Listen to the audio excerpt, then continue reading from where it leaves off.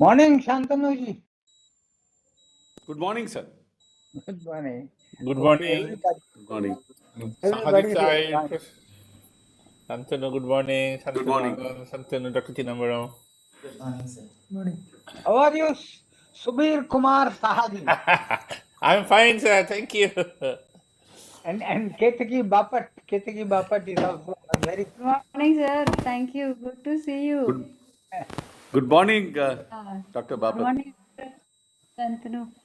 Yeah, good morning. So good and congratulations to you. So, with your support, we are able to organize such a big event. Thank you.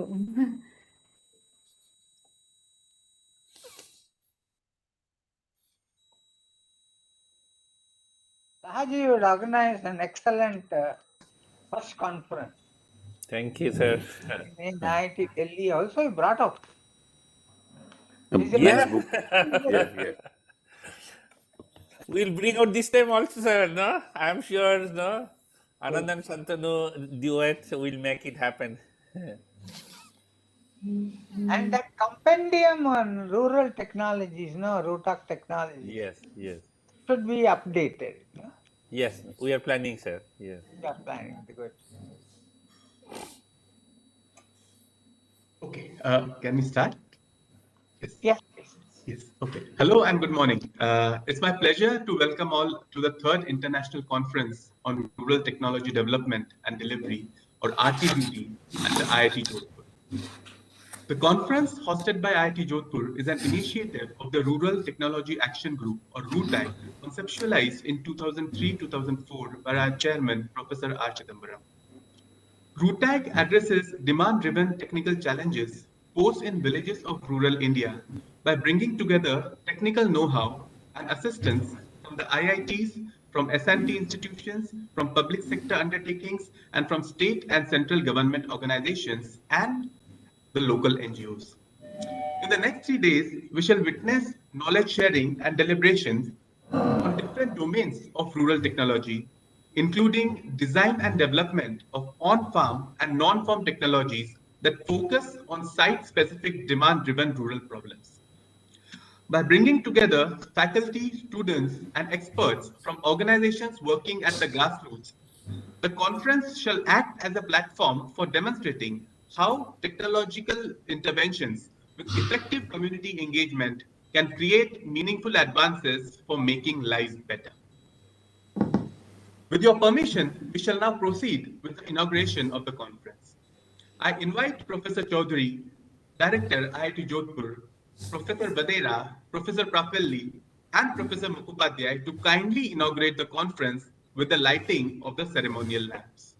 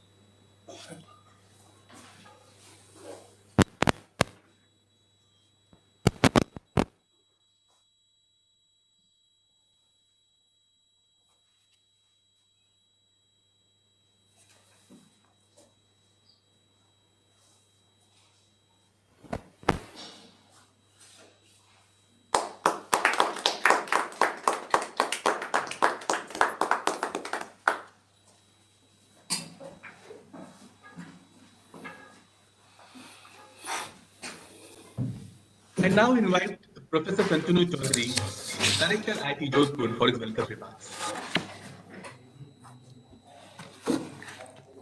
Good morning. Dear Professor Chidambaram, Shubir, Professor Vadera, Anand, and other dignitaries who have joined this inaugural ceremony of RTDD 2022. It's a great occasion for IIT Jodhpur to have you all here and the opportunity of IIT Jodhpur to organize this conference. This is an event where actually all the progresses which has happened through the RUTAC program and its linkages with other institutes are being presented, as well as other technologies which have emerged even outside India, as well as in India, which has a relevance to solving problems in the rural domain, as well as in terms of the livelihood requirements are being presented in this conference. In that sense, this conference has a very unique character because any problem solving is a multidisciplinary initiative. And almost for all the problems of RUTAG, that kind of initiative has happened. In fact, the kind of work where IIT Jodhpur has also participated in collaboration with IIT Delhi, that multidisciplinarity is evident, and it has also produced technology which from a local domain has progressed across regions and states of the country. Here at IIT Jodhpur, we have a Center for Emerging Technology for Sustainable Development, where our core objective is to develop technology interventions which ensures the sustainability goals that UN has set for the countries across the world. In fact, there are activities happening in terms of developing novel technologies for carbon capture and conversion of that to algae, which can lead to biofuel as well as food products. Now, this is a technology which is for sustainability, not directly linked with rural development, but it's also a demand-driven technology based on the demand across the globe in terms of sustainability. The few other activities which are undergoing at IIT Jodhpur, I would like to touch upon. One is a medical intervention. Again, it's a demand-driven intervention for silicosis in Sirohi and adjoining districts of Jodhpur. And the other, the whole intent is actually to interpret the lungs X-ray images so that there can be help for the people who are suffering or about to get into that space, because there are lots of these stone cutting workers who are around, and they demand technology and intervention so that their working lifespan as well as actual lifespan gets expanded. The other work is what we are doing here is trying to address the problem of craft workers in and around again Jodhpur. And there are various clusters in this district where the rural artisans are working for beautiful crafts. But they get exploited for various reasons. They need technology, they need a proper supply chain to be ensured, and they also need access to the market. Now, we are trying to have an intervention and work with them. I think that RUTAC has created an ecosystem where there is a direct connect with the problems of common man across with the technology institutions. So the technology gets directed towards actual stakeholder, actual user of the technologies. And the user of technologies can be across, and what is very, very important from an Indian context is that the major consumers of the technology should be them whose quality of life can get improved through this technology which is happening here. I think this other very important and interesting thing which is happening across the country, and IIT Jodhpur is also part of it, looking into livelihood incubation. Because many of these technologies which are getting developed can be adopted by the craftsman and the even village workers who are engage in different trades, so that they can become micro entrepreneurs. And I think that whole scheme, as part of a social entrepreneurship initiative, is extremely critical and should get linked with the RUTAC program. And these also can lead to what we all talk about, circular economy. That means what is being done, what a artisan in a village is working on, that should also get consumed inside the village, and that should lead to prosperity of the village as a whole. I think creating these models of circular economy through use of the technologies which are coming out through the RUTAG initiative, which would actually epitomize the philosophy of demand-driven technology. Because local demand is generating technology and it's getting consumed locally, and that's ensuring prosperity of the community who are generating technology and consuming technology. I think these deliberations that we shall have here for 2-3 days will actually give us many such insights and newer perspectives to the RUTAC program. And RUTAC program should be continuing with full strength and should get expanded. And this I sincerely feel, and I appeal to all the stakeholders and decision makers who are part of this initiative. Thank you. Jai Hind. Thank you, Professor Chaudhary. It's a pleasure now to welcome Dr. R. Chidambaram, Chairman, Board of Governors, IIT Jodhpur and IIT Delhi, and former Principal Scientific Advisor to the Government of India. Dr. Chidambaram previously served as the Director of the Bhabha Atomic Research Center and later as the Chairman of Atomic Energy Commission of the Government of India, and he contributed immensely in providing national defense and energy security to India. For his exemplary service to the nation, Dr. Chidambaram has been awarded the Padma Shri, the 4th highest civilian award in India, and the Padma Bhushan, the 2nd highest civilian award for his service to the nation.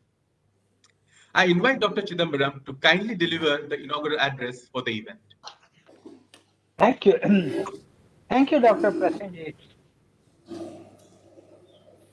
Professor Santanu Chaudhary, Professor S.K. Saha, Dr. Ketki Bapat, other distinguished people present in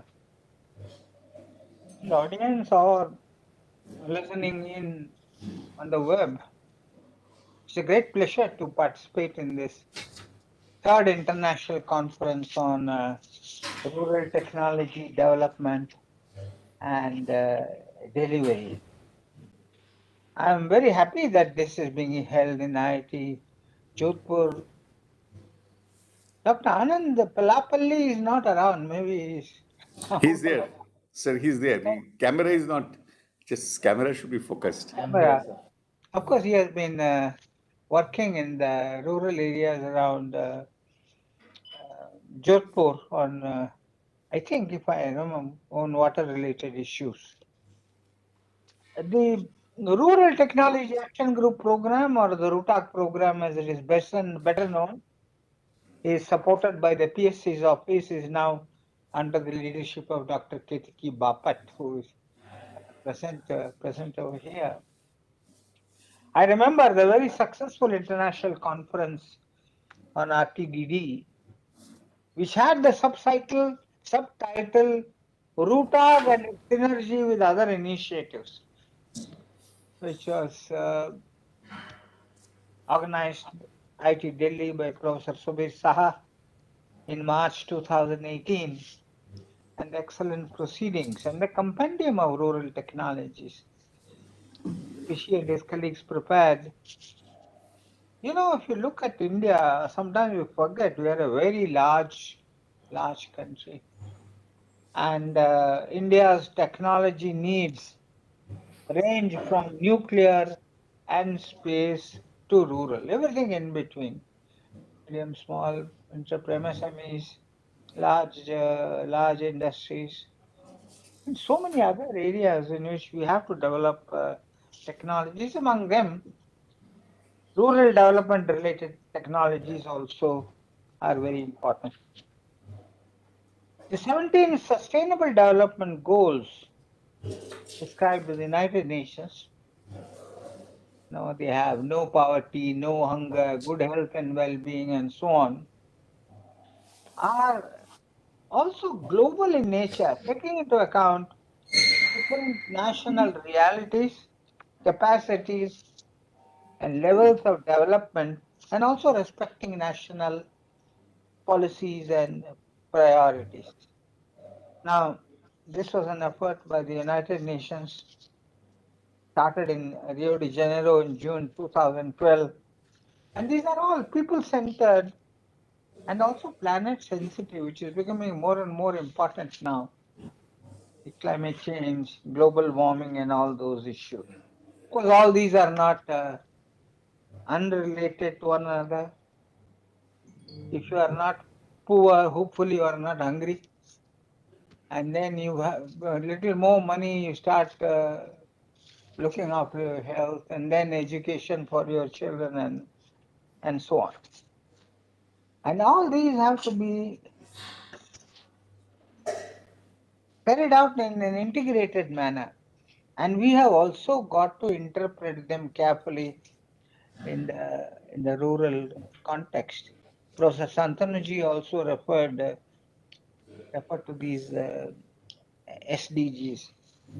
Of course, there are many rural development programs of the Government of India, like Mahatma Gandhi, MNREGA, GNREGA, National Rural Infrastructure Development Agency, also Mission Antyodaya,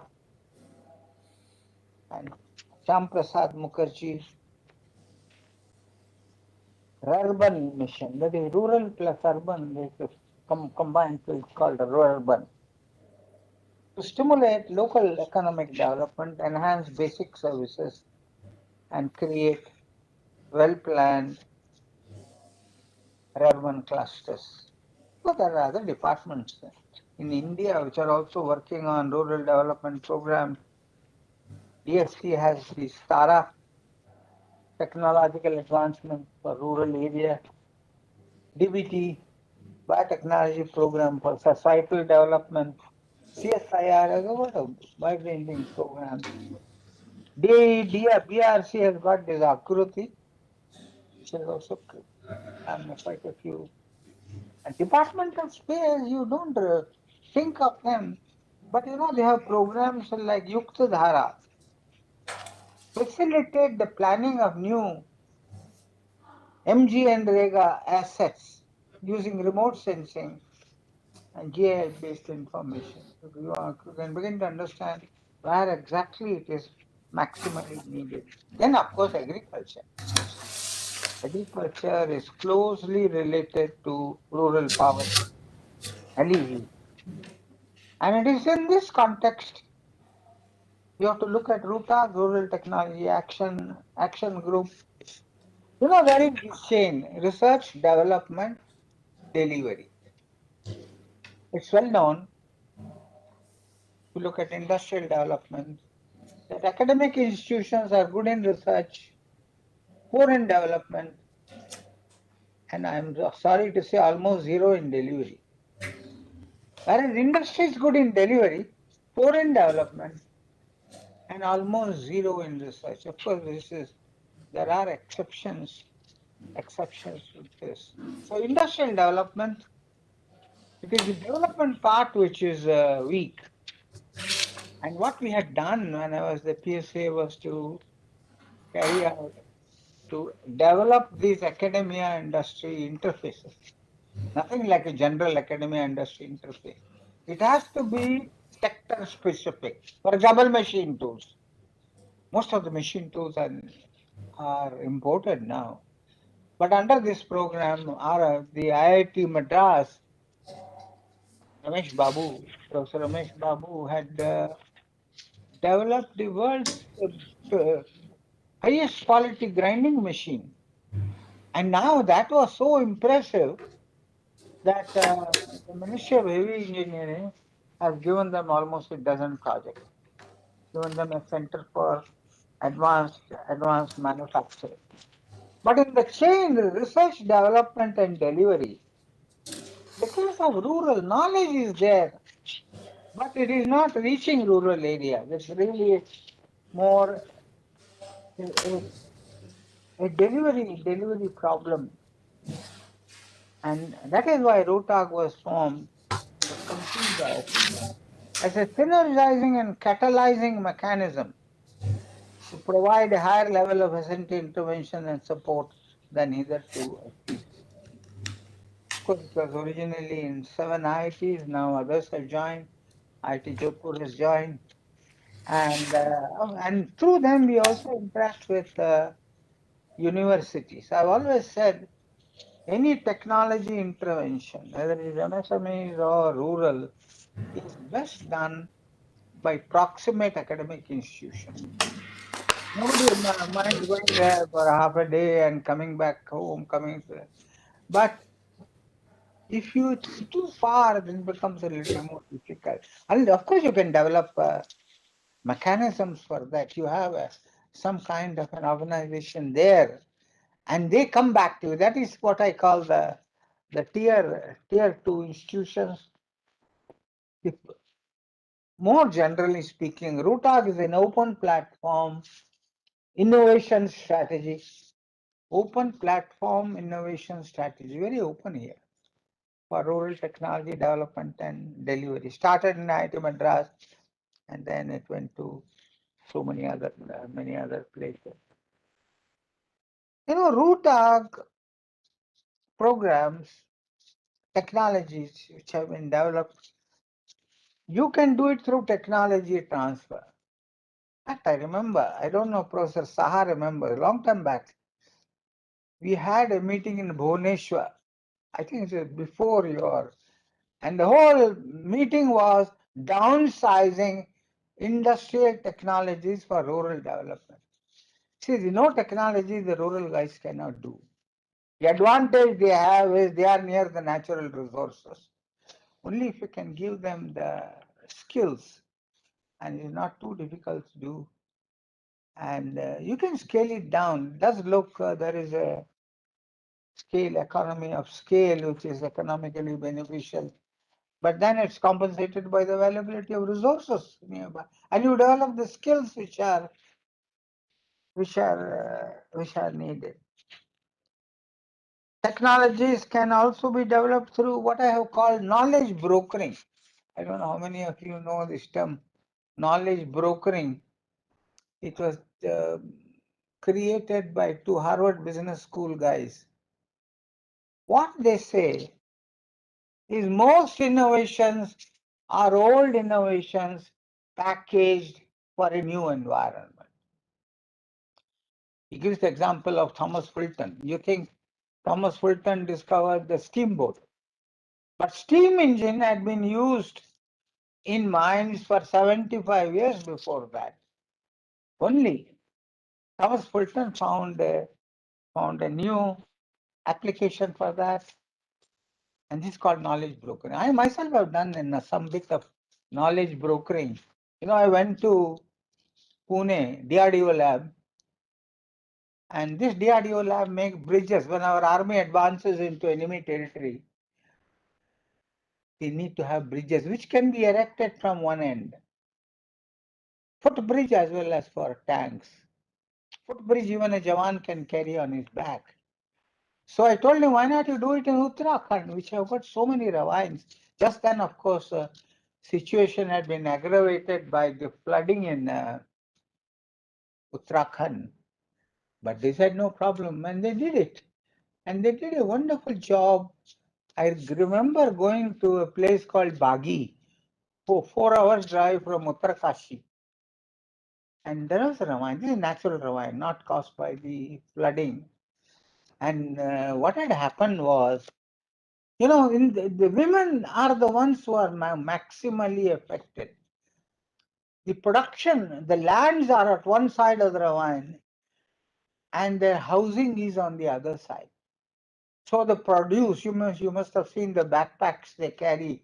They go down into the ravine and then they come up. And sometimes there is water. The least that can happen to them is they can sprain their ankle. But in this case, because of the flooding, 2 young women had been washed away by the flash flood. And that is when I decided we should do these bridges And this is where we took the DRDO technology, knowledge brokering as I call it, and they built a wonderful base with the help of Dr. Anil Joshi, who is our close colleague in Uttarakhand. And we called it the Women's Bridge because it was essentially the women who had been affected, who had benefited by that. And then, of course, this has now spread. There are many places. See, of course, in all these, we have a problem of scaling of innovations. Sometimes, you may have a very good innovation, but the cost of technology transfer may exceed the benefit perceived by the local people. So, what I have been recommending is concept transfer followed by re-innovation using local skills, local raw materials, and most importantly, local needs. Because the local needs, for example, make a smokeless chula. The way a South Indian woman cooks, very different from how a Bengali woman cooks, probably, or an Uttarakhandi woman cooks. But the concept is the same. You give the concept, and there are enough smart people who can re-innovate using local resources. The other problem which we face is where this problem is not there, a diffusion of innovation, even in a neighborhood. And actually, the scientists are not the best people for diffusion of innovation. You have to bring in social scientists. The very good thing is, even in IIT Jodhpur, you have got a very good humanities. Of course, I have always been intrigued by this phrase digital humanities, but anyway, they are social scientists. Their help has to be taken in order to scaling of innovations. There is a comment on diffusion of innovations by Everett Rogers, and he says the perceived characteristics of innovations help to explain their different rates of adoption. They must be convinced that it is relatively advantageous. Then only you will adopt it. You may give them a lot of scientific lectures and this and that, but you must convince them that here there is a relative advantage. There must be compatibility. So you can't ask them to completely change their method of working. Incremental innovations, multiple incremental innovations. Complexity, they are frightened by if it is too complex because they are not accustomed to this kind of technology. Trialability, you must be able to show a trial and show this is the cost of this and this is all the benefits. And also, the benefit or the change must be observable. If you do something deep inside, they get confused. No, I've changed something in this machine and all that. So that is why I have always said that diffusion is very, very important through certain channels over time among the members of the social system. This is what Everett Rogers says. But the good part that the quality of life of a person near the poverty line is a very non-linear function of his income. Suppose a person is near the poverty line, that is actually earns 100 rupees. 90 rupees goes on survival. His quality of life is proportional to 10 rupees. Suppose I double his income. Then his quality of life can go by one order of magnitude. That's why I said, for a person near the poverty line, and many of the people we are talking about I'm sure India is changing. Things are improving. Many of them are still near the poverty line. If I improve Professor Saha's double his income, Professor Saha, his quality of life is not going to change. Same vehicle, same house, same food. But his bank balance will go up. I agree. Whereas it has a more direct impact for a person who's near the. And you know, apart from social scientists, government agencies, there was a scaling of innovations. I have always thought of this, but honestly, I have not done anything about it. Maybe one of you should do it. We must provide for coverage of the risk taken by the first introducers of a new innovation, new technology innovation. Because suppose he volunteers, and of course we cannot always guarantee that it will succeed, but he must be assured that he will not become poorer after we have introduced the technology. That cover, there are many ways of giving the cover. Maybe some of you should discuss this. Protect him from the risk. Of course, you have to take risk. As Abhijit Banerjee says, in one of his lectures I heard, he has said, and I quote, "The poor take up low risk, low return projects. So they continue to remain poor." One way of taking care of this problem is to cover the risk. Make sure his quality of life does not go down. I'm sure some of you smart guys, smart people who are participating will find a method of this. Of course, we have done a lot of technologies. One or two I've mentioned here. So I'm sure you are going to have an excellent program, and I'm looking forward to new results coming out of. Thank you very much. Thank you, Dr. Chidambaram. We do hope that going forward, that scientists and social scientists do work together and create big improvements in human lives in general. I now invite Dr. Sudipto to please take over. Okay, thank you, Prasenjit, and good morning all. So I now invite Dr. Ketki Bapat, Scientist F at the Office of Principal Scientific Advisor to Government of India, to share her thoughts as the mentor of the conference today. Dr. Bapat holds a PhD in Applied Biology, and at the Office of PSA, she acts as nodal officers for missions on national biodiversity and bioscience for health. She has also contributed greatly to the initiative of RUTAC, and of course her guidance to us as a mentor is invaluable for the conference. So ma'am, please enlighten with us your words. Thank you, Dr. Sudipto, for your kind words.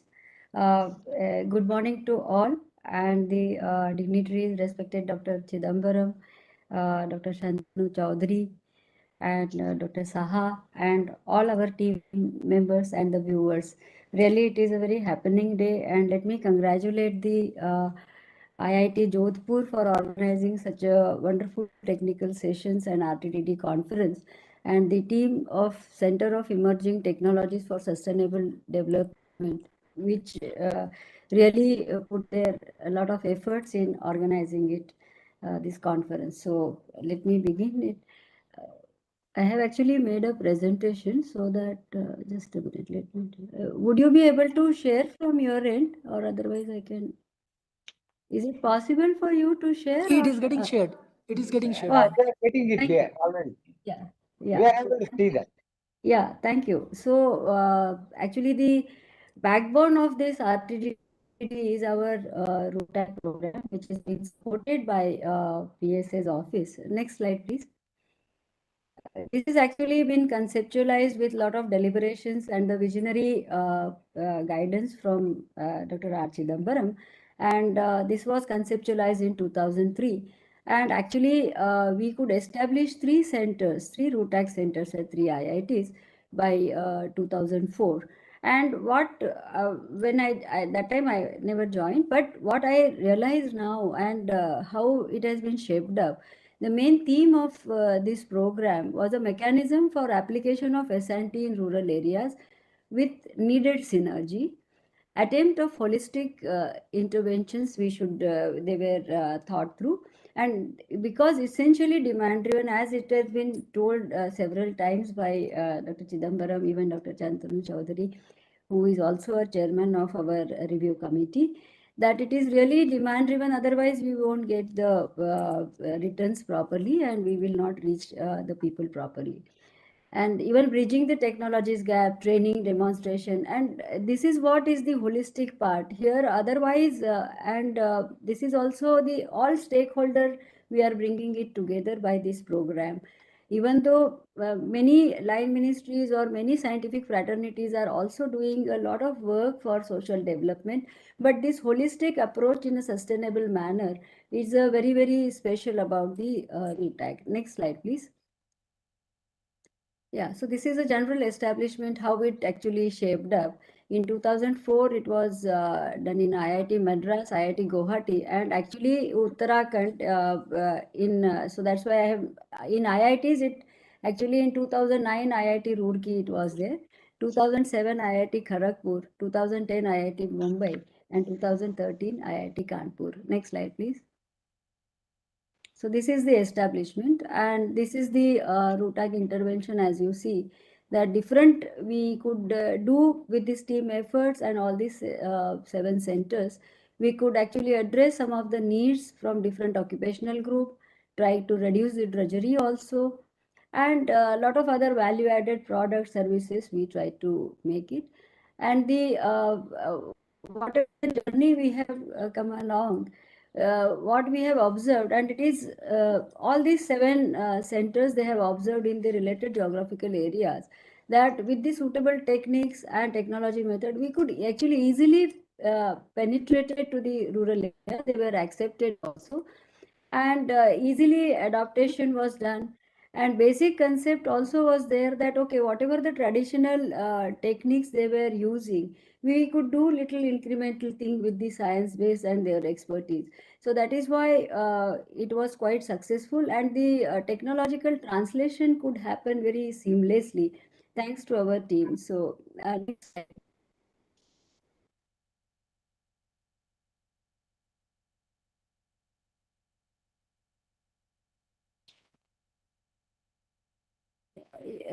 Kindly change this slide. Next slide, next slide. Yeah. So this is the journey, the success of our journey. Achievements are credited to the teamwork of the passionate people. I must compliment all the professors, our entire team, that really untiringly they are working for 2004 onwards till that time, and still this is going on. And the guidance and encouragement we are receiving from the expert of our review committee members, guidance by PSA, our present PSA, former PSA, and also our all the experts. And what we could establish is the synergy between NGOs and RUTAGs. 2 ends are there, but still we could make it happen. And also the structure of our PSA office is such that we are able to easily coordinate with the different ministries, line ministries. Now to our PSA's office has been mandated that with Prime Minister, Science, Technology and Innovation Advisory Council, our PSA chairperson, and they are discussing a lot of new things for our nation. Even Empower Technology Group is there, where office is coordinating and taking care of other new areas. So interministerial coordination is the same thing. And with the RUTAC pertaining to the rural technologies, very interesting work has been done by our office. That is the linkages, strengthen linkages with Ministry of Panchayat Raj Development, Ministry of Donor, to say very clearly.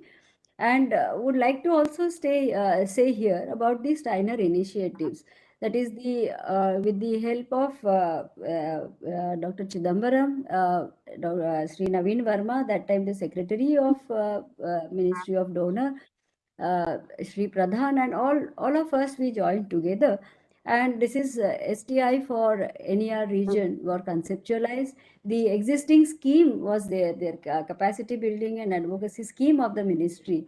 It was actually supported through that scheme, and 11 such technologies as a phase one kind of a thing, because that time this particular SNT dissemination and delivery was not there in the ministry's mandate, though they are having though they were having SHG groups networks through their different programs, but it was not there. And to tell you the things, as Dr. Chidambaram was also saying about the knowledge brokering, so PSA office did consider that, and the Nisargaruna technologies for solid waste management was considered, and we promoted that in the phase one manner for Northeast region.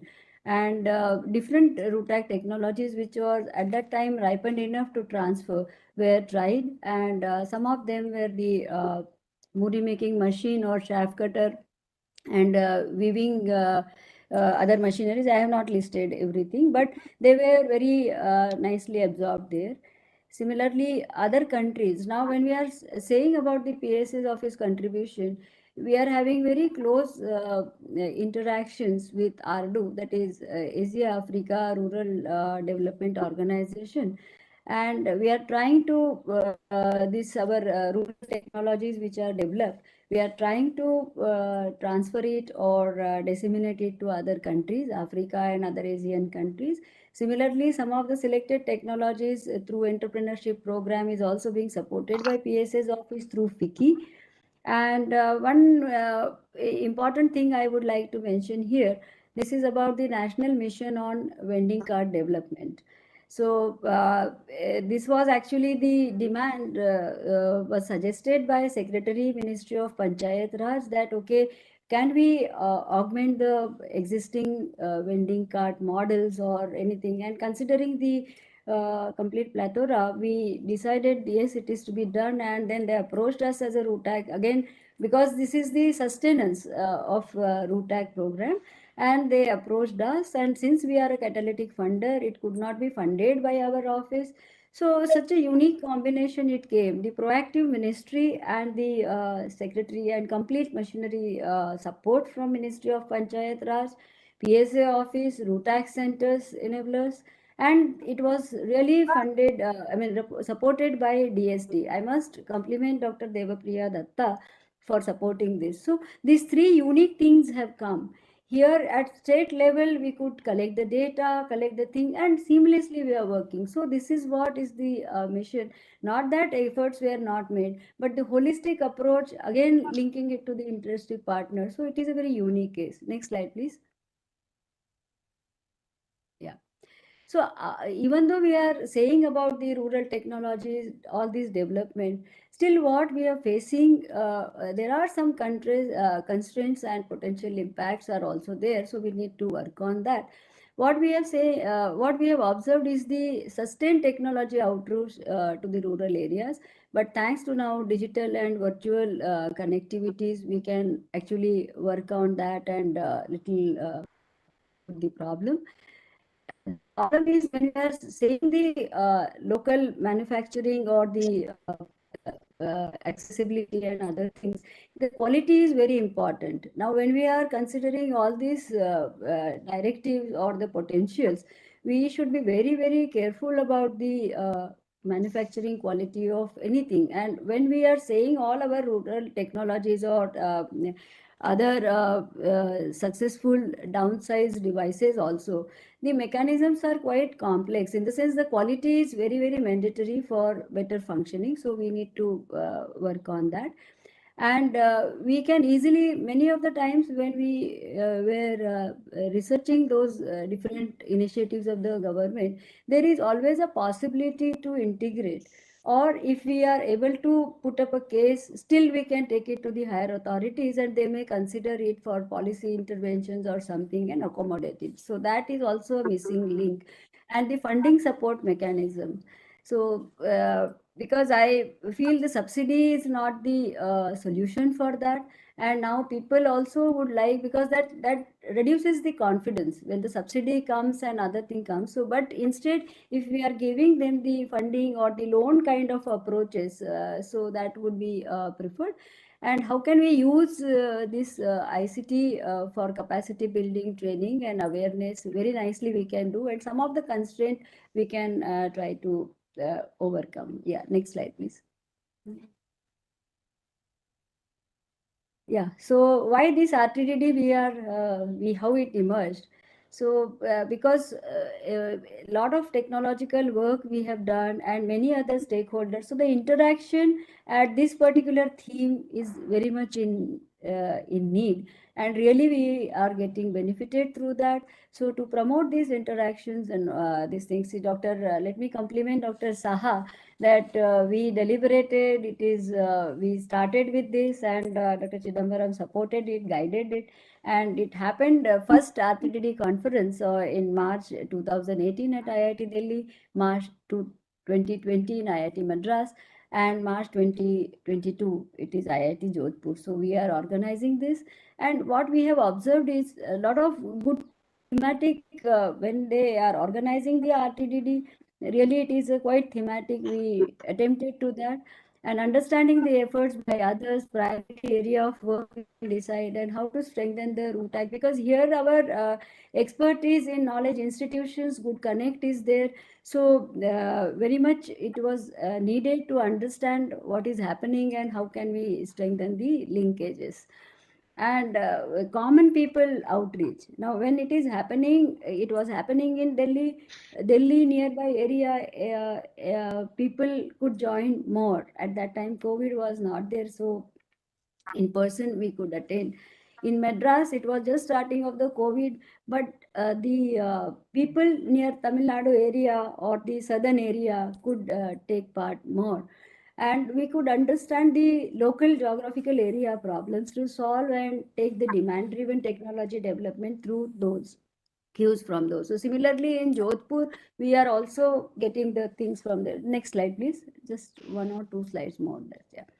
So, so can we together make it? When we are talking about RTDD Jodhpur, when I was looking at it yesterday, also we had a very good meetings with NGOs, and the clusters are actually with textile oriented, tourism is there, and other artisans are there. So how can we take it up those points, and how can we consider it to take it to the next level? Now the conducive atmosphere, this is the e-panchayats and all are there, NIR DPR is there, SIR DPRs are there, so they are well connected. Panchayat is there, Ministry of Panchayat Raj is well supported, and with the PSA's office, all our compendium or even BRC's technologies also were put up in there on their web page. So this was also happening for the first time.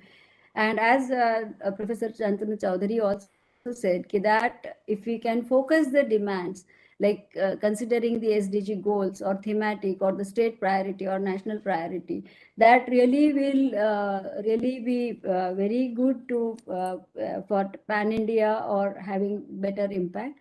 And this is the main thing is about app.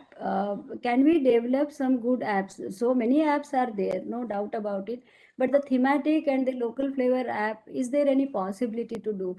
When I'm mentioning it as a health services, now with this COVID hit period, we really mental health and mental wellness were the two issues which are being constantly discussed and which were never emerged before.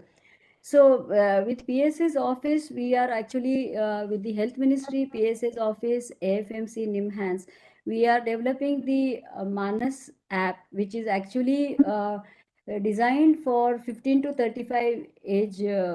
These two groups we have considered right now. Otherwise, it was womb to tomb is the concept for well-being. And all these issues, since we are all technology savvy people, we are all very comfortable with Android phones and all.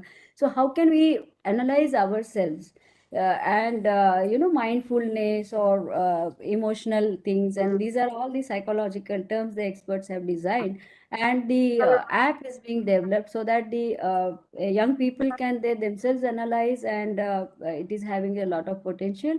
Also, we are doing the Manas Mitra webinar for the people to strengthen their already existing system. So these are all few things where RUTAG is also contributing, because it is a social need and we are all working together. Similarly, the new design or for the traditional work tools, which are also came up with our recent proactively, we had the NGOs interaction. So these are the few things. And very nicely, RUTAG IIT Madras has conceptualized this crossfire kind of a platform where digitally one can, exchange the ideas and develop some newer things. So here, again, the promoting the local creativity for innovations, we can attempt it, and it can be for we can work out and strengthen. So this is a very good idea we are working on. Yeah, please, next please.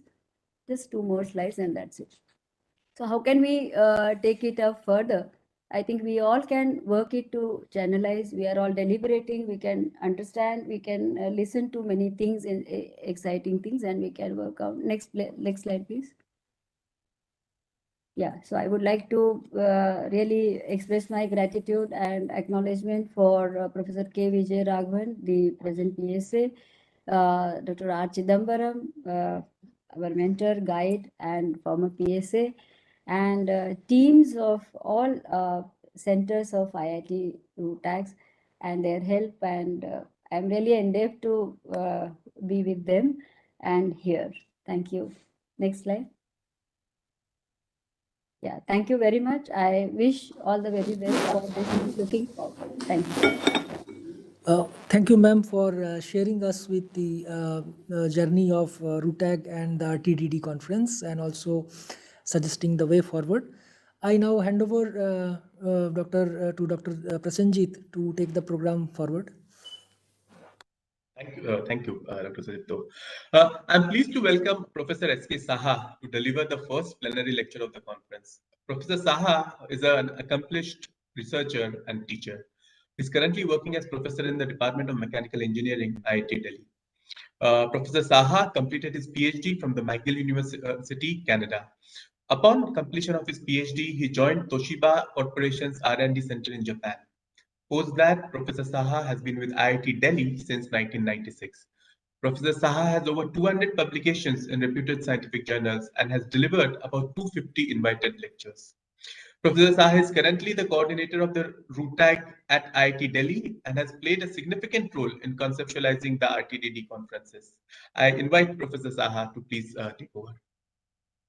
Thank you, Prasenjit. Good morning to all. Let me share my slides.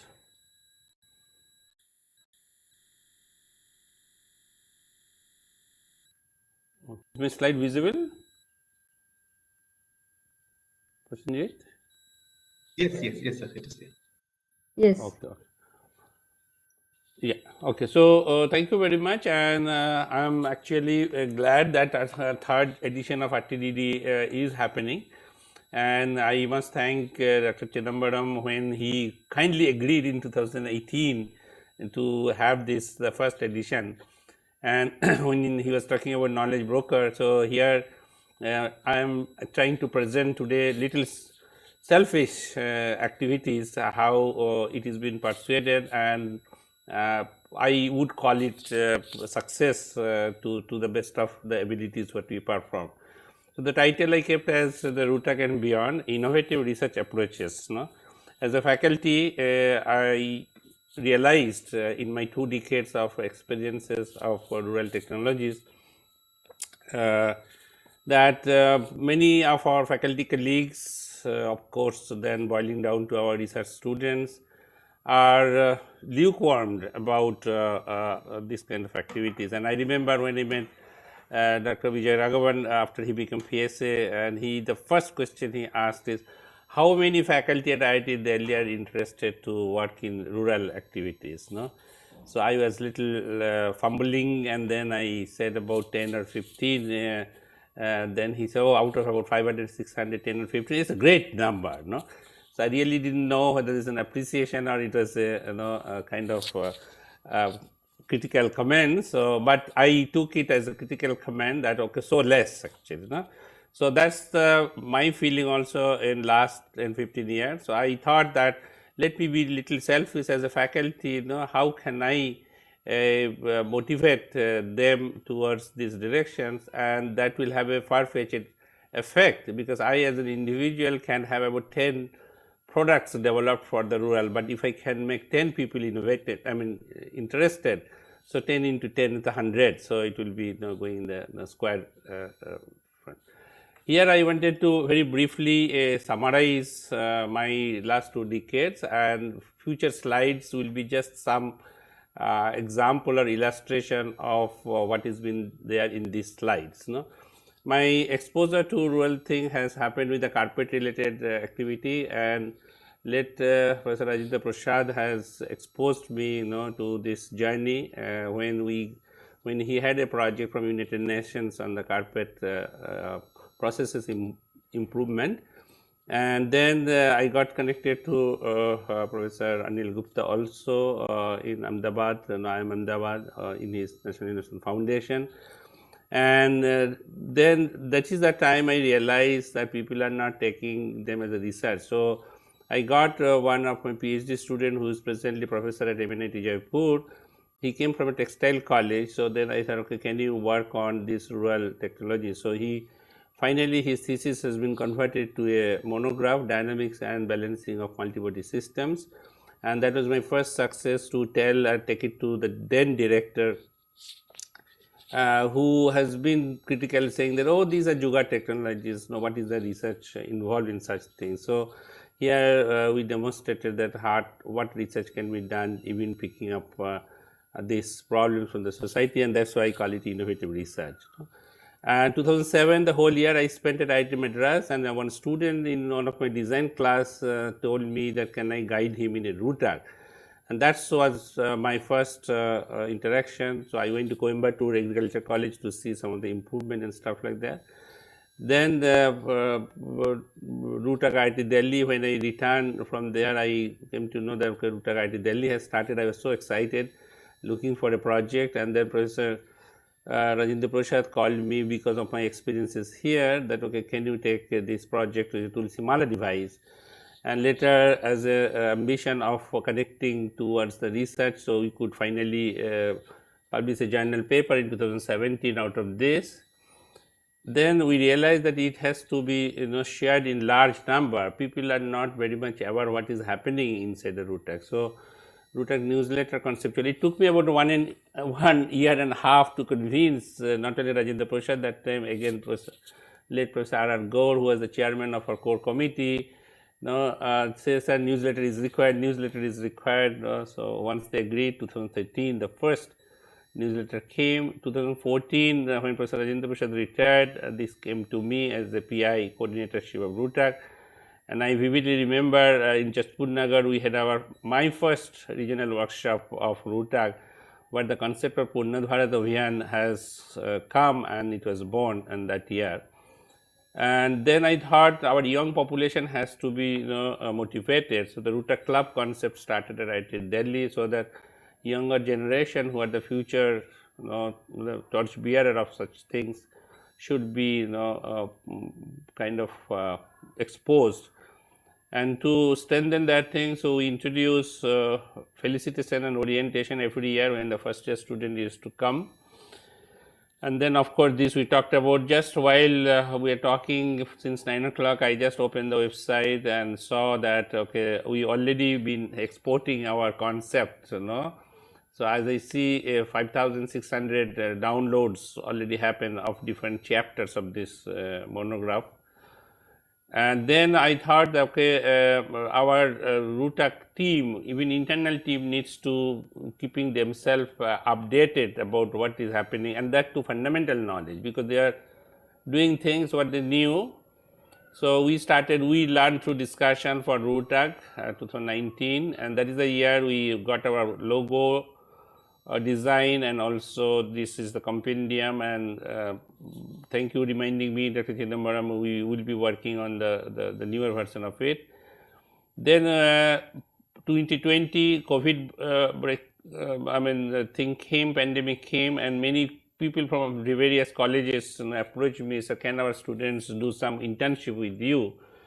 So I thought I have a good manpower set up in Rootrak, so if they can mentor, and that is the time I got about 20 odd students from various colleges.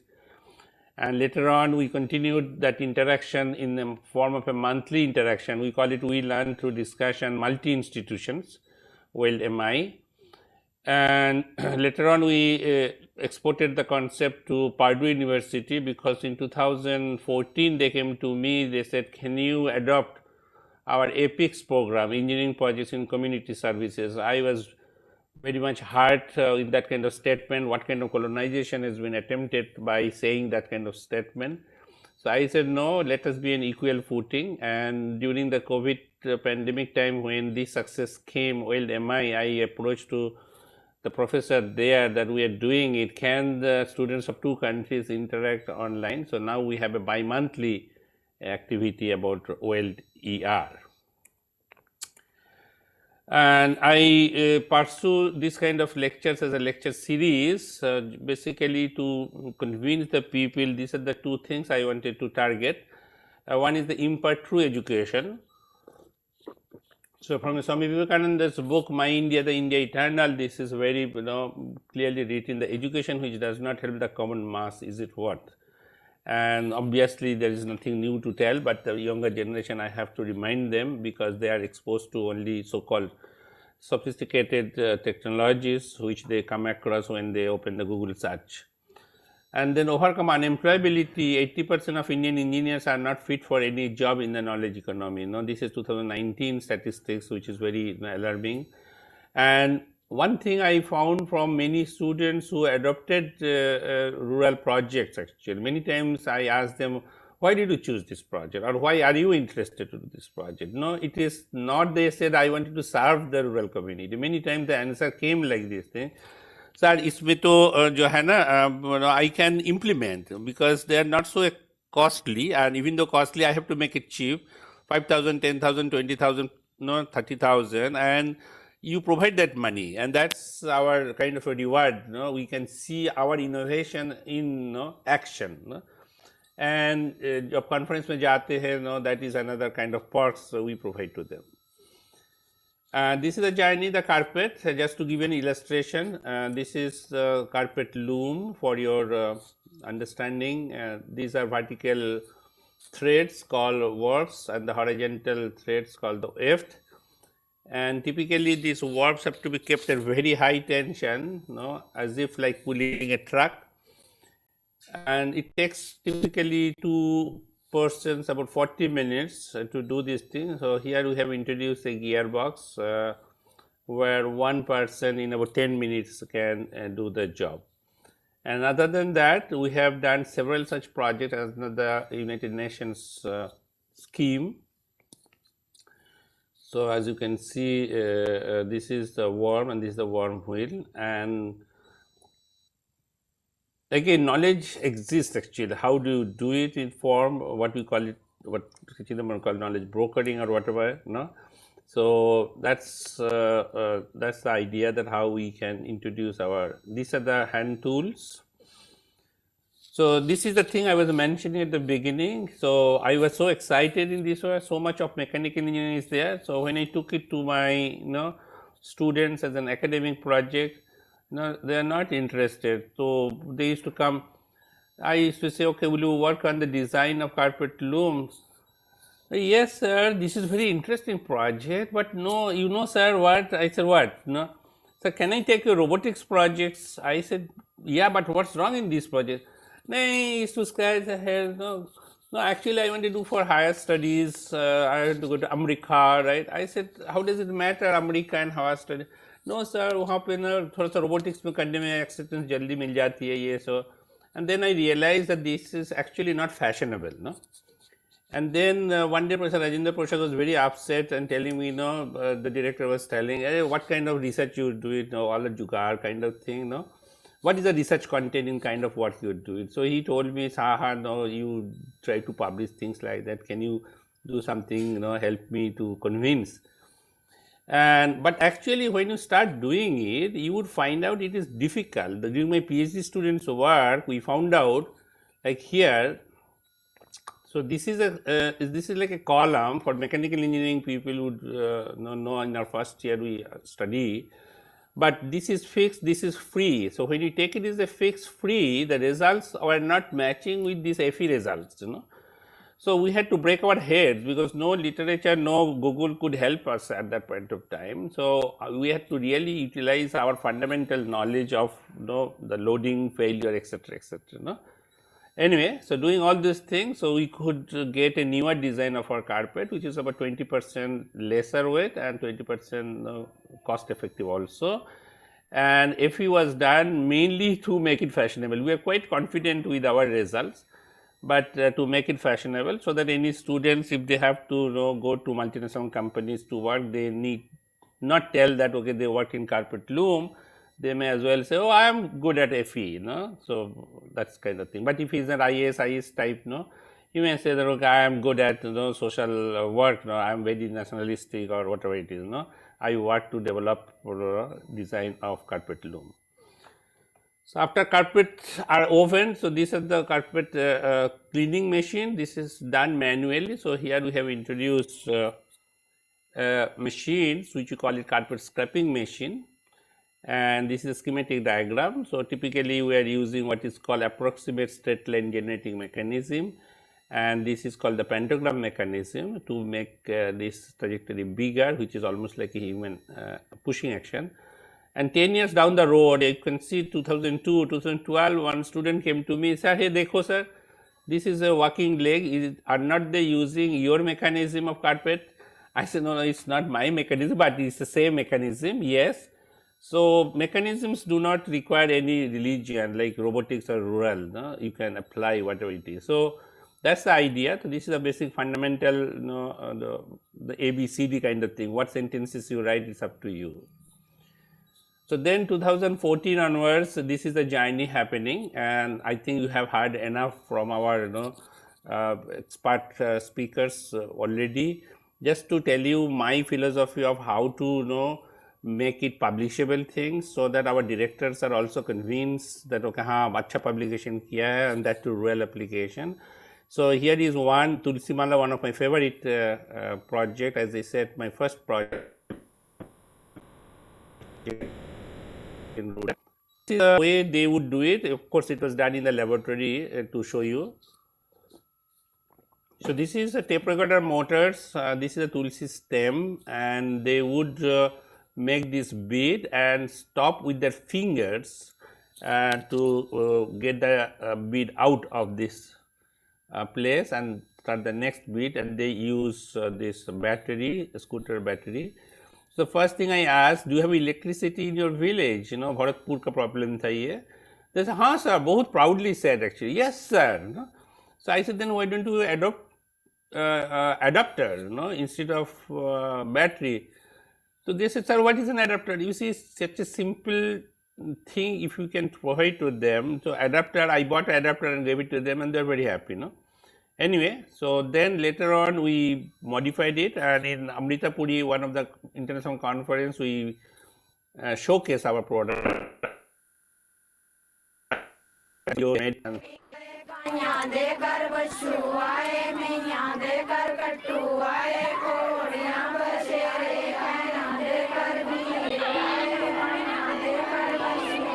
a little fast forward.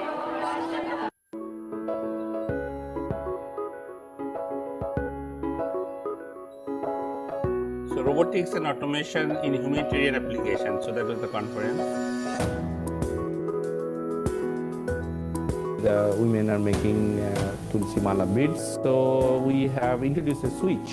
Earlier they were just stopping the motors like this. Obviously you get a lot of mastic pen. So we said, why don't we introduce a domestic switch? The domestic switch is switched on and off 700 times in a day. So every 15 days they have to replace it. So then I said, why don't I introduce a robotic application and knowledge and low cost. So you can see this is the limit switch. This is the switch, and this one is from Amachi lab, and then she's हमने वो machine चलाकर she's देखी saying that है okay, और मेरे साथ she और could भी learn very महिलाएं quickly हैं जो इन काम के लिए तैयार हुई and हैं stop. तो So this is there also YouTube video. In one is just to complete. Now comes the publication part. So this paper was a special section for design for well-being. This is the conference, and then it was shortlisted to be published in Indian Academy of Science journal called Current Science. So women empowerment by the technology supported manufacturing of beads by Holy Basil. No?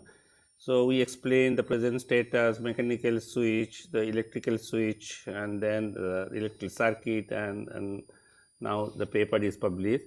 So we are catering to the publication requirement, and in a way it is not that bad. Not that bad means it's very good in the sense that not only it documents from the world, as I showed you, our RTDD 6,000 download also happened mostly from the Indian thing, which means people are paying attention. Another publication here from one of my another favorite project through a very library. So it's an import substitution of a ship carrying device, removing hair from the ship's body. So this is imported at the cost of 2.5 lakhs from various countries. So we could now produce it about 80,000 to 1 lakh. The selling price could be, our production cost is much less. And so what we did is one of our PhD students have done the complete analysis of the forces, and then we published again in the form of a monograph after it was presented in a device using Ricardine and its verification. So the intention is also to expose to modern tools so that their job market is not spoiled, particularly if they are talking about high-end job market, including multinational. So here we show that how the mechanism looks like inside, and my area is multibody dynamics is my research area, so we do the analysis and publish. So this is a vending cart, what Dr. Bapat has mentioned. I just wanted to tell you one of the IIT Delhi's major contribution, what we feel would be this one. These are called the push cart. If the vendor has to turn it, it has to be lifted up by their hands, and which causes blisters in the pumps. So with this mechanism, I think it will be much easier, or rather easy. We have then solar panel, the cooling chambers, and display area. This is the testing happening at IT campus. A mobile app to find out the freshness of the fruits. This is a JNU students are doing it. And this is the Epics. I wanted to show you a glimpse how we do it in online mode. Some of the other work that we foot pedal that can be turned in and turned out based on how comfortable he is. This is the Purdue students lifting it with one leg and both legs together. Trying to do our bullock-driven tractor. Used. Cody, if we move on. So they have taken our bullock-driven tractor as one of the problem, and several, you see, small prototype they have made it. No? And the idea here is though each other country student should know how they're working, what problem they're working. So this is the stone dust in Rajasthan. This is the problem they wanted to study also. But after one batch of students, they could not continue. So this is some matters we have provided. And so these are the projects they do it, India-centric projects basically. No? And they have an India Epics group. So last year we did a summer project as a part of what I call is team-based online project. 200 plus students took up in the form of groups of 5 students, the vending cart, velour decortication, cutting machine, tawa making to Simala. And the feedback is fabulous actually. Students are writing, really enjoyed the fact that there is no spoon feeding and we worked on our own and built things. Great learning experience and help to find new friends. So what we do is arbitrarily we form the groups actually, and they have to work in a team. So in conclusion, I kind of try to convince the audiences why rural projects can be taken. In fact, I could do a demo in Google saying that, okay, if I give a Google search of the carpet design, my paper comes first. But if I say that no robot dynamics, my paper comes in the 10th page or so. So that's why I call it innovative research. Carpet and router projects as an innovative research that was demonstrated. As a result, an inclusive education, which I started with by the Vivekananda statement that okay, if it does not help, so possible we are connecting engineering minds in the society. And I am very happy with IIT Jodhpur. Anand has been working with us for last maybe 2 years roughly, and he has brought the first patent of our root tag, and that has been commercialized already. 10,000 already we have earned, and we are negotiating the second one, another 50,000. And IIT Indore is going to the second tech transfer with the app they have made connecting to our water measurement device. So our spoke and hub model is working excellently, and I think it should be expanded and it should be encouraged. And I would request Delhi would be happy to open up our spokes as many as possible. So acknowledgement to our friends, families, and all those people who are around us. And this is my website, email, and my mobile number. It is open 10 a.m. to 5 p.m. Thank you very much for the kind attention, and thanks for inviting me as a keynote lecturer of this RTDD 2022. I'm really honored. Thank you.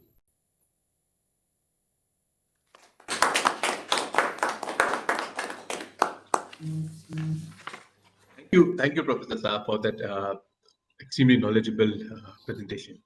I now invite Dr. Anand Blapali, Head Center of Emerging Technologies and Sustainable Development at IIT Jodhpur, for his introductory remarks on the conference. Dr. Blapali.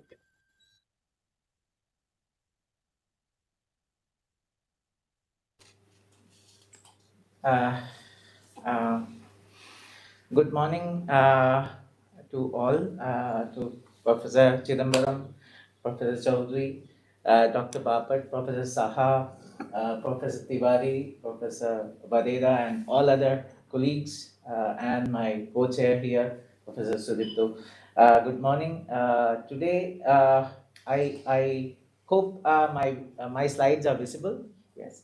So today I will actually tell what we learned, what we actually got supported from the learnings and the experience and the support that was given to us by all the RUTAC people, all the RUTAC faculty members, as well as the PSA's office, especially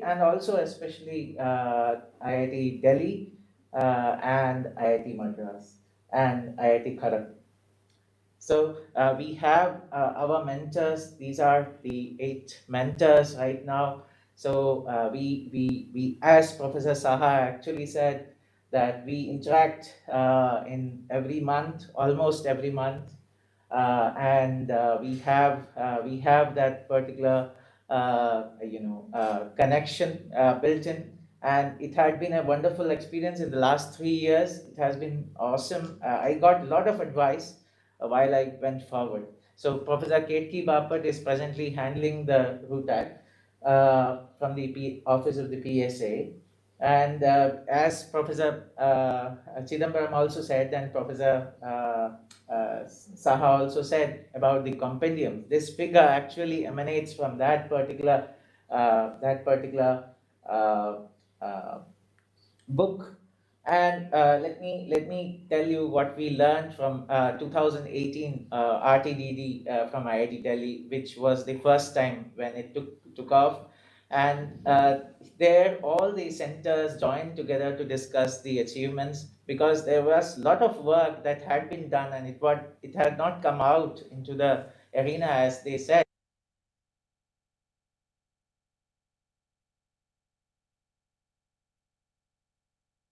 sir आवाज नहीं आ रहा है शायद आवाज नहीं आ रहा है शायद उनका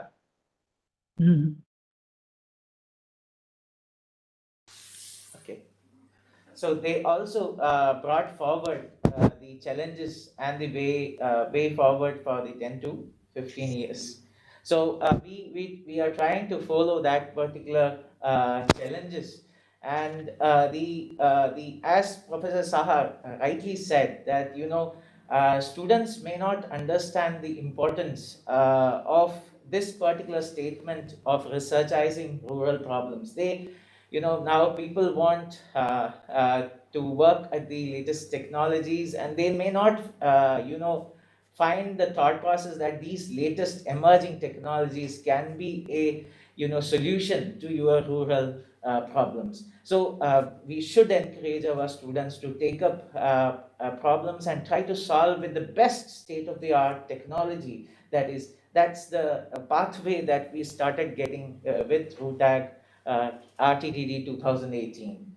So going further, we had themes of these conference. This conference was actually for putting out, disseminating a lot of innovative technologies. More than 50 technologies came out that conference, and people were able to understand or start recognizing the the research potential in each of these problems. And then finally, a lot of small training activities, collaborations brought into picture. The RUTAG family started to grow within, not within the IITs itself. It started to go beyond the IITs, and various colleges also started doing and bringing in projects, as Professor Saha had mentioned. And so that type of activities actually started in. And into 2020, the second conference actually focused on dissemination, scaling up of the rural innovations, because we have a lot of innovations, how to scale them up, how to push them forward, and what might be, how you might want to utilize the government mechanisms. Maybe as Professor Chidambaram as rightly said, Ruben is there, Tara is there, Yuktadhara is there. So we have to bring those in together. We have the livelihood business incubation by MSME. We should push it together and make it a circular form or a connected thought process. The themes that were discussed were innovative rural designs, rural energy systems, rural landscapes, smart technology challenges, healthcare, ICT, and design. Finally, when we are coming to IIT Jodhpur this time, we are putting up with the advice of Professor Ketki Bapat and Professor Saha and Professor Abhijit Deshpande. We bring in a very new feature into it by providing the platform for industries, artisans, and NGOs to interact, and we take out their actual problems and try to study them deeply initially, and then initially a pre-conference workshop had been conducted, as Professor Ketki Bapat has already said, and we bring in those into this conference as well, such that other people can also take a look at that particular problem and try to find out a solution to such problems. So this time we are having the themes of rural environment, which will be having sanitation, hygiene, water management. We will be having rural education, which may touch base with the ICT digitization thought process as well for education. We will be having technology interventions for where processes and processing and agriculture also comes into picture. And then we have water management, energy and power interventions in rural areas, basically the microhydel systems or the solar energy systems, as well as finally the digitization in rural areas, which is now becoming a very important aspect. We will see much of these activities in the next 3 days. And I thank you all. I now give the podium to Dr. Sudhir for this session. Okay, so very good morning to you all once again. So I would just like to briefly outline our conference program. So in total, we have received 62 submissions. Due to the constraint of time, we could only accommodate 32 submissions as contributed lectures. We also have 2 keynote lectures, and we have 6 plenary talks. The first one was already given by Professor Saha. We have two panel discussions involving the NGOs and other organizations working in the rural technologies field. We have around 10 posters also for the presentation. We have starting from today with the talks, and we have segregated these talks into 8 sessions typically, and these 8 sessions will be spread over 4th today, 5th and 6th, and we will end on Sunday afternoon. So the schedule is already shared with all of you, and I hope that we all will benefit from these talks and discussions that will happen over the next couple of days. With this, I will like to thank you all once again for joining, and I hand it over to Prasenjit. Yes, so before we move, just a gentle reminder that the conference is streamed live on YouTube. The links of the YouTube are shared on email. So I think we can go ahead with the session. Look up my video, I think.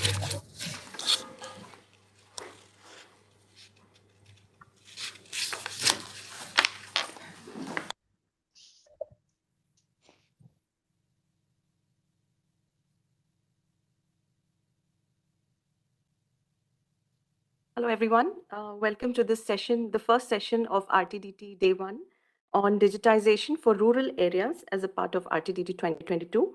My name is Rajlakshmi Chauhan, and I'm a faculty member, assistant professor in Department of Electrical Engineering. I work in the area of image processing, and as a part of CETSD, I work on digital education as a part of the education technology vertical.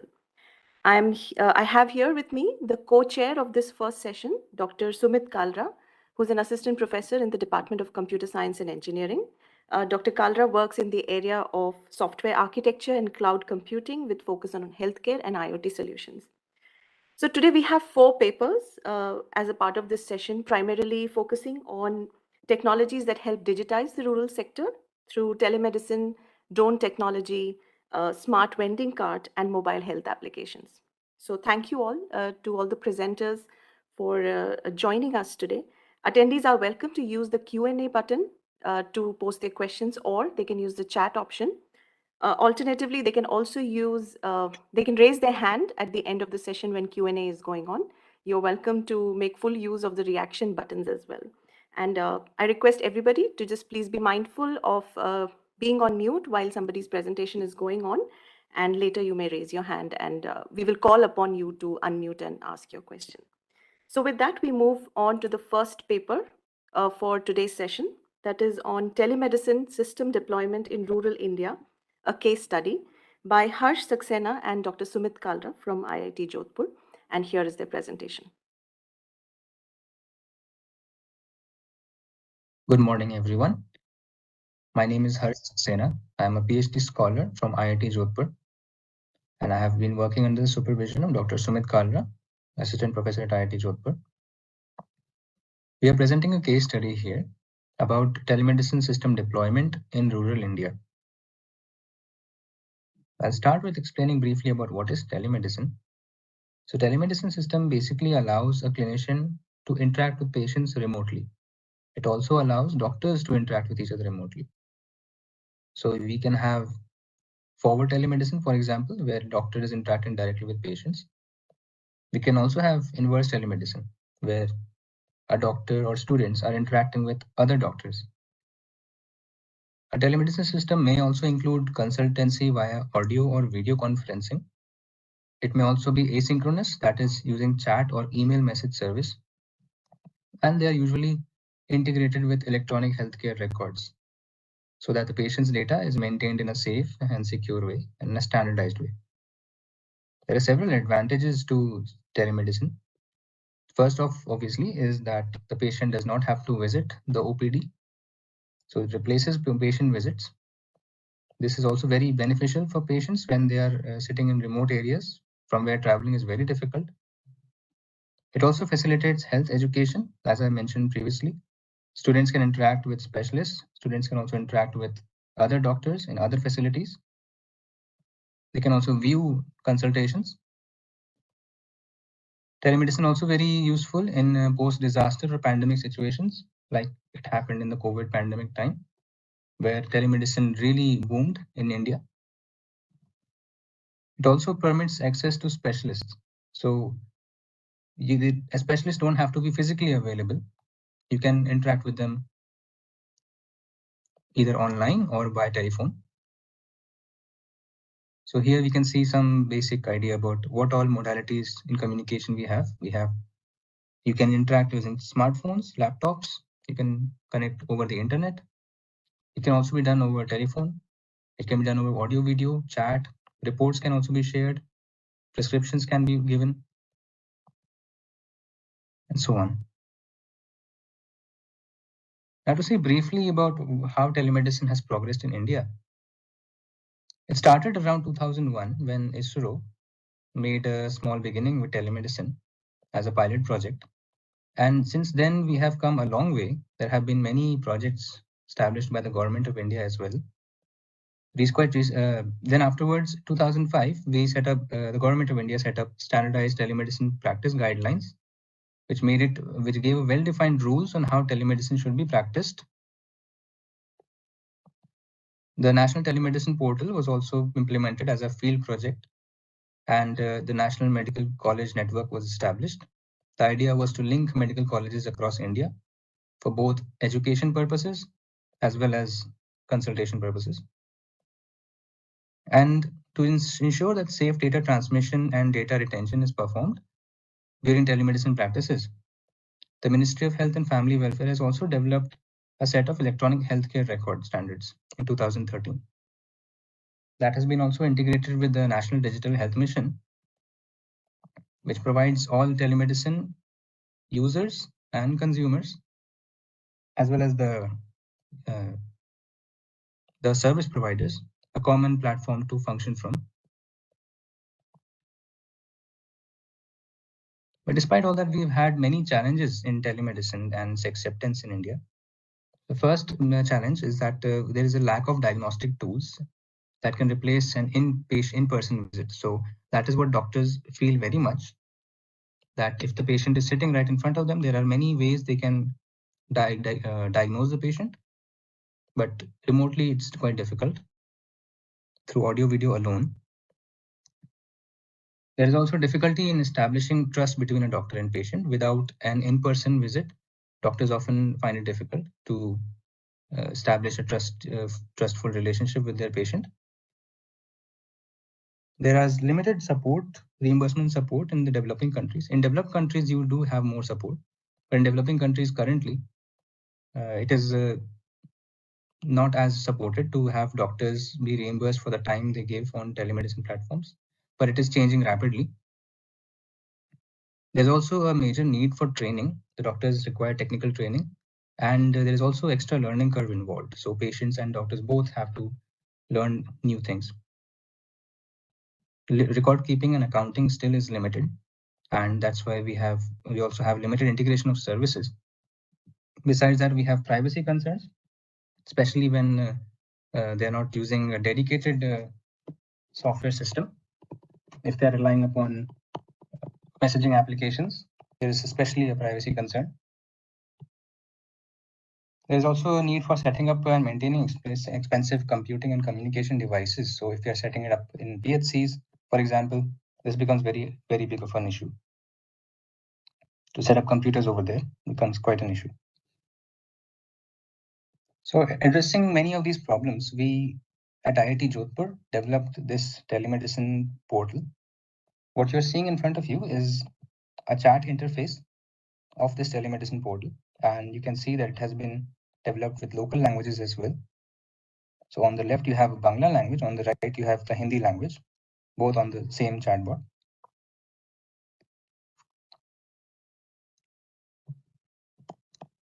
Now to give some details about what this portal's features are. So first of all, it uses a familiar chat interface. So people are very much used to chat interfaces these days, and that's what makes it much easier for them to learn. So that eliminates the technical training requirement for both the doctors and patient, makes the learning curve very easy. There's also audio video conferencing available in the portal, as well as email and chat support. So both asynchronous and synchronous telemedicine is supported.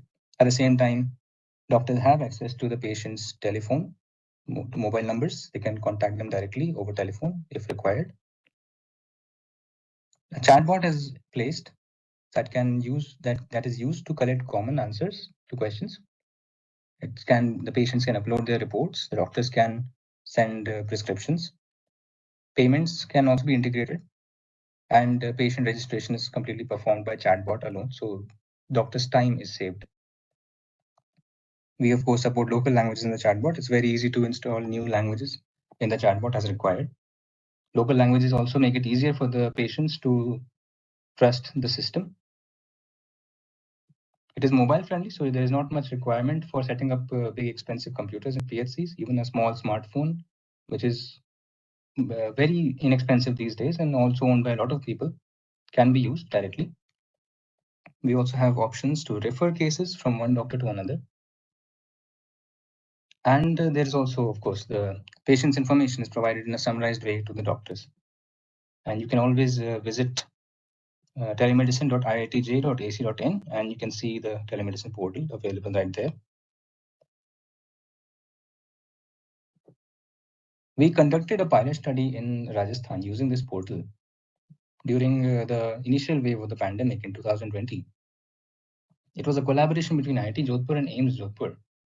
And besides that, we collected 44 volunteer doctors who were willing to provide their services during this pandemic. They were volunteer doctors, so they were not expecting to be paid for their services here, but they were happy to provide their services. And over the span of 1 year, as the awareness grew, over 500 patients from across India, mostly from Rajasthan, joined and took the services from this portal.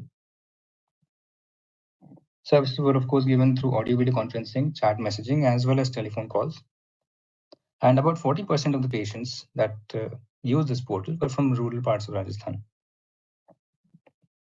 The feedback was gained from AIIMS, from the clinicians, and from patients. And based on that, we proceeded forward. After that, we deployed this telemedicine platform in the Sundarbans Delta.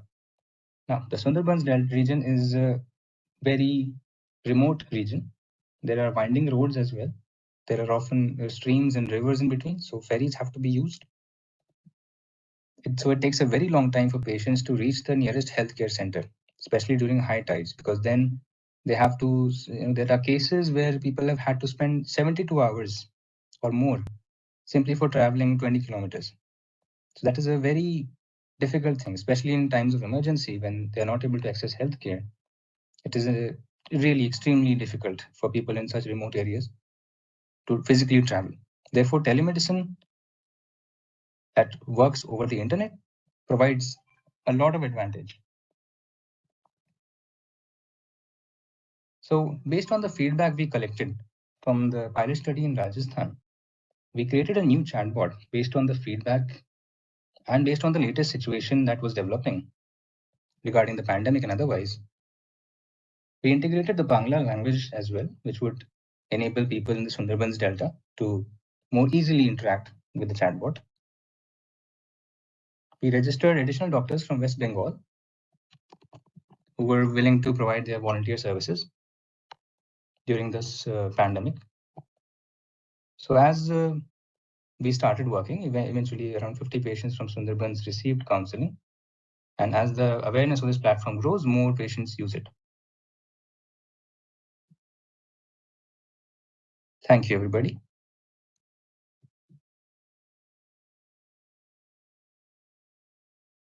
A very good morning to everyone. I'll be happy to take any questions.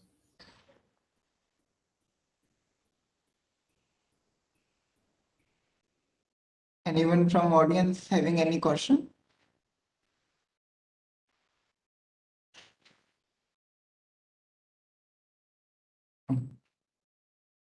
So maybe Harsh, you can share your experience. How is it different from deploying in urban area as compared to rural area? Such services like telemedicine, which require more bandwidth if you use video chat features. Right, so that is very true. The bandwidth challenge is one thing. So that is why we had ensured that this portal also allows provides a mobile phone number of the patient to the doctor as well. So they can communicate in other ways as well if they don't have the bandwidth to use. And the other problem, of course, we have faced that getting the patients to become aware and start using this portal initially makes it is difficult because it's like a dual cycle. Doctors want patients to come, then they will attend the portal, and patients need the doctors to be available, then they attend the portal. Until that awareness is reached, initially it is hard to acquire data and get the patients to join. So our hope has also been that we can work with maybe NGOs and we can work with local hospitals, pharmacies even, and get them to uh, start making patients aware of this portal. And besides that, another thing that is always the challenge is that patients in rural areas don't are not expecting to pay much for this telemedicine consultation services. So they'll pay for medicine, and they're not very willing or used to paying for consultation. So that also makes it a little difficult for us to bring doctors and get them to directly receive the reimbursement. So we also have to interact in the end with some NGO or some government organization or something that allows us to actually sustain over time. I Okay. found those to be some major challenges. Okay, great. Another question from my end is, how do you see the future path of such services in rural areas? What are the shortcomings or limitations of current existing platforms, and how we can improve it?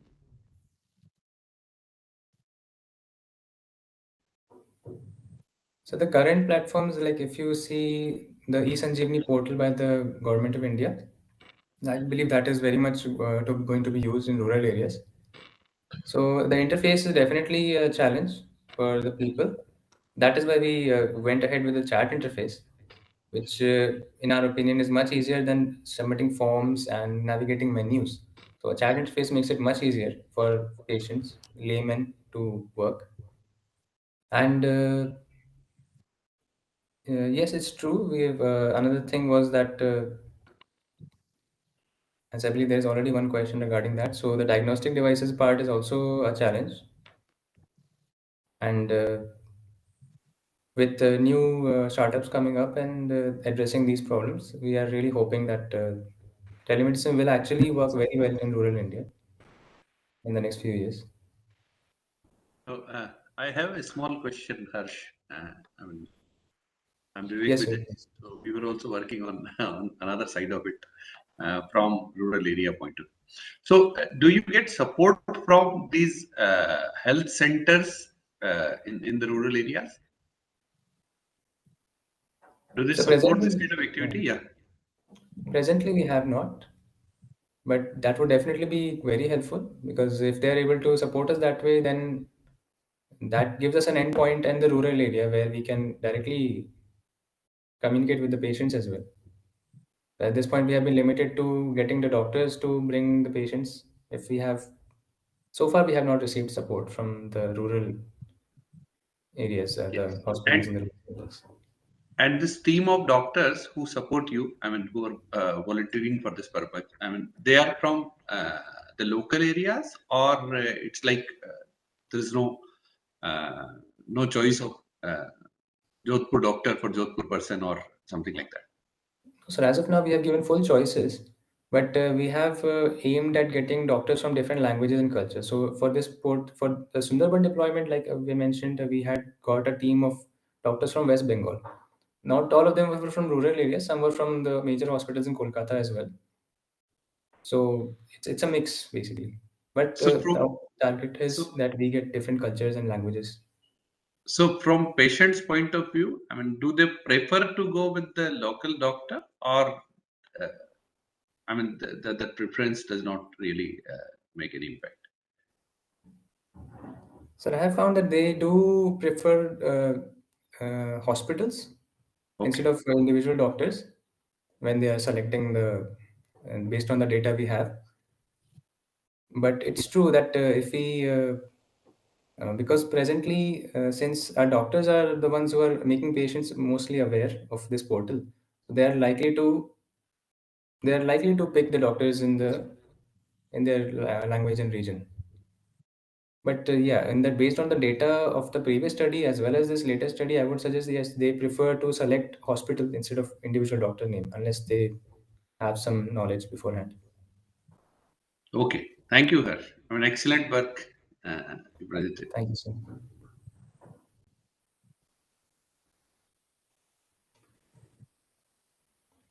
Thank you for being present here and handling the queries. We wish you all the best for future endeavors. With this, we'll move to our next paper, which is an application of drones in agriculture as surveillance unit. Authors are Chandrasekhar Mohod, Archana Deshmukh, and Tanish Mohod. I just would like to request if any of the authors present here for the live presentation. Unfortunately, we have not received a recorded presentation. So if any of the author is present, please come forward and present the paper.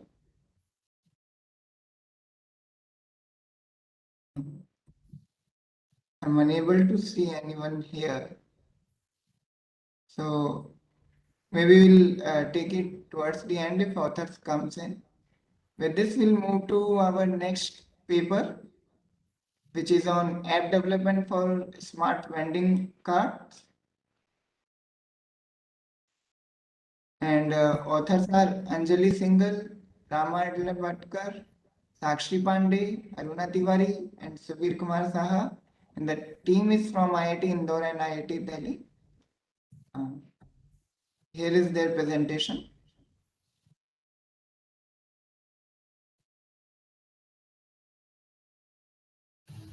Good morning, respected sir, ma'am, and all those who are present here. We are here to present our presentation on our project Smart Vending Cart. I'm Rama Adlavatkar from IIT Indore. I'm a third year undergraduate student pursuing BTech in Metallurgical Engineering and Material Science. I am Sakshi Pandey from IIT Indore. I am third year undergraduate student pursuing BTech in Civil Engineering. I am Anjali Singhal from IIT Indore. I am third year undergraduate pursuing BTech Mechanical Engineering. Abstract. In the technologically growing world, the small farmers and vendors with a lack of connectivity and reach are lagging, and this prevents the customers from having access to fresh fruits and veggies at affordable prices. Therefore, if we connect them using accessible technologies, then it can be productive for both the vendors as well as the customers, which will lead to the development of the vendor class and the overall health of the community due to the availability of fresh fruits veggies. This will also reduce the wastage of fruits, veggies, and would help to keep track of sales by the vendors. Our app would have a login registration system for the customers and vendors via phone or email. We will be setting up the Google map which would locate the current location of the user and nearby vendor shops which are registered in our app. Our system would update the status of the availability of fruits and veggies regularly and save the updated status as per their location, all connected via a centralized system accessible to customers and the vendors. Digital booking of an item would update the database automatically, and manual purchases would be updated by the vendors to keep track of present stock. In the future, we'll also incorporate a delivery facility through which the customer can book their fruits, veggies from their desired vendor and ask for the delivery service at a minimal cost. Introduction. Fast-growing technology is connecting everyone and everything around us. Internet is gradually reaching small towns, villages as well. But among all this, small farmers, vendors, retailers won't have proper resources and are unable to connect to customers and their needs effectively. This is also preventing consumers from acquiring fresh fruits and vegetables at reasonable prices.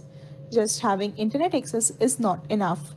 They need smart, affordable applications which would ease the connection between the vendors and the customers. Therefore, to effectively connect the farmers, vendors with the customers, we have come up with an application, Smart Vending Cart, that would be immensely beneficial for both customers and vendors. The retailers would get access to a huge number of customers and get a better idea of the items customer want. This will also reduce the wastage of fruits and vegetables and can help vendors track their sales effectively. This application would ultimately lead to increased popularity and sales of the vendor shop. The application will benefit customers as well as they would know prior whether the item they wish to buy is available at that time or not. The customer could also book the items they wish to buy prior. Customers would be connected to farmers and would get fresh fruits and veggies at affordable prices, which would lead to the overall good health of the community. We would conduct surveys among local vendors based on their technical knowledge, requirements, sustainability of their products to enhance the features of our app. We would survey the system used by similar apps for other important purposes like Swiggy, Zomato to develop a good API. We will conduct a survey in local households to get the customer requirements and expectations for the product delivered to them by local markets. Together, we will incorporate all these features into our app. Now let us move to the proposed methodology. We'll be making an API that would provide us the location of the registered vendors with their fruits and vegetability availability details. We have divided the project into 4 parts. First is the login registration system. Firstly, we'll have the login registration for the customers and vendors via phone or email. We'll be using Firebase for authentication. Next is the location settings. We will be setting up the Google map which would locate the current location of the users and nearby vendor shops which are registered in our app. Next is the updation system. We have an updation system that would update the status of the availability of the food periodically. It would also save the updated status as per location to Firebase and share the availability information of the desired fruits and vegetables to the customers. Next is the centralized system. For connecting the vendors with the customers, we will be making a centralized system that would collect the availability details of the fruits and vegetables in the vendor shop at that particular time and provide them to the customers. This centralized system would act as a central link between the vendors and the customers. This centralized system database would be updated as the item gets booked. If the item is digitally booked through our app, then the database gets updated automatically. If the item gets sold at the vendor shop without prior booking through the app, then the vendor has to update the status of the item manually in his system, which would be connected to the centralized database. Thus, all the changes updates made by the vendor would be displayed to the customers through this centralized application. We will be embedding a recommendation system in our smart vending cart, which can recommend customers authentic stores nearby, most purchased items, stores that offer the cheapest price for a particular searched item, other vendor shop based on their prior history and price according to the size of the product. Here we can see the central API system connected to the customers and the vendors. The customers searching for the desired fruits and vegetables are on one side, and on the other side we have the vendors which can update the availability status of the fruits and vegetables which would be connected to our centralized system. The centralized system would display the location of the nearby registered vendors and would display the availability of the fruits and vegetables searched by the customers. Now coming to the experimentation part, the first testing of the smart vending cart application will be done on the IIT Indore campus, and we will be commencing with the generation of API for the vendors inside the campus. We will be using Flutter, Firebase and Android Studio as our code editor. We will connect them to our centralized system, and the customers, that is the people inside campus, will have access to our application and can order or book the required stuff. For the sake of experimentation, we will include not just the vegetable and fruit vendor, but all the outlets inside the campus. Now the application's work will be explained to the respective vendors, and the user's review from both customers and vendors will be taken for any further modification and improvement of the application. After all the upgrades, the app would be launched for local people and vendors. Now for the future scope, in future we will enhance our application by adding more advanced features and incorporating a booking and delivery facility through which the customer can book their fruits and vegetables from their desired vendor and ask for their delivery service.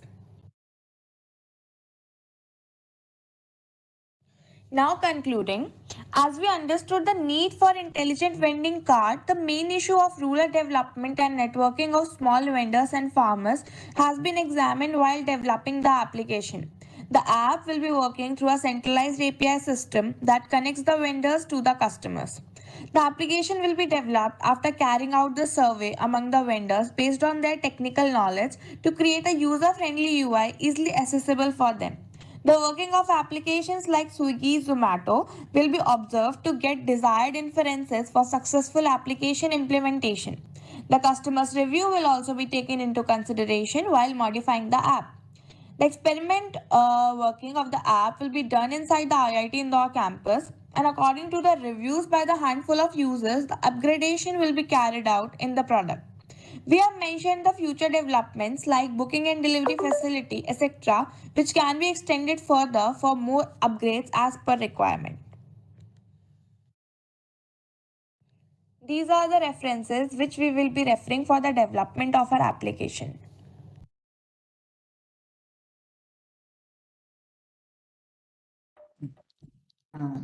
Thank you, authors, for working on the smart vending cart through mobile app for rural areas.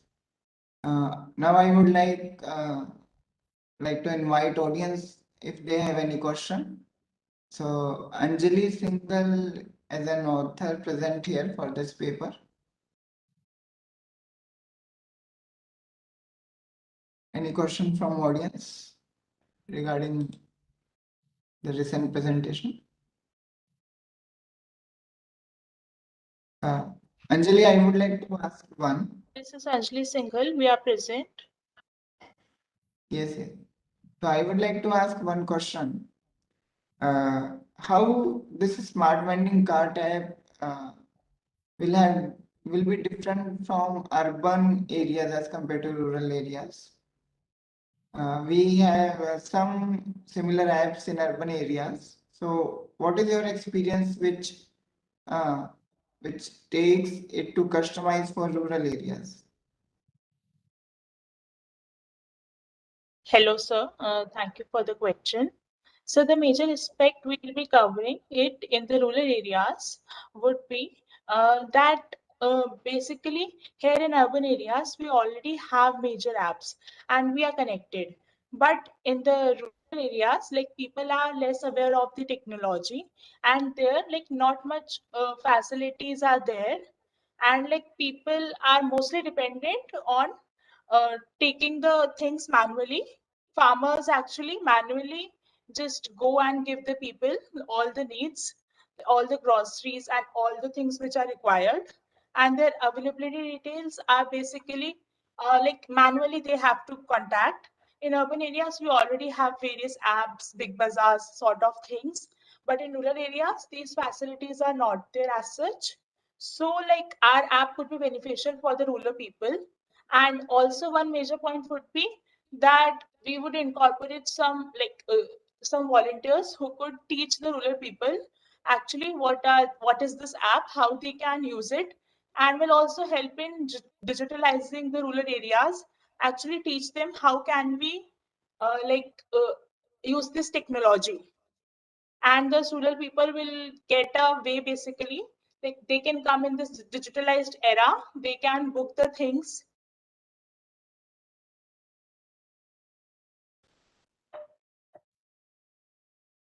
Okay. So we seen that the current status, it says that it will be deployed at IIT Indore vendors.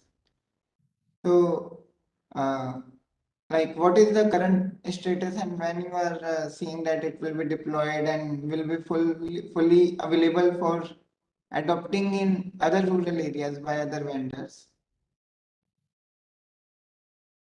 So we are in process of making the API.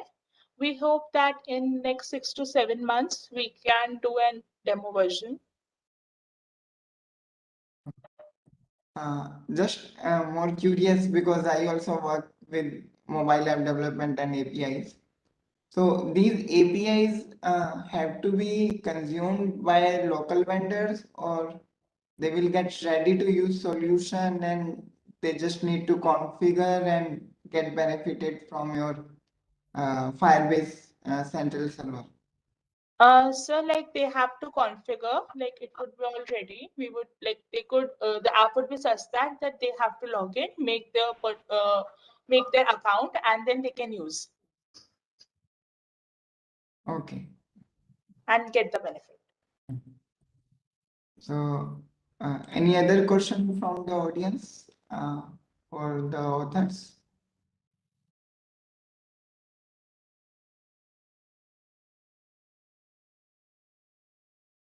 Okay. So, thank you, Anjali, for being present here, and we wish that you come up with a robust solution in near future. Yes. Now we'll move to our last presentation of this session. It's a study on the effectiveness of mobile kunji as an mHealth tool in improving the maternal health of women in rural Bihar. The author of paper is Ms. Shrishti from Vanasthali Vidyapith, Tonk, Rajasthan, and here's the presentation. Is effectiveness of mobile kunji as an mHealth tool in improving the maternal health of women in rural Bihar. Now let us see that what is maternal health. So it is the health of the woman during pregnancy, childbirth and postpartum period, and it is a very crucial component of public health. So family planning, preconception, prenatal and postnatal care are its key pillars. It is evident that fewer low-caste women receive maternal health care services. Ill treatment by the health providers is a major reason which kind of stops these women to visit healthcare facilities. All these factors lead to poor maternal health scenario, and it also increases the risk of maternal mortality. Now, what is maternal mortality? So, maternal mortality is death of the woman while being pregnant or within 42 days of termination of pregnancy, irrespective of the duration and site of the pregnancy, from any cause related to or aggravated by pregnancy or its management, but not by accidental or incidental causes. Poor maternal health status of women is attributed to lower literacy levels, caste-based differentials, gender discrimination, and also the information provided by the frontline workers to these women are primarily through oral routes, which also causes problem. Now the situation is very much pronounced in Bihar, and there the maternal mortality rate exists at 274 per lakh live births, which is now health informatics. So what is health informatics? It is a systematic application of information and communication technology tools in public health practice, research and learning. It has the potential to benefit the health seekers as well as the health workers. Now, mHealth is one of its components. As we can look at this figure, that there are 5 major health informatics tools, and mHealth is one of them.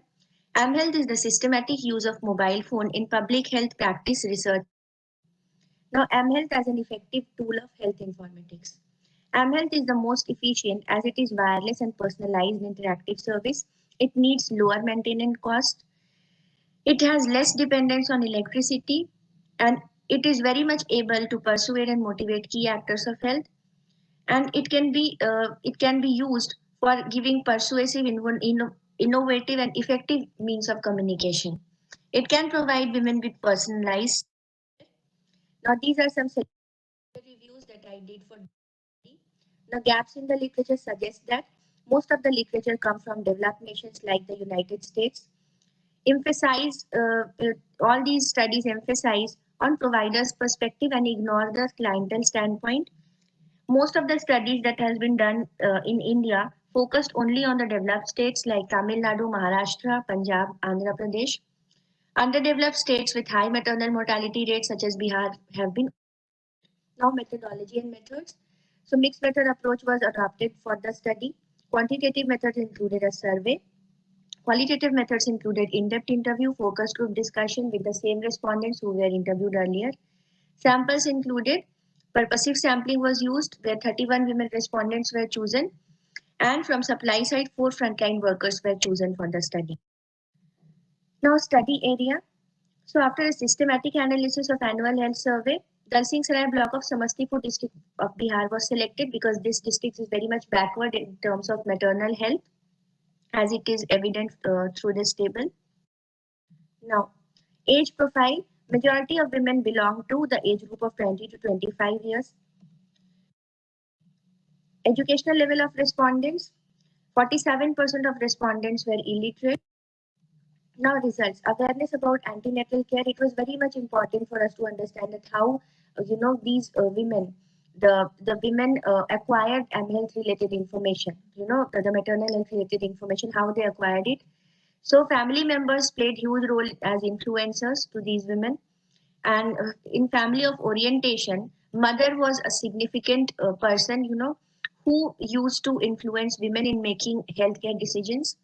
Mobile phone connected women with their family of orientation, and here mobile phone was playing a very important role. Then family of procreation, mother-in-law became the sole source of information for women. Responsibility to get the child immunized and receive nutritious diet was on mother-in-law. She was the one who used to visit Anganwadi centers and the hospitals. And bonding of frontline workers was seen more with the mother-in-laws as compared to the. Now, role of frontline workers. So, frontline workers of above 35 years of age had more bonding with mother-in-laws, and it was evident throughout the study that all the frontline workers had more bonding with the mother-in-laws as compared to the daughter-in-laws. Ashas from dominant caste were inaccessible to women. It was found that Asha of a dominant caste were reluctant to visit women of lower caste. Frontline workers had huge dependence on their husbands. All their registers were maintained by their husbands. Accessibility of health services usually depended upon age, socioeconomic background, and caste of the frontline worker. Now, information needs of women. Women were also asked that what kind of information they would like to receive, to which they answered that 45% of them wanted to have information about neonatal care. So it was a major finding that even neonatal care, it is a major component of maternal health care. So it was found that out of all the information, majority of respondents wish to have information about neonatal care, and 23% wish to have information about tuberculosis, which was very much sprayed in that particular area due to high rate of migraine. Now, mobile phone experiences and perceptions. So each respondent had mobile phone, formed an integral part of their lives of women as an insider. It was an insider because it was providing them a personalized space. It was deeply embedded in routine social practices and relationships of women, and it acted as an enhancer of social capital. It provided women personalized space. It was used by women during their time of relaxation, and it helped them in maintaining cordial relationship between couples. Now, experiences and perceptions about ongoing initiative mHealth, that is Mobile Kunji. So this deck of card is Mobile Kunji. It has all the information related to maternal health. And as it is shown in the second picture, that how a health worker is actually making this woman hear the information that is provided in the deck of cards, and the information provided is in here. Now, Mobile Kunji. So it is an audio-visual job aid designed to build the capacity of frontline workers, introduced by Bill and Melinda Gates Foundation and BBC Media Action in 2013. So it is a combination of printed deck of cards and an audio-based mobile service. And this mobile phone size cards are illustrated with key messages on reproductive health, maternal and child health, etc., and also immunization. Each card has a unique 7-digit number which is dialed by the health worker. Immediately after dialing the code, the advice from doctor will come from. Now, Mobile Kunji, it was introduced as a job aid tool for the Anganwadi workers and also Asha workers. Asha is not here in this statement. So it is also meant for the Asha workers. And it was launched firstly in 2013, and that too in 8 districts of Bihar. Now there is this statement by Anganwadi worker, and here she is saying that she seldom used this card because this card provides information in Hindi, and although the information provided is quite interesting, but she doubts that women understand this information. It focused only on the capacity building of frontline workers and neglected women's health needs. Language in which the information was provided acted as a barrier. Women were not asked about the nature of information they would like to receive. And lastly, the information provided was not personalized and indirect. Now, all respondents wish to receive maternal health related information directly on their mobile phones. most preferred feature of mobile phone for receiving information remained call feature. Now conclusion. So there was unawareness among women about key pillars such as ANC, institutional delivery, and postnatal care. Information provided by ASHA and Anganwadi workers were not free from caste and gender-based differentials. Mobile Kunji ignored health needs of women. Each woman had mobile phone and wished to have personalized information. So these were some of the major findings. Willingness of women, irrespective of caste, to receive maternal health related information on mobile phone on daily basis in their native. Now, frontline workers, mobile Kunji and family members induced a top-down approach of maternal health as it has been depicted in this picture, that how FLW's mobile Kunji and family members are at the top and women are at the bottom of the pyramid, with with the inculcation of culture of silence in them, due to which they do not freely share about their maternal health issues. Barriers included caste, gender, language, financial status, and politics of maternal health care. So the flow of information provided by mobile Kunji is in hierarchical order. But we need to make this flow of information horizontal. How? So it can be done when a need-based native language and preferred time slot. The information provided should be need-based. It should be in the native language, and it should be provided to women in a preferred time slot. And the medium should be mHealth, like mobile phone. And through mHealth, we can provide them direct and repetitive information through calls, SMS, IVR, video reminders. And it should be based on postmodernist theories, which means that it should be based on the needs of women. Their standpoint should be catered.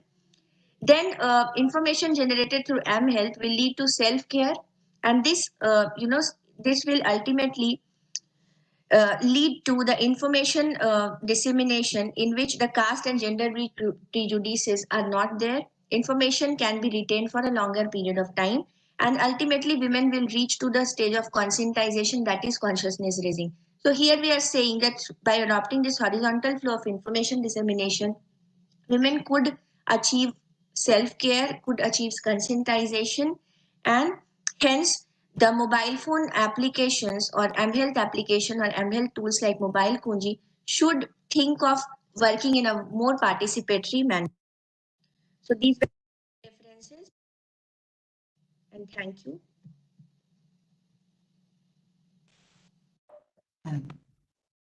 Thank you, Srishti, for be present here and presenting your work on Mobile Kunji case study. I would like to invite audience if they have any question. Thank you, sir. I have a question. Dr. Yeah. Srishti, wonderful work. I just have a quick question about what kind of updates does this app actually give to pregnant women? Because there are other apps which are purely in English language, which would normally give weekly updates, right? Like what is the growth of the baby, what one should be expecting in this particular week, when is the next scan due? Are these pieces of information available in Hindi on such apps, on this app particularly? So firstly, thank you for your feedback. Actually, this deck of cards that is called Mobile Kunji has all the information written on it in Hindi, and that very information is provided to women through the FLWs when they dial the number that is already provided on that deck of cards.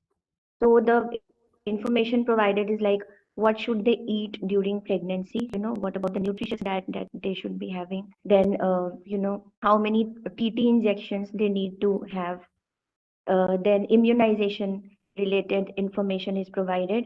But actually in the field I came to know that women in different trimesters of pregnancy have different kind of information needs, which was not being catered by this Mobile Kunji. All right, yeah, great. So there's this baby center app, right, that gives different information based on your every individual pregnant woman's due date, based on, and then it would calculate when the birth is due and what should be taken care of in every week of the pregnancy. Unfortunately, these kind of information was not provided. and also the information was provided, it was more of like a surface information, that was not need based. Actually, women did not want to know about the things that were being provided through that app. One another problem was the language in which it was provided, because in that particular region they speak either Maghi or a mixture of Maghi or Mathili, and they're not very proficient in Hindi. So it is really very difficult for them, to even understand that information, because half of the women are illiterate, so they cannot even read that information that is provided. Okay, okay. And second question I had was, is it also possible to connect with other pregnant women through this app? Like No. Okay, it's No. purely information Because, based, right? Yeah, it is IVR, interactive voice response. So the interaction is also done by the frontline workers. Okay? Because women are only sitting there, but they are not interacting. The interaction is done by the FLWs with that IVR mobile kunji. Okay. They are at the receiving end. The women are at the receiving end. They have no say in this whole process of information. Okay. Thank you. Thank you so much, Dr. Shrishti, for answering the questions. Over to you, Sumit. Any other question from the audience? From Dr. Shrishti?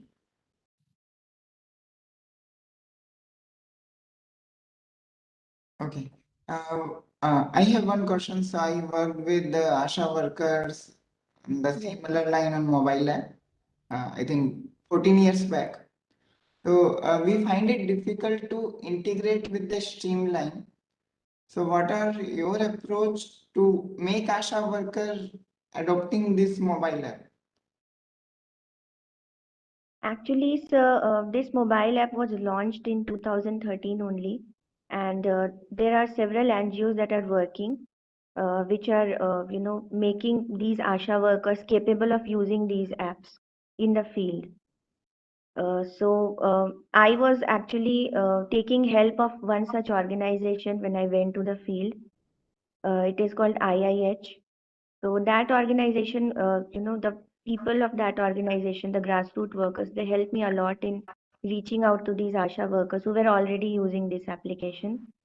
And that's how I, came in touch with the ASHA workers and Anganwadi workers, that particular area. Now another question from your experience and learning. If someone would like to develop a new app from scratch today, what all things you would like to change in your current app? So the thing that I would like to change would be that this app should be patient centric, or say, the target audience must be catered. The needs of the target audience must be catered. As I said in my presentation, that mostly the apps, the health apps that are there, especially for the women of rural areas. So there is a big information gap. We already know about the digital divide, but I was really glad to see that each woman had mobile phones. The basic set was there with all of them. So I think that there is a need to, integrate them into the process of whole information generation. They should feel belonged, and I think that they must understand that the whole information is for the benefit of their own health. So basically, I think that need-based information should be provided. Mobile phones should be, mobile apps should be designed in such a way that they are capable of catering the needs of women, or the target audience that they are designed for. So it should be basically native language. When we talk about rural areas, the information must be in their native language. And I also saw that women wanted to have that information repeatedly so that they can retain it for a longer period of time. That is also another thing, that repetition of that information is very important. Sure. So that's great, and all the best, Dr. Shrishti, for your future upcoming work. Thank you so much. So with this, we would like to conclude this session, and the next session will start at 12, and Dr. Rajlakshmi Chauhan from Electrical Department and Dr. Vivek Vijay from Mathematics Department from IIT Jodhpur will be chairing the session on rural education and skill development. Stay online and we'll resume at 12 o'clock. Thank you, everyone.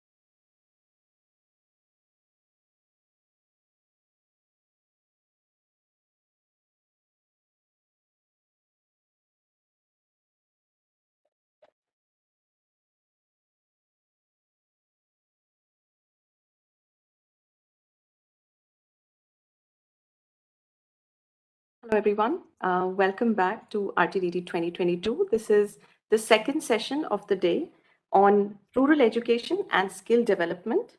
Like I said before the break, my name is Rajlakshmi Chauhan, and I'm an assistant professor in the Department of Electrical Engineering. I work in the area of digital education as a part of CETSD, which has an education technology vertical.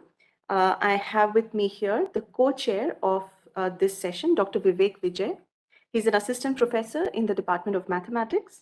Dr. Vijay has been actively involved in rural education initiatives of the CETSD and the Institute.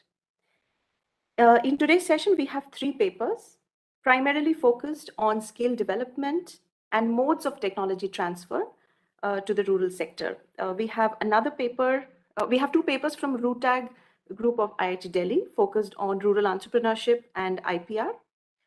We have another paper from DAI, Madhya Pradesh, that presents a case study of integrating communication technology in tribal areas of MP. So thank you, presenters and attendees, for joining us in this session. Basic housekeeping rules again. You're welcome to use the Q&A button or the chat button to put your questions. Please be mindful that you are on mute throughout the presentation. If you have any question, you may use the raise hand option, and we will call upon you during the Q&A. And that's about it. And with that, we will move to the first presentation of today. That is on Vichar, an experiential rural entrepreneur in an internship program. The authors are Pooja Bhatia, Pragati Agrawal, Ravinder Pal Singh, and Dr. Subir Kumar Saha from IIT Delhi. And here is their presentation.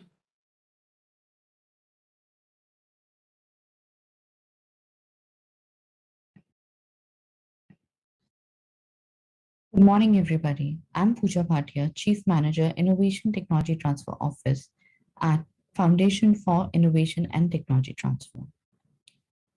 FITT is the IP and Tech Transfer arm of IIT Delhi.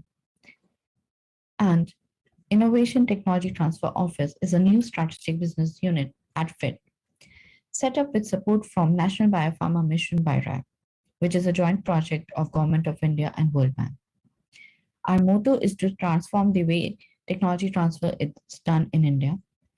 We help academic institutions with effective IP management and technology transfer. We assist startups, entrepreneurs, and companies in identifying relevant technologies from academic institutions or other organizations, and even from individual innovators, and assist them in transferring those to their own organizations. I hold an MBA degree and have 16 years of experience in IP management, IP policy framing and implementation, and technology transfer. I have transferred 65 plus technologies in these 16 years of my work experience, and I look forward to transferring more. I hold 2 internationally recognized credentials that are Registered Technology Transfer Professional and Certified Licensing Professional. In addition to these 2 credentials, I'm also a registered patent agent with the Indian Patent Office. You would be happy to know that I'm the only one in India with all these 3 credentials together. Entrepreneurship is a very interesting career option for those who have the mindset for it.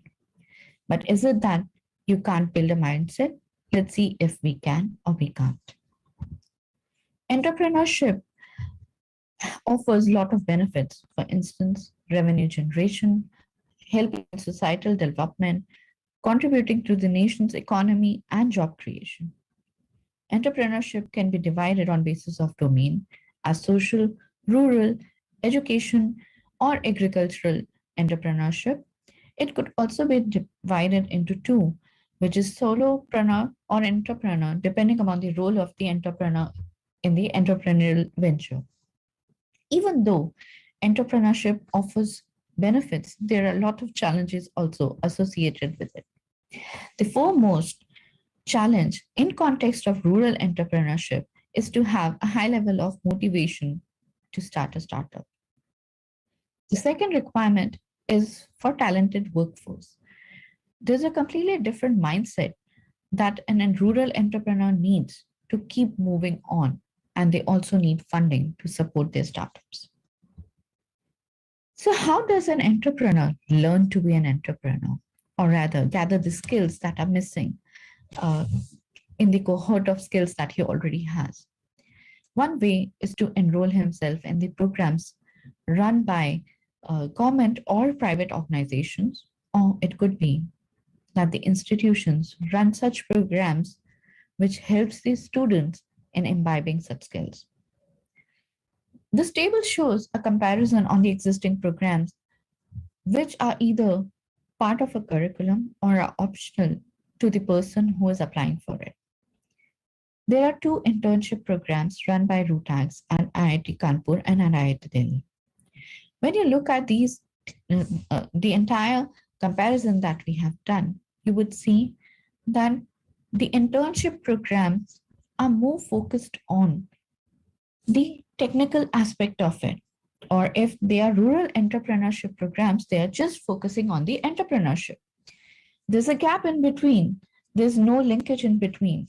And that is what we propose to bring in by this experiential program called as Vichar, which is an amalgamation of technical development and giving the necessary entrepreneurial skills. This is a modified version of the already running internship program at RUTAG IIT Delhi. This program is divided into 3 phases, which is orientation, project phase, and venture formation. BTech, MTech, or PhD students can apply for this program.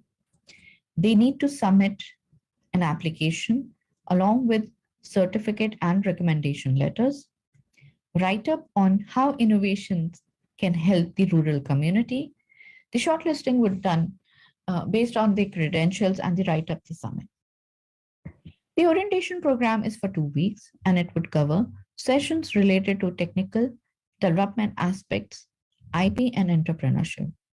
Under entrepreneurship, there are 4 key aspects that would be covered, which are how to write a business plan, how to pitch, how to register your startup, and how to raise funds. The students would be given an option of identifying a technology from the existing list of technologies, or they could also identify a new need statement to work on. In the project phase, once they have either identified the technology on which they want to work, or they can use this time to identify the problem, a new need statement during these 2 months, and also work out the probable solutions.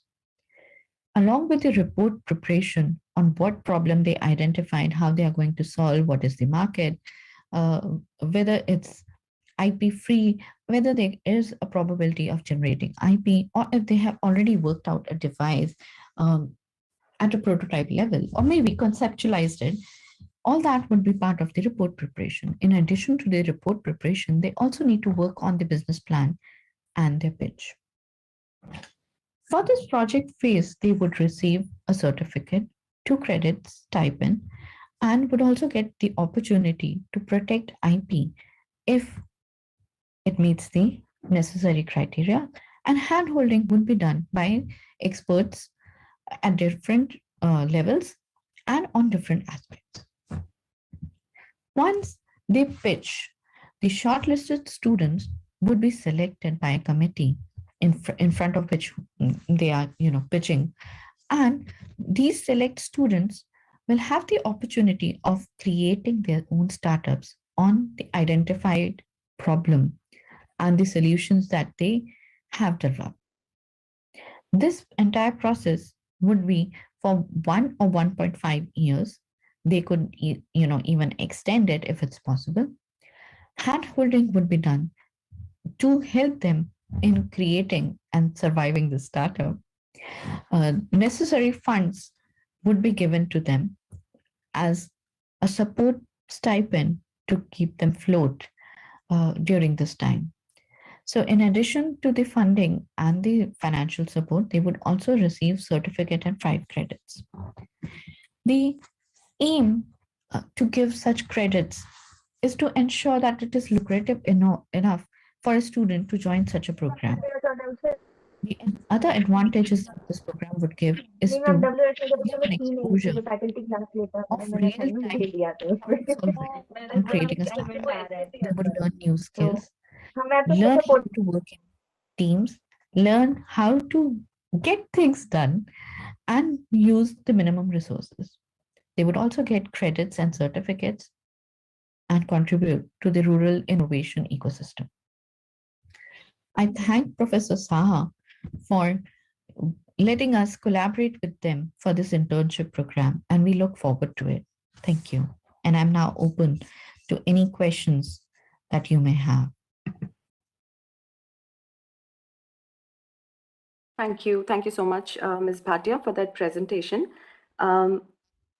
If anybody from the audience member have any question, please go ahead and put that in chat. And while you do that, I have a couple of questions. Ms. Bhatia, I see that you are present in the meeting. So to start with, in your experience, how has been the reception of this program till now? We still have to implement it. This is at a proposal level, and we propose to start it this year along with the IIT Delhi, RUTAG IIT Delhi group. Since they already had an internship program in place, we just thought of, extending it into an entrepreneurial internship program as well. But the main idea of presenting here was to get more feedback from people, about what they think and what kind of feedback they would have or inputs they would have for us. Right. So one question is that I understand that this program is open to any student, right? And you mentioned the criteria. But how can people from the rural programs or from rural areas who may not have formal education, how can they somehow be integrated into this internship program? Because I understand that sometimes they may not have the educational qualifications like BTech or MTech, but if somebody would want to start a business and wants to get some inputs from this internship program, is there a way in for them? I don't think so it is possible for this particular internship program, because right now we would be, kind of limiting it to the students within the institutions. But as such, as part of ITTO, we do run programs where any entrepreneur from any, field, whether they are educated or they are not, we have special programs to support them. So since this is not part of the main theme, so I didn't discuss about it, but we do have schemes to help them in setting up their startups and learning the entire process of becoming an entrepreneur. All right. And it's really important, this work, particularly because it fills that gap, like you said, between the skill and just focusing on entrepreneurship, but teaching entrepreneurship skills to these students. I was just wondering, is there a fallback plan in case, in terms of risk assessment of these ventures that students would take up in the unfortunate event of not being successful in that venture? What is the fallback plan or some backup for these students? Well, most of us, if you look across the world as well, everybody talks about the successes, but there is a lot to learn from failures as well. So even there would be, support given at each and every step, even before we see there's a risk of not being successful or not being in a position to take it ahead. We can find alternative solutions for that. But that would depend upon the situation, and we'll have to, take it on case to case basis.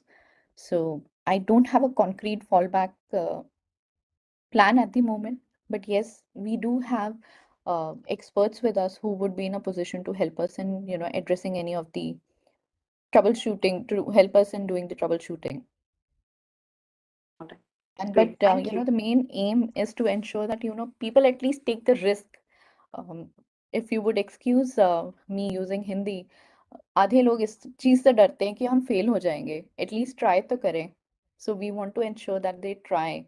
So that is why we would like to have this internship and let people try and not stop themselves from trying just because of the failure.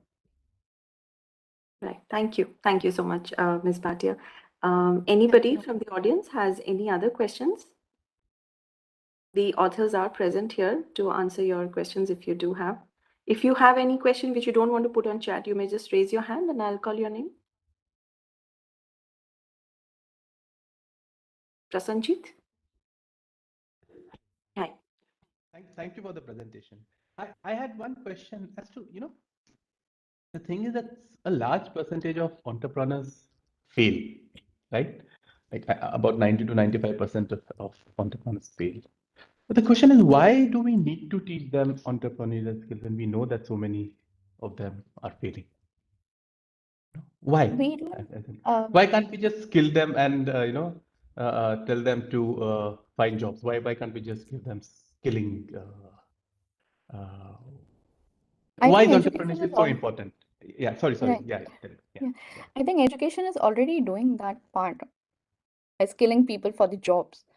But entrepreneurship, I would say that fine, it is more in fashion right now, but we have been entrepreneurs since long time.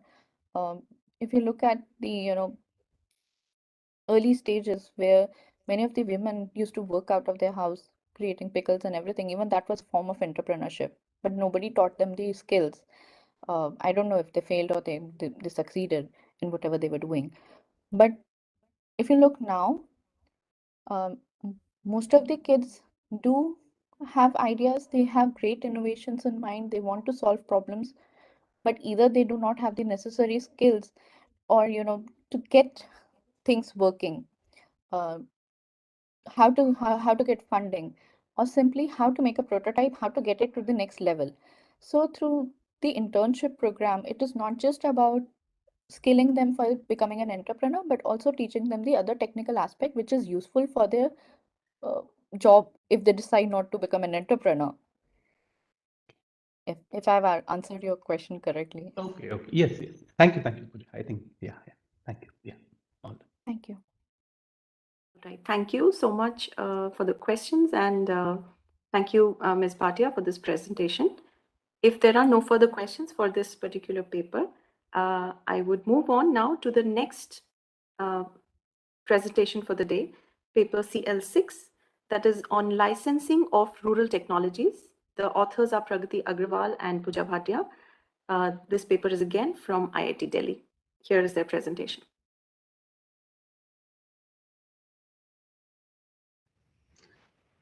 A very good morning, good afternoon, and good evening to one and all present here. I am Pragati Agarwal, and I am currently working as a Senior Project Officer at Innovation Technology Transfer Office with key focus on IP management and licensing. I started as an intern at Innovation Protection Unit of CSIR, and from then I'm actively working towards innovation ecosystem. I'm responsible for performing patentability assessments, FTOs, technology analysis, and I help to protect and manage innovations in various domains of sciences and assist clients in building stronger IP portfolios. Talking about my organization, that is ITTO, we have been established in March 2020 to contribute towards tech transfer systems, and our motto is to transform tech transfer is done in India. For the purpose of this conference, we have studied the different frameworks for technology transfer that can be adopted in terms of a context of the Indian rural sectors.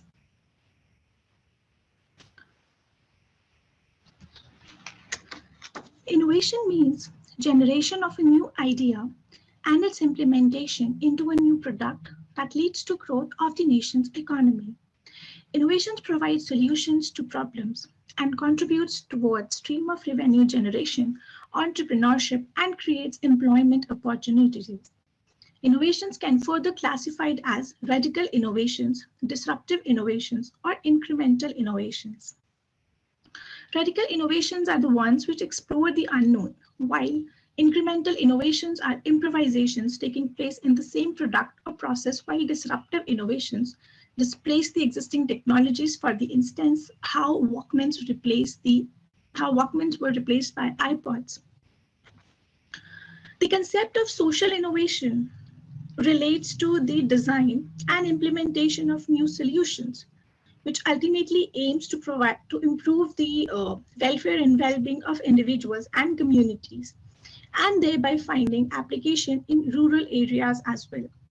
Therefore, rural innovation can thus be referred as a subset of social innovation.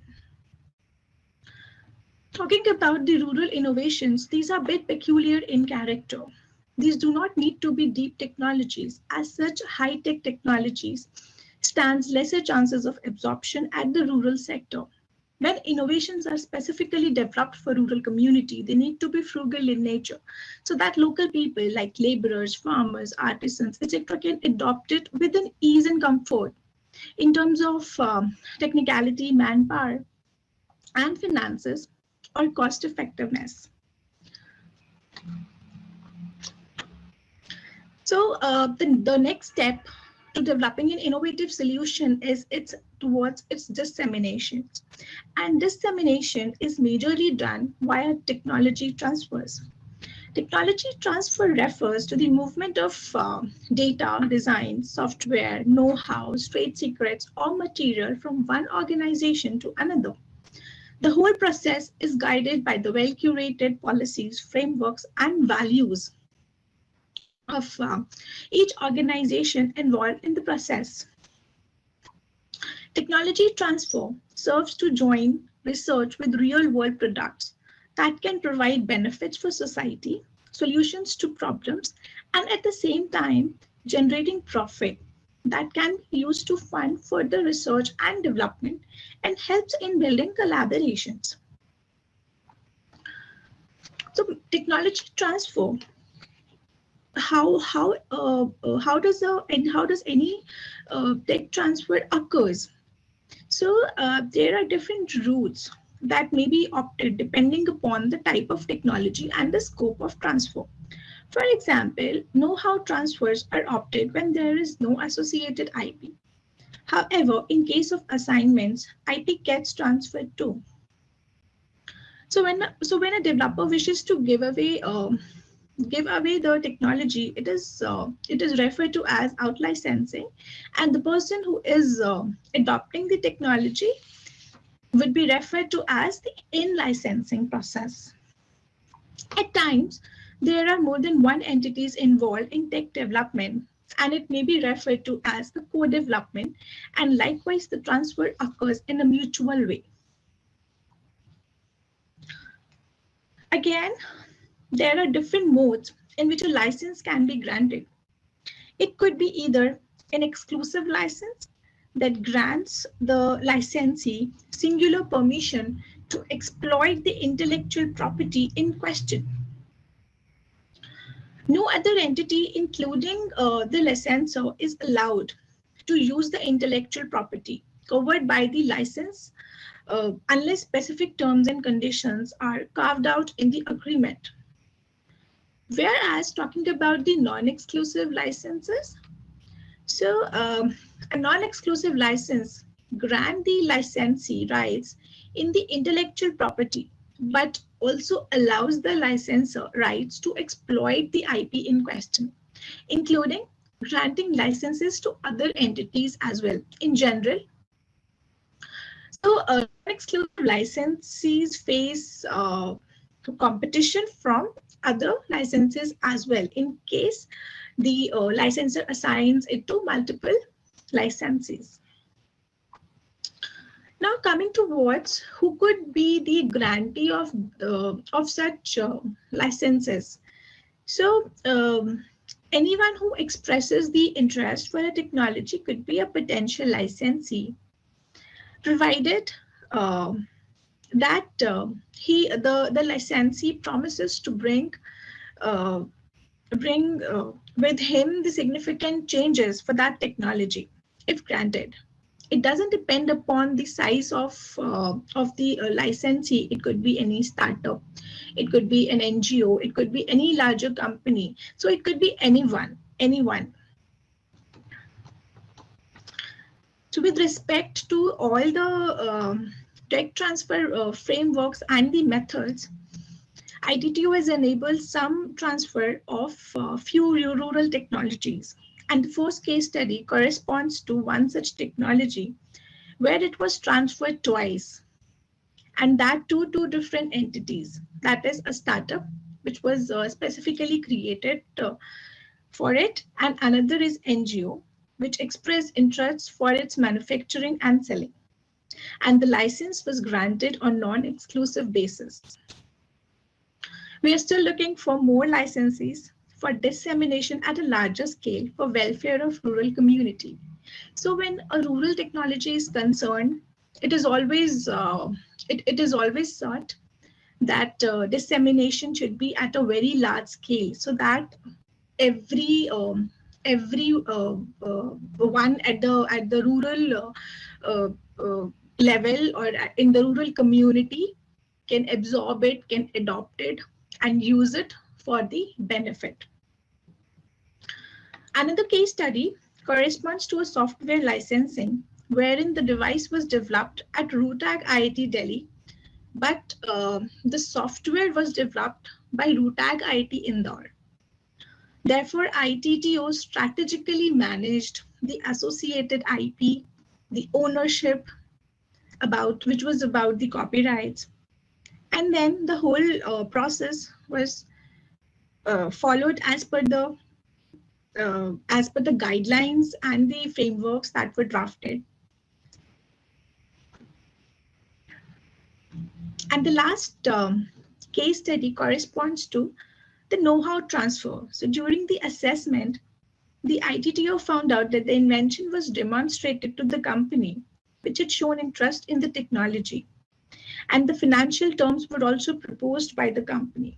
Therefore, within the set parameters, ITTO drafted terms and conditions to balance the existing relationship with the company, to protect interest of its client, and to ensure that the technology is transferred.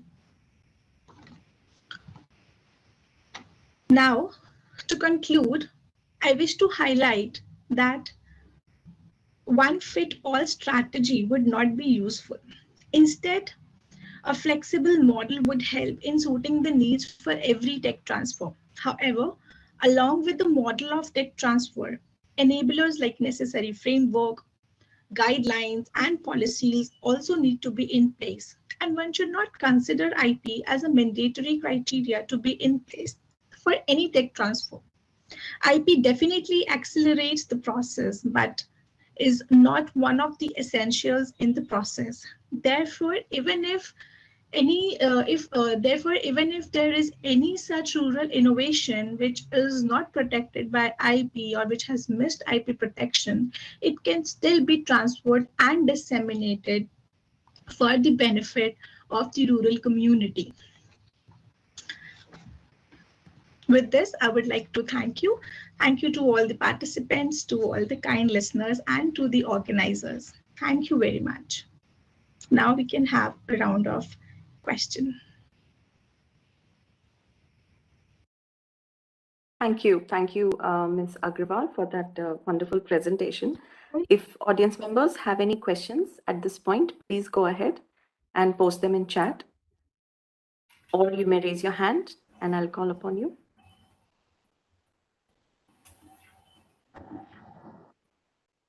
All right, while the audience members think of questions, I have one question, Ms. Agrawal. I saw in your paper that in the beginning, in the abstract, you had mentioned that IP, particularly in technologies for rural education or rural development, are often looked as if they are the reverse of open innovation, right? And so what do you think, in your opinion, can change this perception that it's not the reverse of open innovation, but it would help in the dissemination of technologies, like you said in your presentation? What are your thoughts on that?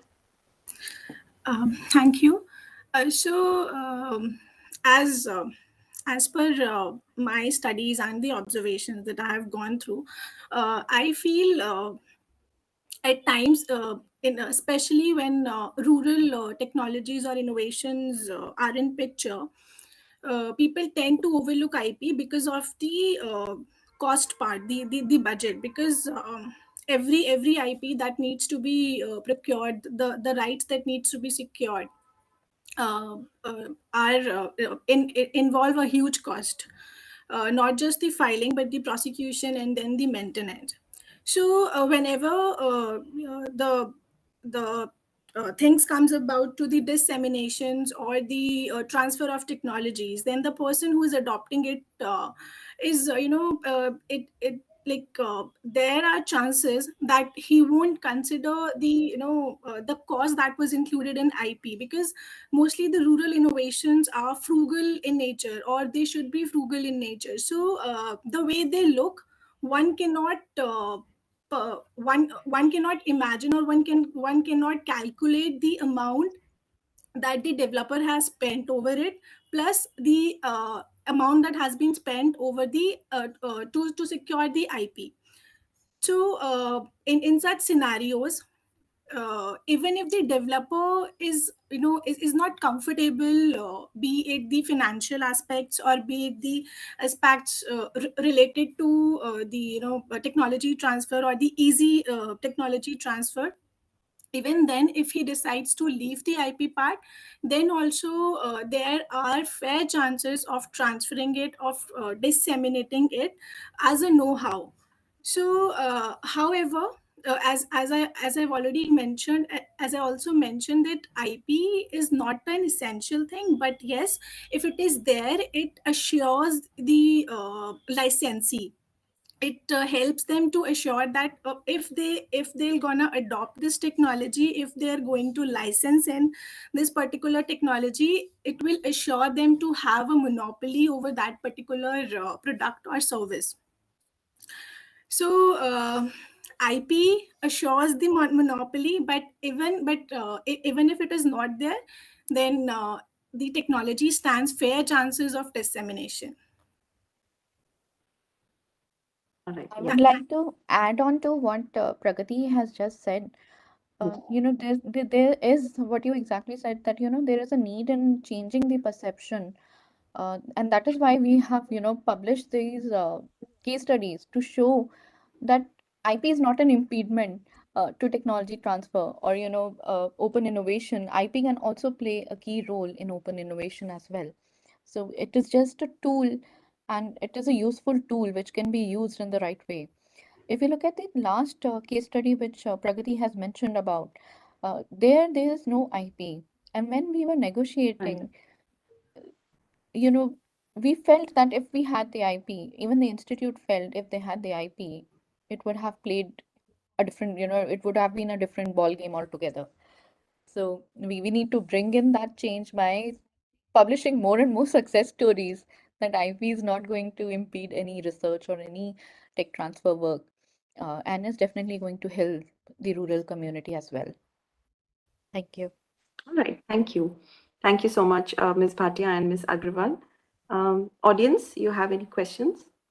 You may please raise your hand if you don't want to write on chat. All right.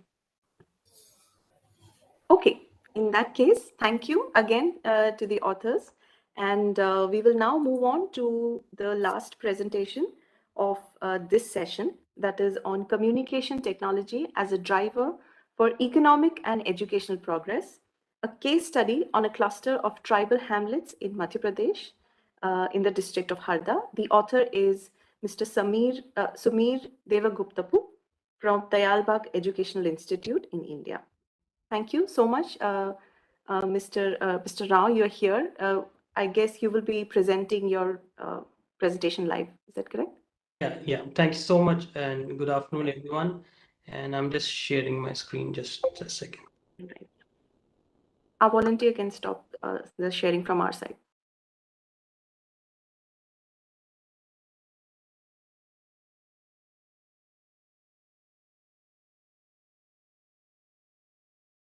Are you able to see my presentation? Yes. Yeah, thank you. So thank you, everyone. And my name is Sumir Devguptapu, and I am from the Dayalbagh Education Institute. And from past 10 years, I am actually based in a tribal village in Madhya Pradesh, in district Harda. And this place is called Raja Barari, which is actually located like 200 kilometers away from Bhopal, and it is like 100 kilometers from Hoshangabad town. And prior to relocating here, I actually worked for American Express in New York for 10 years. And then I took this decision to actually relocate to a tribal location and work in community service and academics. So the topic today is basically how communication technology has been driving economic change and educational change in this particular tribal area. So the problem statement here, as I would see, is that there is so much research and innovation taking place globally, but actually the benefits are not reaching out to the last, the least, the lowest, and the lost. And when I say that, the most of the population in India, a large number is actually residing in rural areas, and a big chunk in tribal and rural areas. So the case study that we have picked up today is for Rajabarari Tribal Village Cluster. As I said, it is located in District Harda. District Harda, as such, has about 40% tribal population, but this particular cluster, comprising of 10 hamlets, has 85% tribal community. They are mainly populated by Korku and Gond tribes, which are pretty popular in Madhya Pradesh. And this area is actually 8,000 acres of dense forest, which is mostly of teak wood plantation and bamboo plantation. And the way we look at the sustainable development at Dialbag or Dialbag Education Institute, we have certain dimensions on which we work: education, skilling to entrepreneurship, healthcare, technology and communication, agriculture, social welfare, and at the same time promoting the tribal heritage and culture. So the technology solution that we have deployed here is that in this particular area till 2014, there was no mobile connectivity, there was no internet service provider at all. So the resident of these 10 villages, 5,000 people, plus the neighboring villages, about like 10 to 12,000 people, were without any communication network in this area. So in 2014, we had actually deployed a wireless backhaul from the nearest town, which is at Temarni, which is 55 kilometers away from this Rajabarai village. And we had basically at that point, we had created like 4 towers with a wireless backhaul point-to-point connectivity. And we bought internet connectivity from Temarni to this tribal village Rajaprari, and also the lease line from Reliance and BSNL. So that's how we started e-education at this place. And now that network has grown up, and it is spread across all the 10 villages, as you can see in this map. From the left top, we start from the nearest town, Timarni. Then there is a 40-kilometer point-to-point connection at village Mahagaon. And then from village Mahagaon repeater site, it is a point-to-point and point-to-multi-point wireless backhaul to village Rajabarari, to a BSNL tower, to schools, offices, hospitals, etc. And as you can see, there are 2 BSNL towers here, 3G network towers, and there was no cell phone provider here in this entire area. So we actually collaborated with BSNL, and we asked them that they need not worry about any fiber optic or media connectivity till this last mile. We will provide that on our backhaul network. So they agreed, and they were worried that there may not be any revenue at all in this remote tribal area or rural area. But then they agreed, and we actually came up with 2 towers where BSNL BTSs are installed. And it was very, very surprising for them also that in the next 2-3 years, these 2 towers have become the top.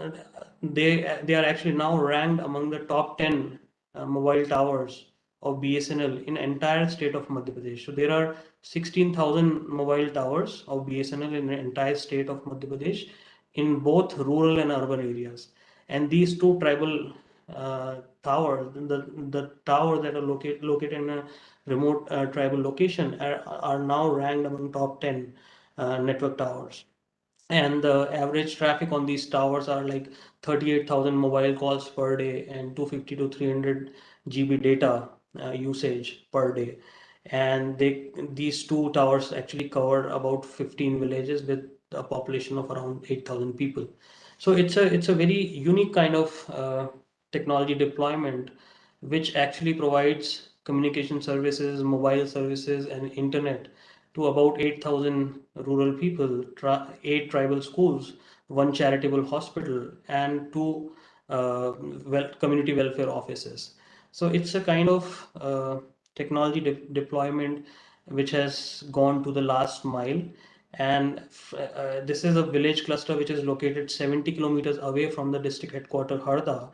And this technology solution has actually connected it back to the mainstream society.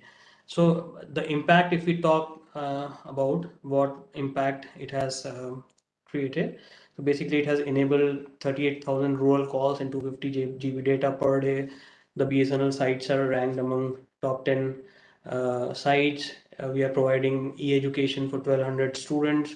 One branch of State Bank has come up here, and we are providing the entire wireless network on which that bank runs, because there is no other service provider. Then we have e-healthcare services and telemedicine services running here. Then we have e-services kiosk, and then this has enabled further strengthen the rural entrepreneurship programs that are running here, the self-help groups, and they're working. And a couple of slides on there, the photograph that we have 8 schools here which are being run with all ICT enabled in every classroom. And we have total 1,200 students. You can see some of the photographs of these schools we have here. On the left hand side, this is the main ICT center that we call of the university. It's a remote tribal campus of the Albag University, which is based in village Rajabarari. And you can see that tower with the radio installed on it, which provides the wireless connectivity. You can see people working here on tablets, and it's a tinkering lab that we have set up here, and the mobile towers. These are some of the pictures of the classrooms from in which you can actually see the e-lectures from the university main campus to the tribal campus. So these are classes being transmitted from Dayalbagh, Agra, to this Rajabarari village.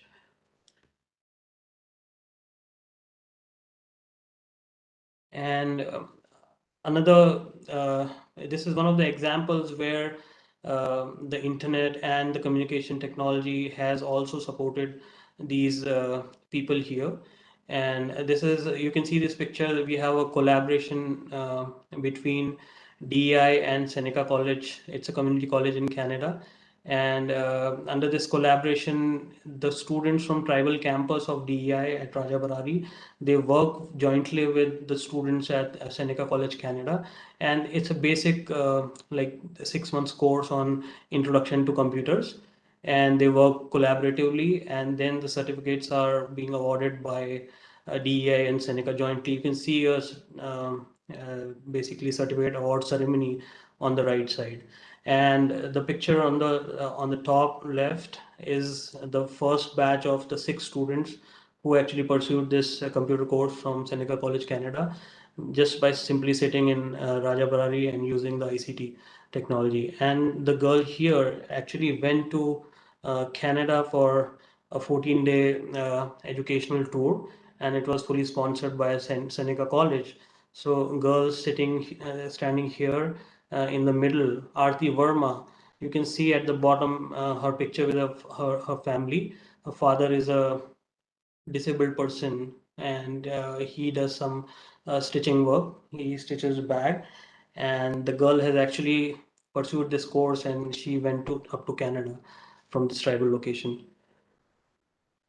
Another example of the exposure that has come to this tribal location because of the communication technology, internet, and everything. This is a workshop jointly organized by Principal Scientific Advisor's Office and DBT and Stanford University and DI, where people from Stanford University and DBT actually came here and organized a 3-day workshop in this tribal area on fold scope and frugal innovation. And similarly, the workshops organized by INSA and other big organizations in this tribal area. So the outcome is that the students and the youth is being transformed for a better tomorrow. You can see their families in 1990s and now their children in 2021. They're employed in all metropolitan cities, and even some of them have started their own companies. Same example of some alumni here. And then that was the contribution or the benefit that has come to the education section in this tribal area. And now from this communication technology, the benefit that has come in terms of healthcare services, you can see there is a hospital here, charitable hospital here, and which provides services to about 25,000 rural and tribal patients every year. And you can see that the Jugaad telemedicine services are being actually offered here. And this is also supported by Radhaswami Satsang Dialbag, a charitable organization. So every patient is getting free of cost treatment. The medicines are also free, the tests are free. And then the Dialbag Education Institute has provided the technological support for telemedicine and online healthcare facilities. On the right side, you can see people actually, there is a lady, and that ultrasound is being shown to the doctors at AIMS Delhi, and they are getting the medical treatment here using the technology. Then another contribution of this communication network is in terms of bringing the banking services to this area. So the nearest banking branch was about 35 kilometers away from village Rajabarari. So even a laborer who earns like 100 rupees or 200 rupees per day, he will have to spend at least 200 rupees on a bus fare or travel cost to be able to withdraw like 500 rupees from a bank. But now, because we had offered our wireless backhaul to the State Bank of India, they had opened a rural branch here. So people are actually getting benefit from this effort, and this is a very big win for this particular area. And then the skill development part, actually, for anything today, you need internet.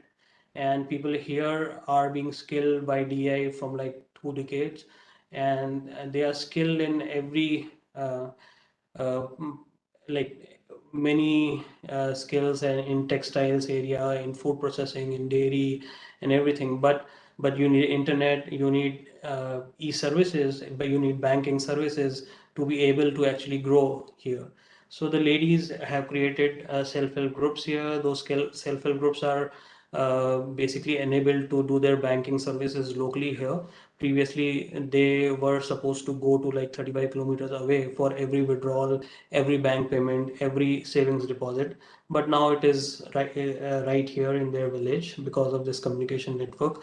You can see in this left-hand side picture that people in tribal area, the entrepreneur women, rural women, they're actually interacting with the UGC chairman through video conferencing from their village itself. And some of the initiatives, skilling initiatives that are being run here, Atma for apparel and toys manufacturing, and they are doing like, it's a group of like 70 women over like 7 SHGs, and they are producing articles worth 45 lakhs per annum. You can see soft toys and block printing and fabrics and all that things being done here. And then Adinam is an agriculture and dairy unit. It's a FSI registered unit. All self-help groups have their food and safety registrations. And you can see on the left-hand side the cream separator and a milk boiler and a bakery unit being run here. And because of all these things put together and the effort that is being done by here by the Albag Education Institute, we actually got the Vishwakarma Award in 2019 for basically income generation in efforts towards income generation in adopted villages.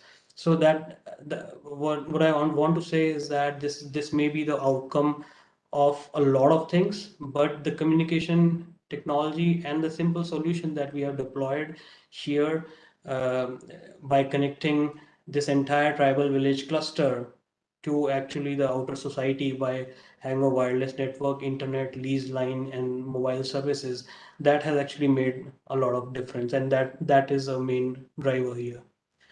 Thank you, everyone, and I'm open for any questions. that you may have. Thank you. Thank you so much, sir, for that truly remarkable presentation. And this was one of a really perfect example of how technology can really connect the rural community. The reception of this technology and this initiative you've already shown, and it was quite self-explanatory from the media coverage of all the impact that it has made. I just want to know what were the challenges that you faced initially when this was being put forward? So challenges, like I would say that it's a very, very brave thing that we did in 2014, because if you see geographically, it's a hilly terrain. It comes under the Satpura forest hill ranges. It's a dense forest area. There are problems related to electricity. There are problems related to voltage fluctuations. There are no power substations here. So there are no roads here. So it was very difficult to have this sort of vision that we can actually have a network, a wireless network in even this kind of difficult terrain. And there are teams who worked rigorously, because to establish a wireless connection, as I mentioned, the first repeater was like 40 kilometers away. So to have a point-to-point connection of 40-kilometer distance is a big thing. So theoretically, it is not easily possible, and you need very high-end devices. But we were able to do it, and I think it is truly remarkable, the team that has worked on this kind of solution, because geographically, the hilly terrain, the forest area, and power, water supply, road, there were like many problems here. And somehow, because of the good teamwork and a lot of dedication that has been put here, and I think it's a collaborative effort by the Albag Education Institute and Radhaswami Satsang, and which is a charitable organization. So a lot of teams have come together and pooled their resources, and that actually has made it possible. All right, thank you. And just one more question from my side. So while we can clearly see from the reception that lives have become much easier, simpler, right? In terms of societal changes, the changes in perception, changes in general in the tribal community, have you noticed any change in that in the societal perception? Absolutely. So as I mentioned earlier, that it's a cluster of 10 hamlets, but there are more neighboring hamlets here. And because we have been focused intensively on those 10 hamlets, the difference is very, very visible between these 10 hamlets and the neighboring hamlets. So there are 8 schools here which are being run by the Albag Education Institute. The quality of education, the quality of staff, the qualification of staff totally differs from the neighboring schools, where the schools are government schools. There are single teacher schools, number of single teacher schools, and there are basically schools running without electricity. There are schools running without power, and the schools here in this area have all the facilities that any urban school would have. So there is a lot of, I would say, change in terms of quality of education, quality of life. You can see clear visible difference between a resident of these 10 hamlets versus a resident of any neighboring hamlet. And in terms of women empowerment, I think it's a very, very significant change. And one of the things that I would like to mention, like last year, um, from last couple of years, we have been running programs in skill development in the area of textiles and manufacturing. And people here are who are trained at DEI are expert in textiles manufacturing. And what happened last year was that last year that the Madhya Pradesh government actually gave the contract of school uniforms for all the government schools to self-help groups, women self-help groups.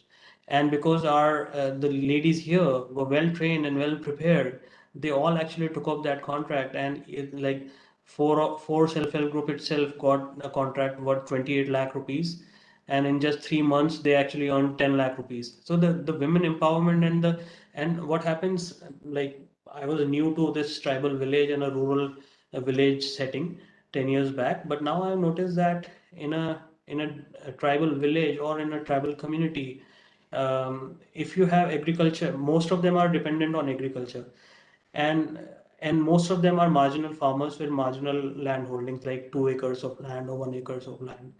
So if you have 2 acres of land and you take 3 crops in a year, you cannot save more than like 50,000 rupees in a year. And that is their primary source of income. And the women who have worked on these school uniform stitching contracts and other contracts and self-help group women, the highest earner has earned more than like 1 lakh rupees in 3 months. So it's a huge income addition to their family by a member who was actually not expected to earn. So the male members were actually expected to earn, and they are thought to be the income generator for the family. Now suddenly the women has also started contributing to their families. They have their own bank accounts. All the women are operating their bank accounts independently. Self-help group women are actually going to banks and doing the financial transaction. And the best part is that you can see that there are a lot of self-help group studies, and most of the self-help groups will have a default on their loans or the government support grants that they have got. But all the self-help groups that are functioning here, there is absolutely no default on their loan. They're absolutely clear on their loan. They are making timely repayments, and it's a big thing. So there is a big change in terms of quality of life, mindset, and orientations. A lot of people are going out and they are working in metro cities and good high-paying jobs also. So there is a big change, I think. Thank you. Thank you so much. Audience, you have any questions? I saw a raised hand, but I'm not able to see that right now. All right. Thank you again, Thank you so much. Mr. Deva Guptapu, for this wonderful performance and for all the insight that you provided to our questions. And that brings us to the end of this session. Thank you, all the presenters and participants who made this session very lively. I hope you enjoy the rest of the conference as well. So before we break for lunch, I will invite the co-chair of this session, Dr. Vivek Vijay, to give his concluding remarks and also briefly introduce the session chairs of the next session. Dr. Vijay. Thank you, Dr. Rajlakshmi. And really, I mean, we learned that rural education and skill development are two interlinked areas, and we have the problems, but at the same time, we have the solutions also. So it's only a matter of sharing of the problems and then discussing about them. This is what we believe. And when we start discussing, we'll definitely get solutions, be it social or technical, but somehow we'll get the solutions. The talks that are presented over here, they have given new insights to some of the problems, which are, is the name, I really like the name. So Vichar is a new idea, a very good idea, and also a good platform for those who have some spark insight. So it'll definitely attract the students of IIT Delhi community, and soon it'll become an example for other institutions as well. This will definitely provide an opportunity to all those students who have their ideas and they are ready to execute their ideas. Rural licensing is another good idea, and it will definitely help villagers. I thank the authors for presenting it, and definitely thanking the last presenter, Mr. Sumir, for presenting sustainable tribal development through rural communication network. It was a complete holistic idea of rural development, and Dayalbag is definitely doing great work. The case study is also a realization of difficulties at the ground level. Thank you, Mr. Samir. We hope that more and more people will join hands and will join these efforts through Vichar or through the sustainable development projects to help the last person of the society. I believe that each one of us owns 1 by 140 crore proportion of this country, with a strong belief that each one of us can take a step forward to transform our own proportion. I thank everyone who joined this particular session, and thanking Dr. Raj Lakshmi for chairing this particular session, and also requesting everyone to join us after this short break for lunch at 2:30. The session will be chaired by and coordinated by Drs. Meenu Chabra and Dr. Shobna, and that will give more insights to the rural environment. Thank you, everyone. Thank you, everyone. Have a nice day ahead.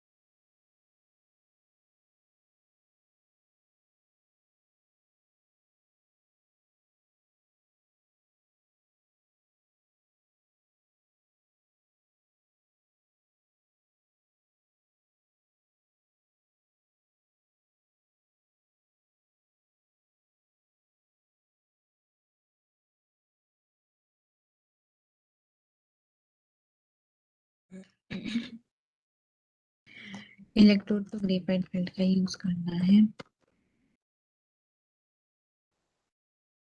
Method को लिखना है।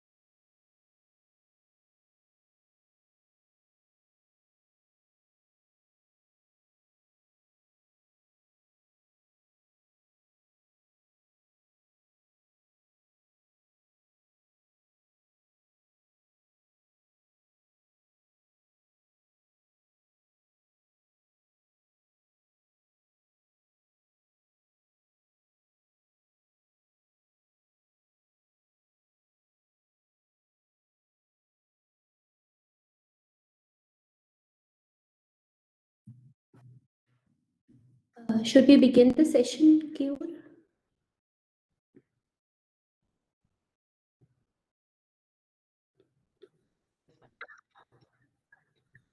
Okay.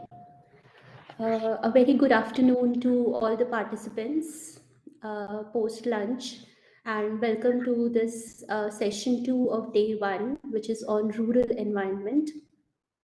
I am Meenu Chhabra, and I am an associate professor at the Department of Bioscience and Bioengineering at IIT Jodhpur.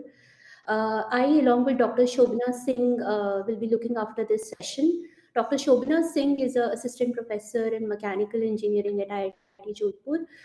Both of us will be here to look after this session. Talking about rural environment, so when we visualize our rural environment, our very beautiful rural environments, we can visualize lush green fields, you know, the hardworking, illustrious farmers who are working on the fields, irrespective of the extreme and harsh climatic conditions, you know, whether it is extremely high temperatures of 50 degrees C in Rajasthan, or very cold climates of Uttarakhand and other areas. Our farmers have been working hard in the rural areas.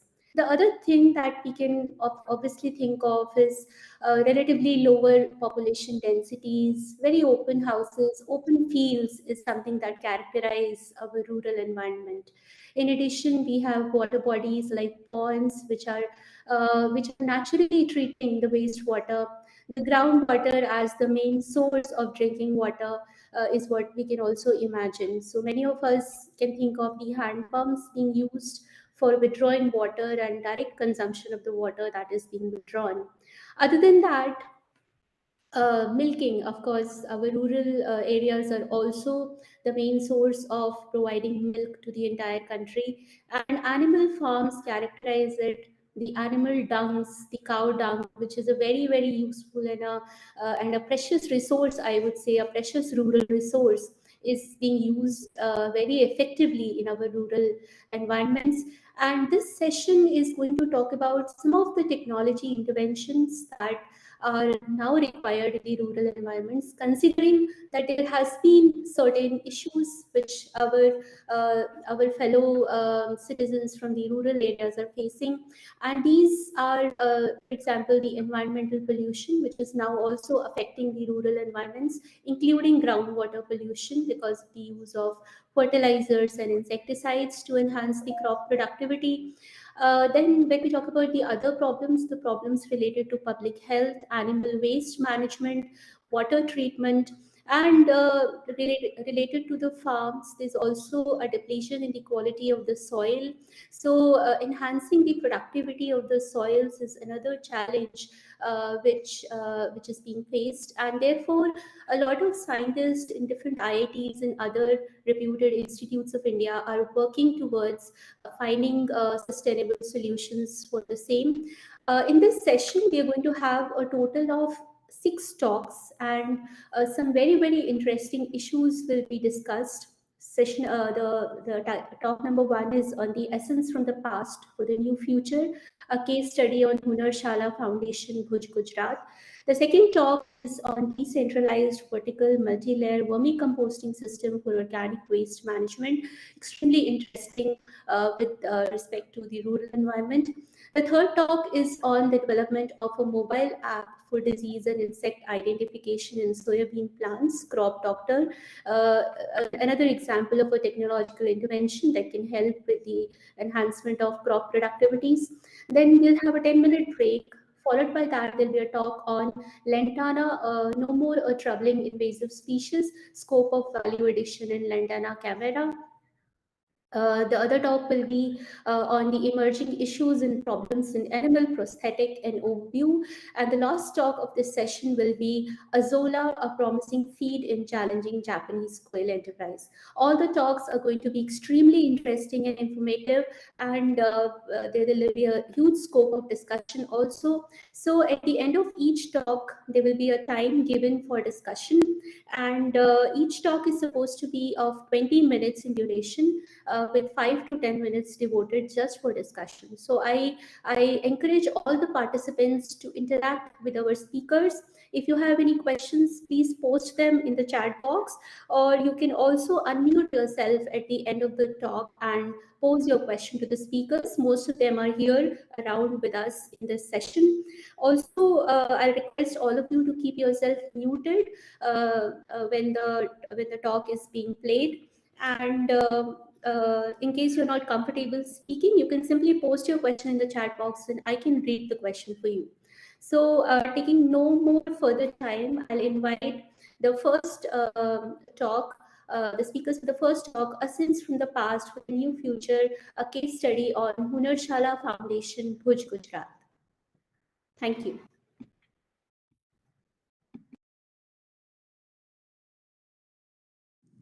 Respected dignitaries, participants and dear friends, myself Unni Mayabi, MTech Urban Planning student of NIT and author of paper number 16. And other authors are Ajay Balachandran, MTech Urban Planning student SVNIT, Dr. Chetan R. Patel, Assistant Professor, Civil Engineering Department SVNIT Surat, Dr. Krupesh A. Chauhan, Professor, Civil Engineering Department SVNIT Surat. First of all, I am thanking everyone for giving an opportunity for presenting this paper. Here we are starting. Essence from the Past for the New Future, a case study on Hunarshala Foundation, Bhuj, Gujarat. Hunarshala Foundation is an organization enrolled under the segment 25 of Organization Demonstration of India. It was set up after the Kutch earthquake in 2001 with an objective of restoring the viable biological system that adjusts out of the date information in current development. And the information about these advances is passed on to local artisans who further connect to the modern market. The basic area of work are community and artisans empowerment, both in rural and urban areas, and also focused on post-disaster rehabilitation and planning of Bhuj, Gujarat. What is the need of this study and why we are concerning about Hunarshala? Because we all know the essentiality of public participation in development of a region, and it should be understood and incorporated by need of native populations. As this development must be defined and structured to make the aspect of sustainability. Hunarshala Foundation effectively uses the underrated assets of traditional construction technologies along with the advanced technologies. So by assessing these things, we can understand and it will help to get an idea about implementation of sustainable practices and create a better socio-economic resilience.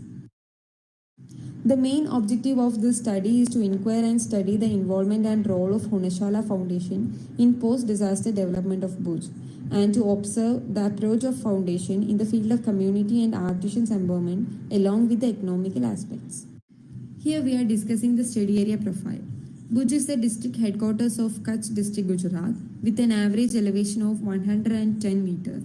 According to the census of 2011, the population of Bhuj is 230,514 and it consists 111,146 males and 102,368 females. The climate of the Bhuj typically varies from 53 Fahrenheit to 101 Fahrenheit. You may already know that on 2001, the Bhuj undergoes a tragedy, which was a massive earthquake with a measurement of 6.9 on the Richter scale. It affected 15 million people and estimated around $3.2 billion economic loss. The scope of the study consists the role of Hunarshala in post-earthquake development of Bhuj, strategies they are adopted for the sustainable construction, and the approaches towards community empowerment along with the economic balance. Now we can discuss about the role of Hunarshala in the Bhuj in different aspects. The first one is post-disaster rehabilitation aspect. In Bhuj, the main explanations behind the toll later the earthquake was the very narrow roads and the failure of the structures.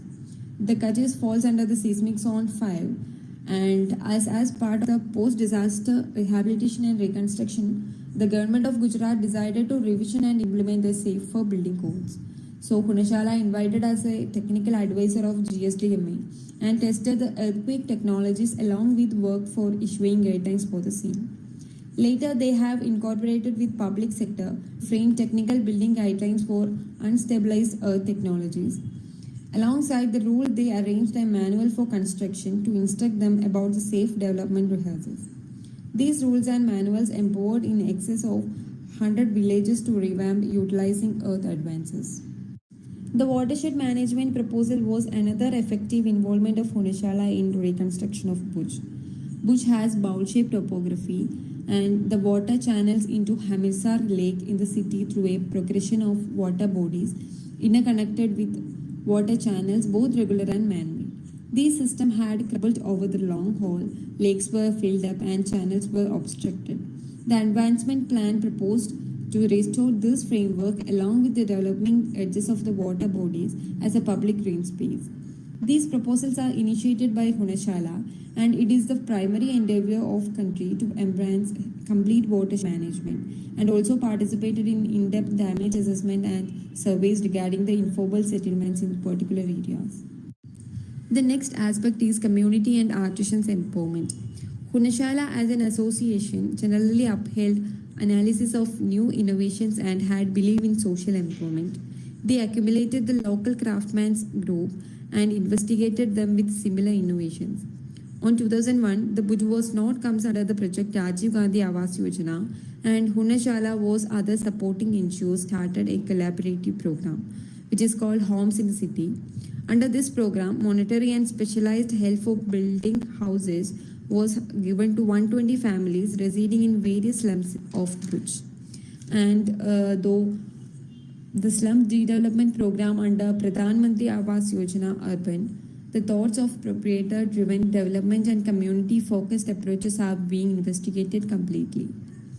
Hunashala has assembled an organization of craftsmen during its numerous recreation undertaking, and this has been continuous wellspring and ability as association has proceeded with work in the Kutch and other calamity areas also. They run a Karinga Shala to train the dropouts from conventional schools, and it helps to sustain their livelihood also. The association was also concerned about enormous use of building materials like steel and cement, and they promote the structures are being developed with construction materials like reused wood, Bachelor and rammed earth, etc. And they incorporated the techniques with the masonry domes, ACB blocks, etc. And which is reduce the material usage and completely blending with the environment. The remaining part of the presentation will carry out by the second author Ajay Balachandran. Over to Ajay. Thank you, Nimaya. I am Ajay, the second author of the paper, Essence from Past for the New Future, a case study on Hunashala Foundation, Bhuj, Gujarat. Now, the important element we can consider is the economical aspects.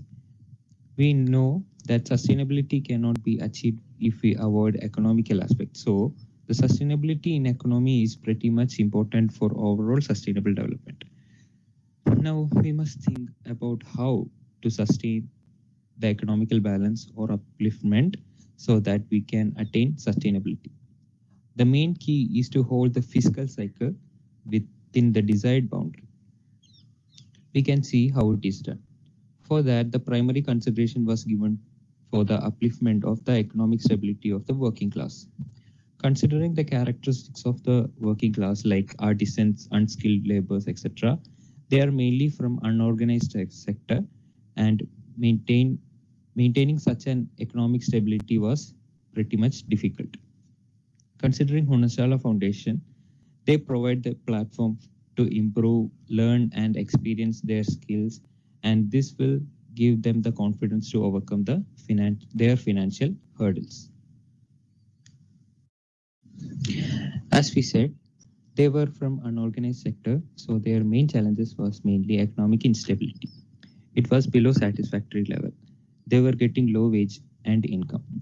The main reason for that was they were uneducated or undereducated. So they were not aware of the advancement in technologies, use of machineries, etc. They were having weak bond with financial institutions, and they were depending mostly on money lenders. Huge formalities and unaware of government loans or concession available to them made the condition worse. These all factors also made their bargaining power weak. To make it more worse, the consumers naturally shifted towards the advanced technology and materials for the construction purpose. Now we can see the interventions done by the Hunashala Foundation on these economical aspects. Hunashala promoted the use of local technologies, artisans, and materials, and this helped the workers to shift from unorganized to organized scenario with proper wages, education, skills, and technologies, and other aspects like loans, contracts, etc. They used locally available construction materials, which reduces the transportation cost and time, and this also reduced the carbon footprint of those materials. They promote decentralization work structure and given independency among organizations of the workers. Since the sustainable interventions and methodologies became success, along with the development of the Kutch, the investors started investing in the construction field. So this is how Hunashala played a key role in the upliftment of the local economy through social, environmental, and political aspects. Coming to the conclusion part, we have seen the involvement of Hunashala in the overall development of the Bhuj in different aspects, which is inevitable. They provide a scope and confidence to other organizations to take part in this process of development with maximum efficiency. They promoted artisans' workmanship without marginalizing them upon their caste, economy, etc., which also helped them to shift from unorganized to organized scenario. So we can say that Hunashala Foundation have been implementing the concepts of sustainability along their activities in majority of their aspects. These are the references, and thank you everyone for showing the patience for listening our presentation. Have a great day and great future ahead for everyone. Goodbye. Respected dignitaries. Thank you so much. It was a great presentation. I hope the speakers are around. So now is the time to have some discussion on the talk. So I request the audience, in case they have any questions for the speakers, they can please unmute yourself. They can unmute themselves and go ahead with their question.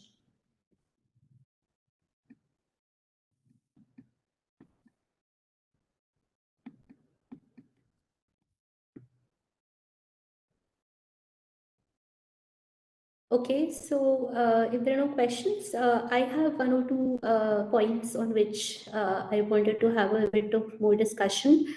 So Hunashala has been taking up, at Bhuj, Gujarat, has been taking up a very, very important aspect of that geography where Bhuj is located, the earthquake-prone region where construction of the buildings is extremely important.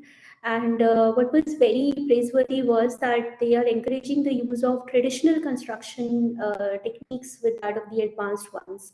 So I just wanted to know what are the traditional techniques, what are the traditional construction technologies that are being incorporated into the modern aspects. Can you shed some light on that?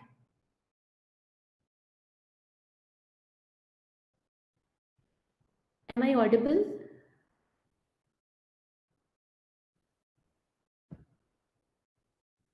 Ma'am, you are. So,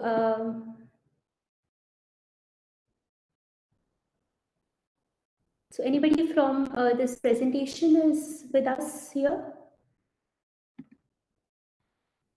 Unimaya B.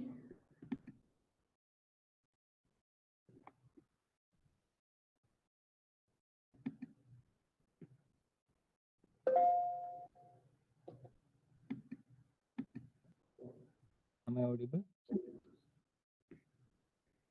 Yes, yes, you're audible. Yeah. Good afternoon. I am Ajay, the second author of this paper. Okay, yeah. Did you hear my question, or should I repeat that again? No, I heard the question. Like they used CSCB blocks like compressed, stabilized earthen blocks, like which are made from the locally available sand and rocks, and wattle and daub construction techniques, etc., were used for the construction methods mainly. Okay, okay, that's interesting. So I think there are no further questions. So also this is the time for the next talk. So now I'll request the next talk, which is on decentralized vertical multi-layer vermicomposting system for organic waste management. Kindly go ahead.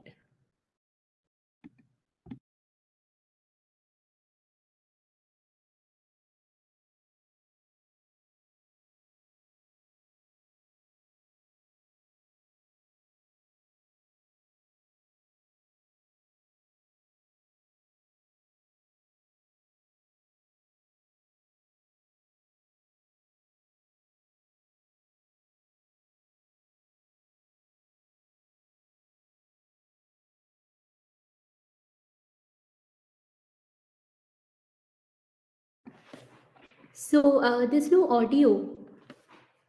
Okay.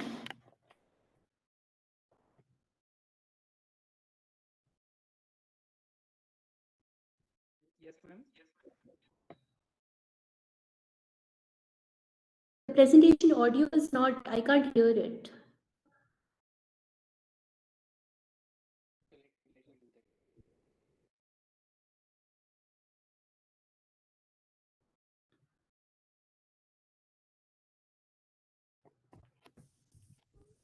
Sri Mata Vaishno Devi Saran Board, Katra, J&K. Sri Mata Vaishno Devi Saran is visited on. Good afternoon, everyone. I am Rajkumar Gupta, Senior Project Assistant, working in Rotag IIT Delhi. Topic of my presentation is decentralized vertical multi-layer vermicomposting system for organic waste management. The co-authors of this paper are Dr. Kalpana Arora, Professor Satyavati Sharma, Dr. Ketki Bapat, and Professor S.K. Saha.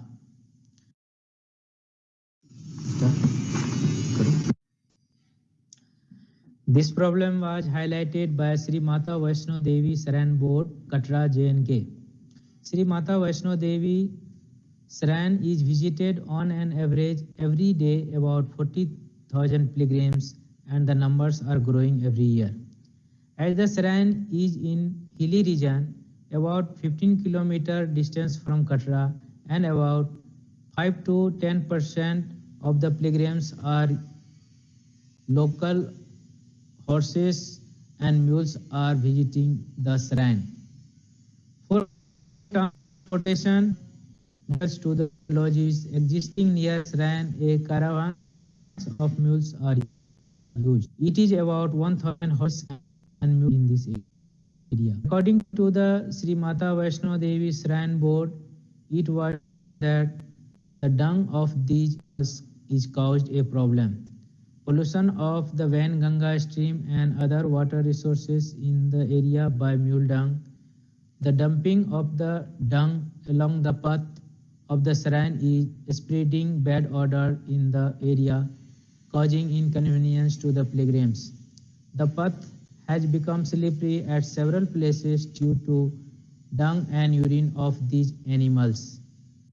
To tackle this problem, a vertical multi-layer composting has been designed. This is the CAD model. There are six chamber. This is 1, this is 2, 3, 4, 5, 6. And each chamber carried 3 numbers of composting crates and 1 movable trolley. There are total 18 number of composting crates are used in this whole unit, and minutes capacity about 40 kg of each tray. So total weight carried in one chamber about 120 kg, and whole unit manures capacity about 720 kg. This is the main frame. The main frame is fully detachable with the help of fasteners.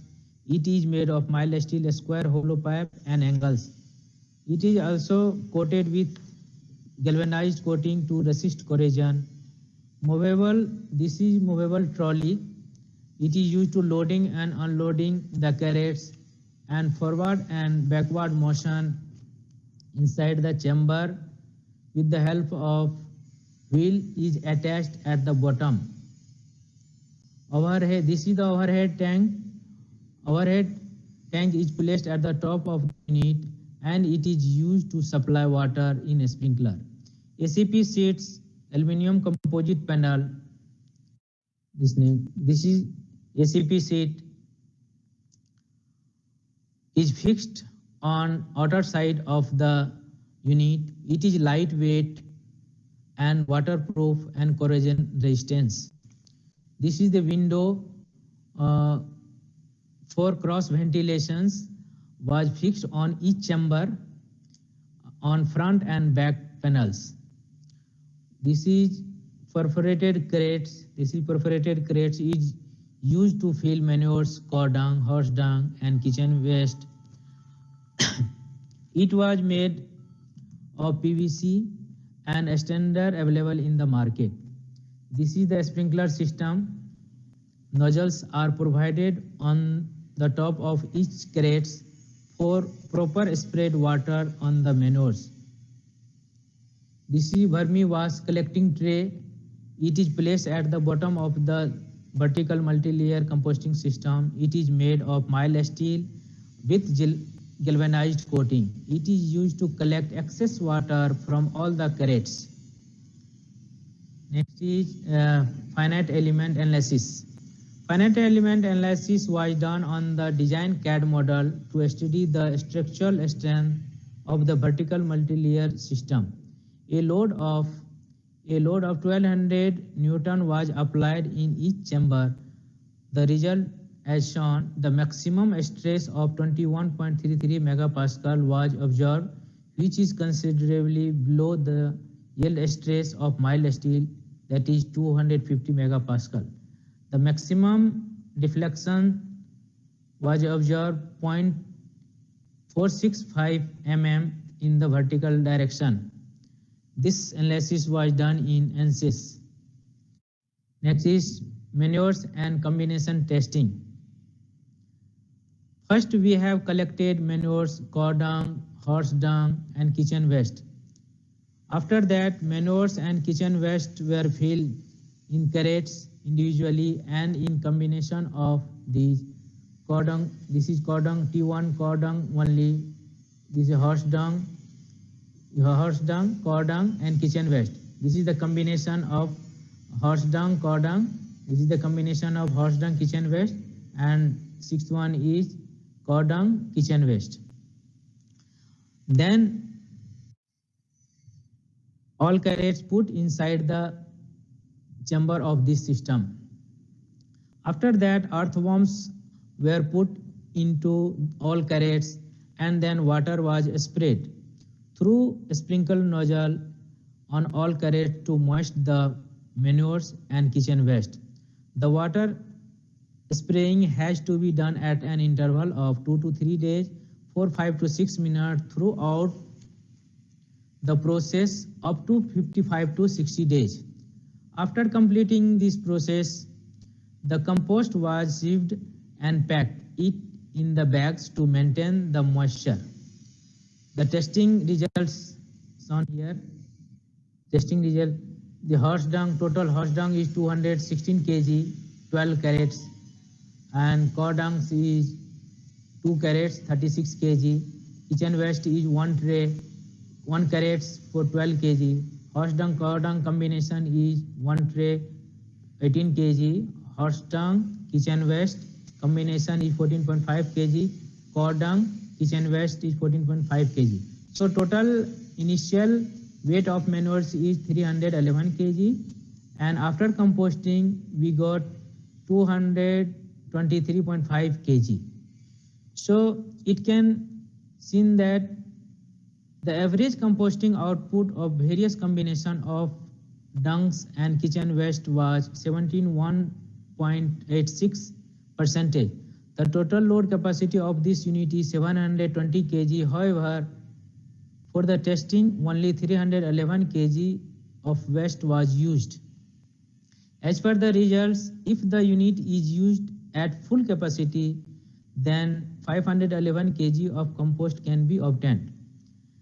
At the current market price, 25 rupees per kg, the user's benefit is approximately rupees 12,775 per cycle at an interval of 60 days of composting.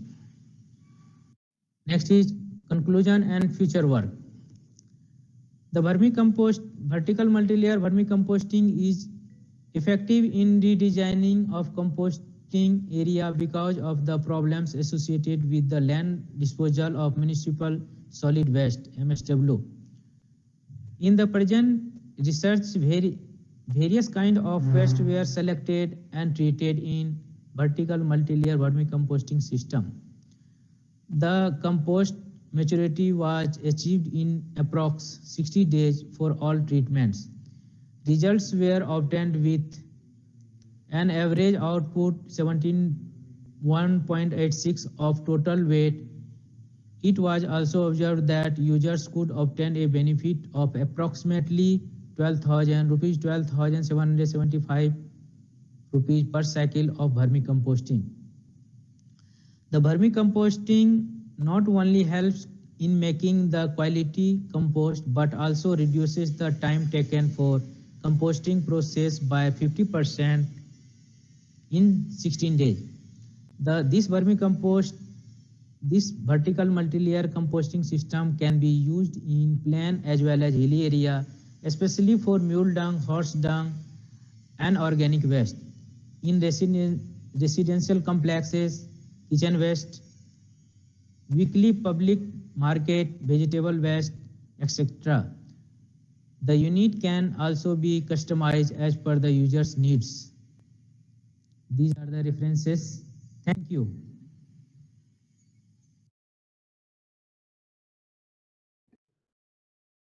Thank you, Rajkumar. A very interesting presentation on organic waste management. I now request the audience to ask questions if they have any.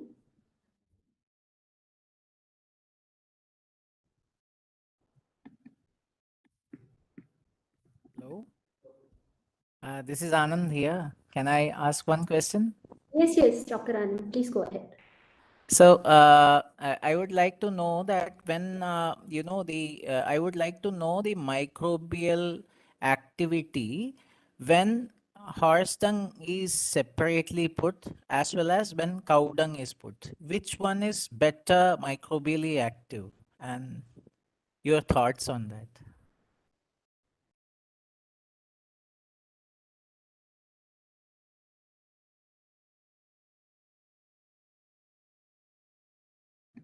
Rajkumar ji, are you around, or other authors of the presentation? Kalpana Arora, Dr. Satyavati Sharma.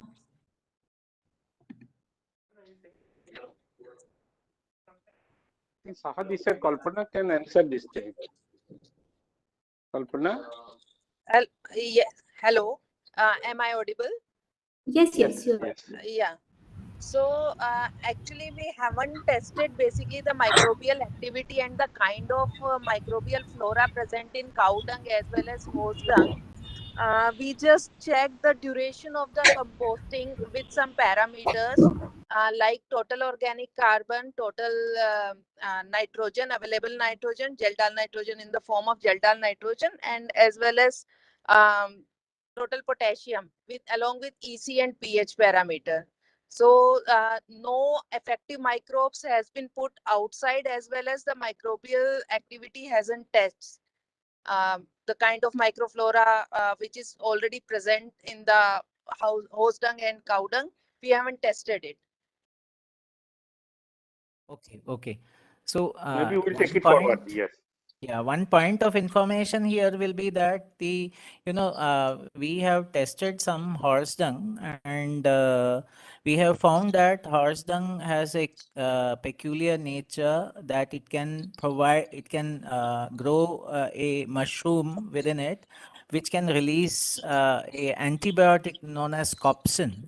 and that antibiotic has the ability to kill the bacteria. So it will be great if you can, confirm and test these things. We have not tested it, but this is what the thought process is. So you may take it up and, see if that happens. Hello. Hello. Okay. Satwati madam, she's another quarter, Professor Sharma. Oh, Sunil, you are able to. am I audible? Yes, Yes, ma'am. ma'am. Yes, ma'am. So Dr. Anand, good question, very nice suggestion also. Actually, under this work, present work, the emphasis was on, focus was on the development of multi-tier, vermicomposting unit. That is a mechanization of the system, right? So we have not done those kind of the studies, microbial and other things, of course. But it is very good suggestion. Then this mule waste or the dung is rich in that kind of particular microflora, mushroom fungi producing the antibiotic. Very good suggestion. I think the compost produced using this waste would benefit the farmers or the users further in protecting the plants from the diseases. It's a good suggestion. Thank you so much.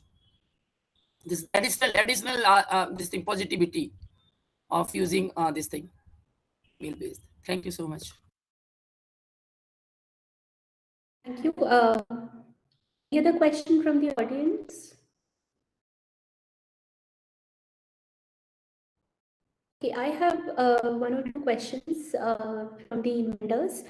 So I just wanted to know that what are the advantages of this vertical multi-layered composting system over the conventional horizontal ones, or the ones which are not multi-layered?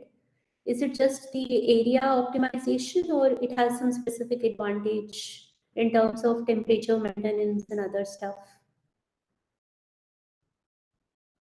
Kalpana, answer the Yeah, question. apart from apart from area, less requirement of area, the temperature, humidity, and other parameters can be optimized and can be controlled basically.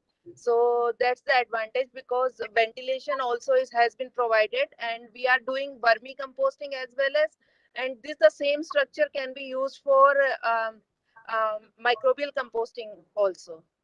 So there is no need of separate structure and infrastructure for vermicomposting as well as microbial composting separately. And the multiple kind of substrate can be used at the same time, because there are different carrots and can be used. Okay. So how is the temperature maintained? Humidity, I understand you've been sprinkling water on that. So is there a temperature static system that is provided with the machine? Not any temperature can be maintained only through ventilation and humidity, but not through any other physical means.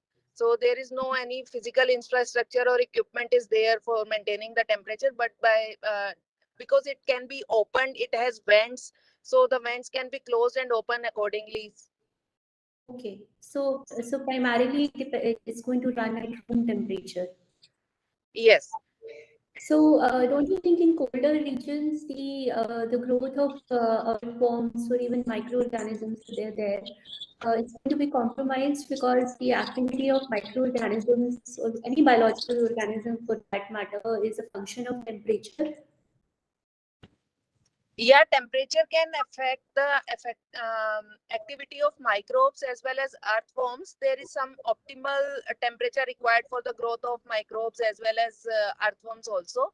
So, but the range is quite like, for example, if we say earthworms, so they can do well from 25 to 32, 33 degrees Celsius. So it's the range can be achieved within the within our unit.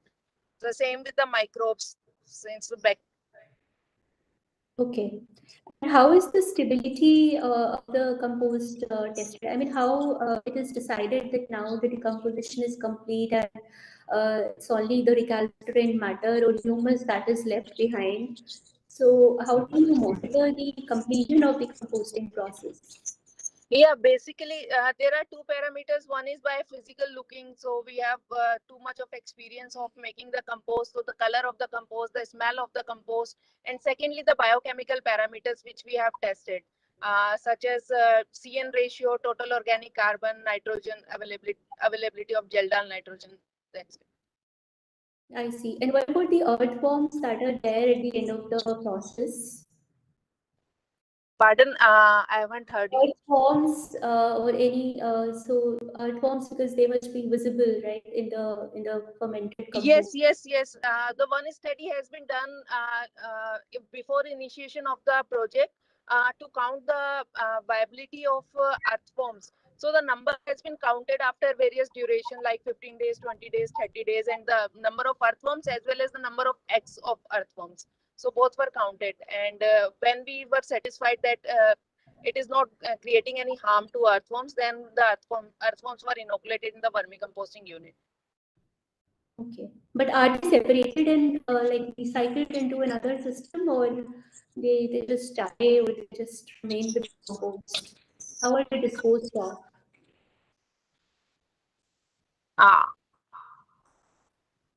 Can you repeat the question?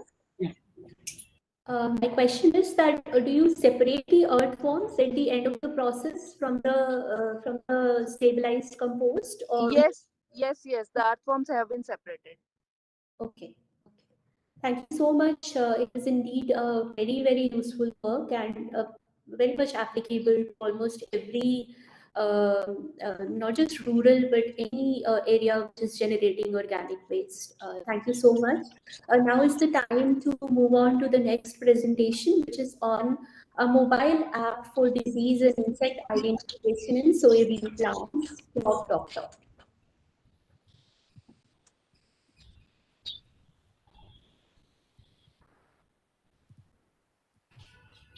Good evening, everyone. We are here to discuss the design and development of a mobile app for the disease and insect identification in soybean plants. We are the students of IIT Indore, and this app is developed in collaboration with the ICAR Soybean Institute, ISSR. I'll further discuss with you the workflow of the presentation. First of all, we'll meet the team, then we'll discuss the background and the action plan. Then there will be discussion on the data and the UI design implementation of the app. So here's the team. I myself, Parul Mogre, a student of computer science at IIT Indore, and my other two teammates are Pranjal Gadge from mechanical engineering and Niyati Totla from civil engineering. Dr. Aruna Tiwari, who is an associate professor at Department of Computer Science and Engineering at IIT Indore, Dr. Neha Bharil and Dr. Milind Ratna Parikhi are the co-supervisors of this project.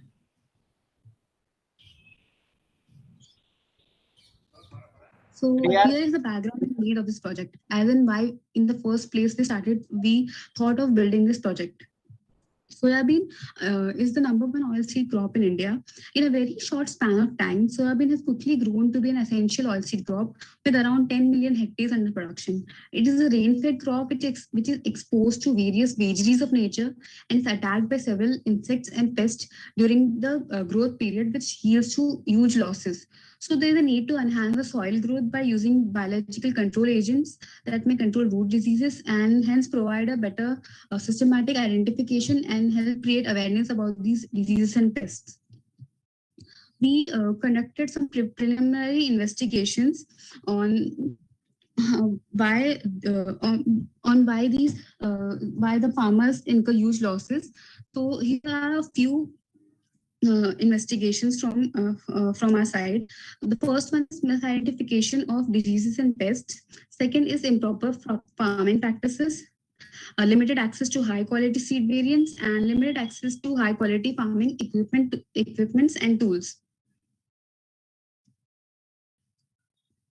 So here is the objective and action plan of this project. The project will be divided in 2 phases. The first phase 1 will include providing the farmers with a platform which will provide information regarding various diseases and ways to curb the spread of these diseases and pests among these crops. The phase 2 will focus on building an app that allows a farmer to upload the picture of the crop. Thereafter, the app will correctly identify the cause of the problem and provide suggestions on how to treat the ailment. So next part of the presentation will be carried on by Pranjal Gadge. Thank you, Parul. So the two stages of the data related to the data structure is the data accumulation and the data structuring. So in the data accumulation stage, that stage consisted of accumulating raw data, which comprised of weed management in soybean, management of the most important insects of soybean, and the major diseases that occur in the crop and its management. The data structuring phase consisted of formulating this data that we've accumulated and then zeroing in on the 5 most common diseases that occur in soybean, the 5 most common pests, insects, and weeds that occur in soybean. While zeroing down, we have these 5 pests and diseases that we'll consider in our app. So the first pest is the white grub, tobacco caterpillar, gram pod borer, green semi-looper, girdle beetle, and the 5 most common diseases are charcoal rot, anthracnose and pod blight, collar rot, yellow mosaic virus, and white fly, and rust. So the data specifications are as follows. So the data that we've considered has the following specifications. So the first is the weed management in soybean. So this has the following categories, that is the importance of weed management and important herbicides with the recommended quantities per hectares that a farmer could use to curb the weed that is growing on soybean. The second part is the pests and diseases. So in that, it is further divided into 4 categories. That is the overview of the diseases and pests, the prevention and cure for these said diseases and pests, images for reference so that the farmer can cross-verify and cross-reference these diseases with his crop. And then we have a list of herbicides and insecticides for a particular disease or pest. The last subcategory that we are going to focus on is the general practices that a farmer should use to curb any kind of weed or pests or diseases in his crop. So we'll now talk about our app and its proposed workflow. So first, we'll be giving an option to selecting the language of operation. So that will be English or Hindi. The next, we'll be focusing on selecting the area of interest. We'll further see in the UI what are the areas of interest. Now expanding the problem identification area of interest, we'll then have selecting the initial nature of damage from a drop-down menu. Then we'll select the stage of the crop. Then we have to select the part that is affected, whether it's the leaf or the stem. Then on the basis of all these parameters that the farmer has selected, we'll be displaying the potential disease and pest names that the crop might be infected by. If the farmer clicks on any of these diseases, then we'll be displaying a detailed information of the diseases, their prevention, cure, and some images for reference. The UI is going to be handled by Niyati Dotla. Thank you. So this is the proposed UI. As of now, we are supporting 2 languages, English and Hindi. If the user selects any of the language, the next step would be to select your area of interest, soil management, seed information, disease management, climate, soil, and new varieties of crop. If the person clicks on problem identification, then they will be prompted with the question, select the stage of the crop, whether it is nursery or field. On the basis of that, they'll be asked to select the part affected, whether leaf or stem. Then they'll be asked to select the initial nature of damage from a drop-down menu. On the basis of all of this is a loading slide for your reference. On the basis of the information selected and provided, the app will display what could be the possible diseases or pests that have resulted in this damage. It will give you some options. And when you click on any of these options, you will be further given information like different information about it, like what is it about. You will also have the option to see the prevention and cure, or further images for reference to cross-reference with what you've seen in real life. We have covered a variety of diseases and pests in this UI, and we plan to add more. And as you can see, these are the top diseases and pests that soybean crops are facing in India. So what are we planning to do further? We're planning to add matrix like soil requirement, use of organic manure, along with providing different information about different techniques that the farmers can inculcate in their in what they already practice, like different harrowing and sowing techniques, strategies to mitigate droughts and long dry spells. We also plan to provide information about seeds, the zone-wise recommended varieties, and what are the good practices like sowing time, the seed rate, etc. and climate resilient practices for both seed varieties and other general things. We also plan to introduce an ML model that will be used for identification of the diseases using different images and other media. And we plan to implement this using the OpenCV library. So if a person, if the farmer clicks a picture of the part that is affected, the app will do its analysis and generate the closest possible disease or pest that could have led to this damage. So that is what we're planning to do. Thank you for your attention. Goodbye.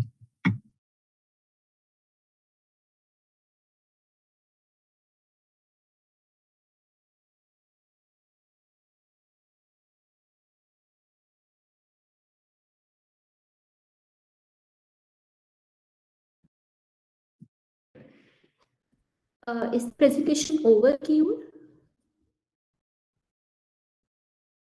Yes, ma'am. Okay.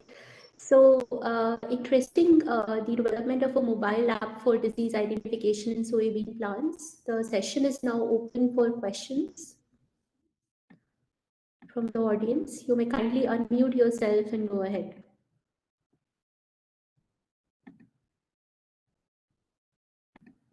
I have a question, how you are doing this identification thing? There are so many diseases. How you are identifying these certain diseases?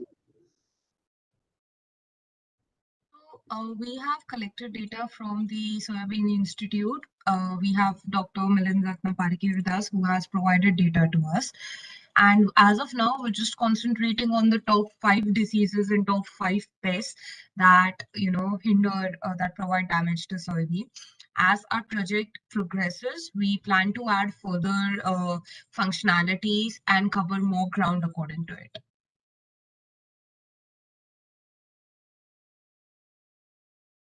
So all the images you are considering is available, all the diseases you are covering in your app is available in this database. Is As that of right? now, yes. And we will also discuss about building the database further if needed. So Dr. Milind Ratnaparike will be providing us with data from the field itself. Thank you.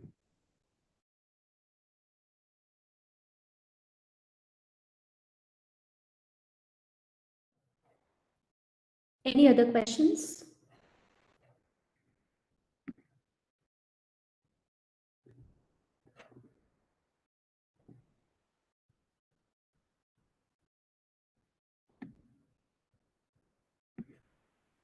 Okay, so I have a question for you.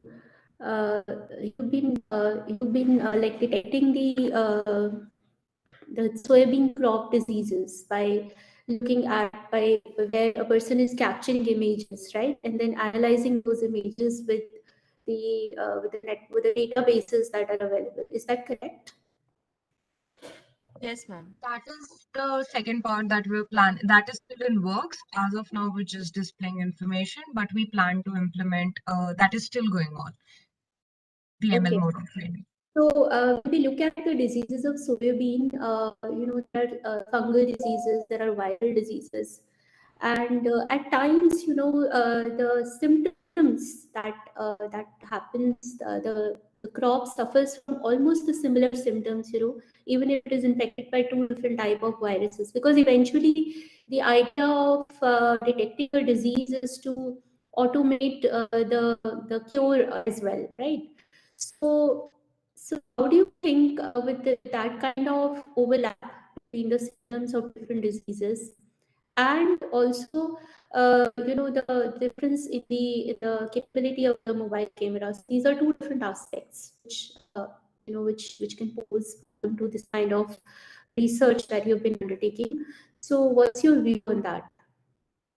Ma'am, so in the first phase, when we're just displaying the information, what we are planning to do is we can add more and more parameters that the farmer can select. So that will help us in distinguishing one disease from the other. So if 2 diseases affect the stem but are different in the initial nature of their damage, like maybe one causes yellowing of leaves and one doesn't. So we can have many diseases, and then we can figure out the point of difference in all of them, and then we can add all those parameters in the app so that it can help in identifying any disease and every disease well.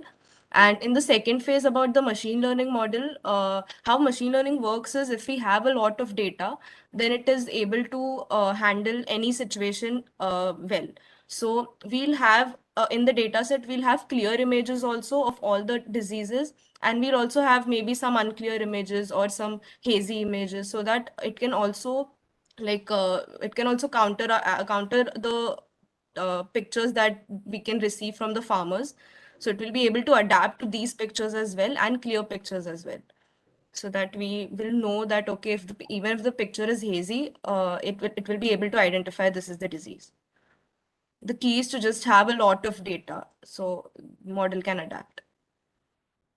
Okay, so one aspect that you have talked about is, of course, capturing the images. The other that you talked about was assessing several other parameters, right? Like the soil quality and other stuff.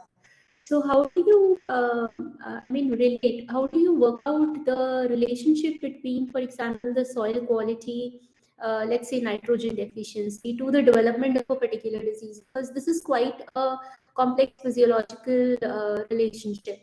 So do you have a model to model that relates these different parameters together and then judged by your app?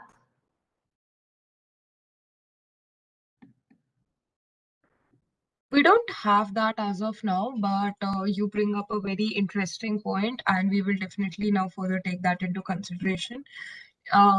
If Dr. Ratna Pariki is here, maybe he can also give some insights on how exactly we can go about implementing this. But ma'am, we'll definitely consider this. You bring up a very valid point.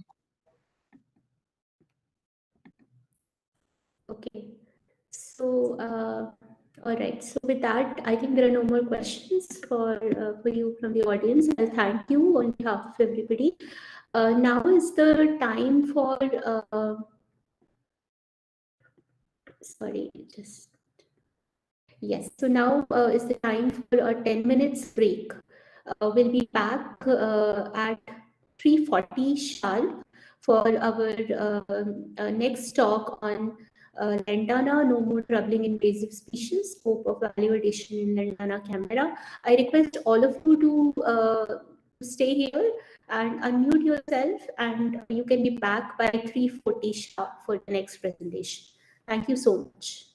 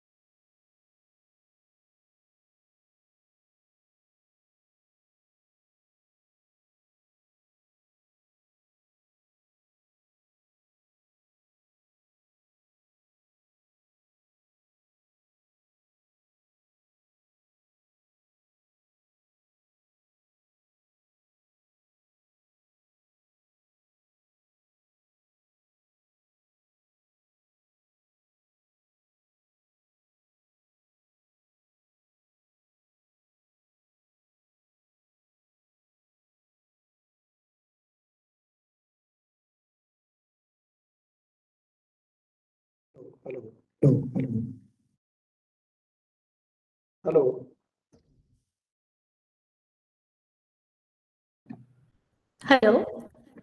Yes.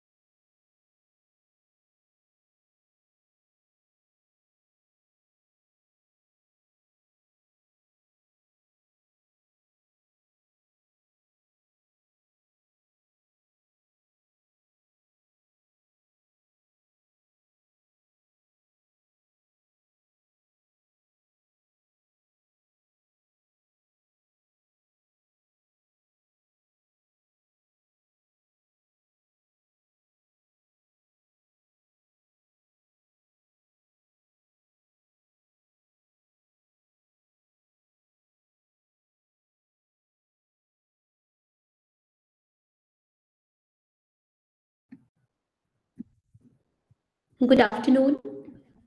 Welcome back the post-break session 2 on rural environment. We have a talk scheduled at 3:40 and the title of the talk is Lantana, No More a Troubling Invasive Species, Scope of Value Addition in Lantana Camera. The video may kindly be played.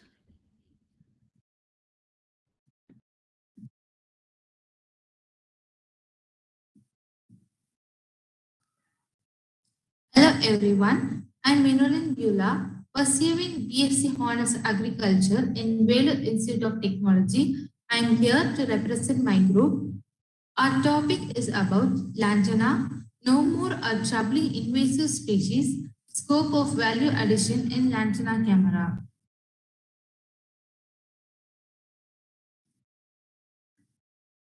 A species which grows aggressively over a large area is known as invasive species. In Indian agricultural scenario and in the rural areas are affected due to excessive growth of weeds. In India, there are more than 173 species of invasive weeds. Among these, Lantana camera is one of the most dangerous weed that spreads rapidly in tropical and subtropical regions of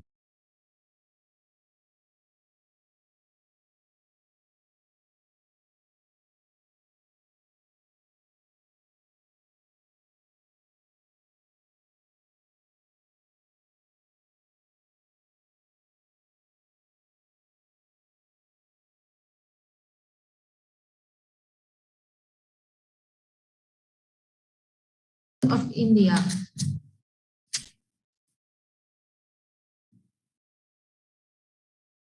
Hello everyone, I'm Minolan Bula, pursuing BSc Honors Agriculture in Velu Institute of Technology. I'm here to represent my group. Our topic is about Lantana, No More a Troubling Invasive Species, Scope of Value Addition in Lantana Camera.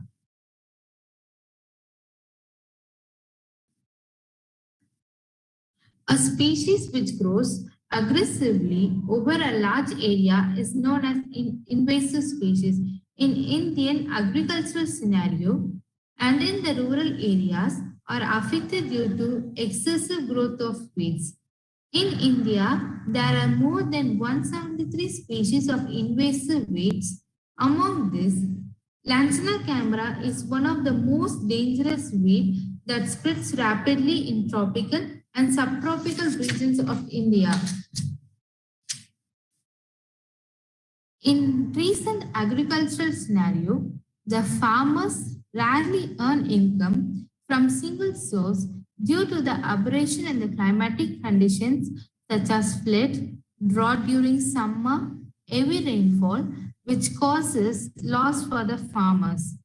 So this value addition of lantana camera leads to an additional source of income for the farmers, which help them to meet the daily needs of the family.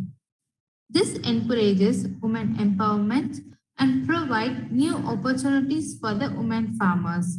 Women are trained by certain schemes that are available in India. Our study is to explore different dimensions of value addition that can be done in lantana camera to improve the livelihood of the rural people. Lantana camera was first introduced as an ornamental plant and later, due to the fast reproduction and rapid spread, it invaded most of the open areas, roadsides, agricultural lands, forest areas, etc. This affected the growth of native crops and also the nutrient cycle of the soil gets affected. Initially, on our research about lantana camera, we visited a village in Padavede in Javada Hills, where the tribal peoples located in this area started to use lantana for building wall of houses with the use of mud. Later, they joined as a group and started to make furnitures and sell them. In that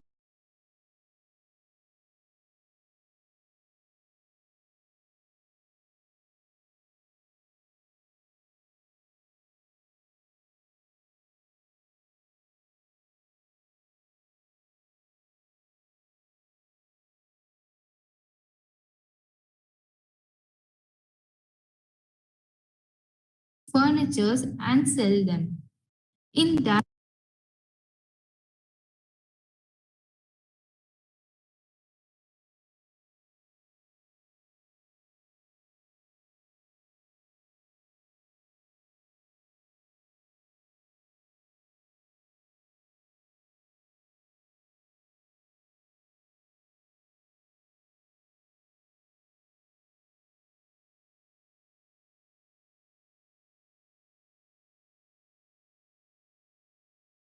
group and started to make in that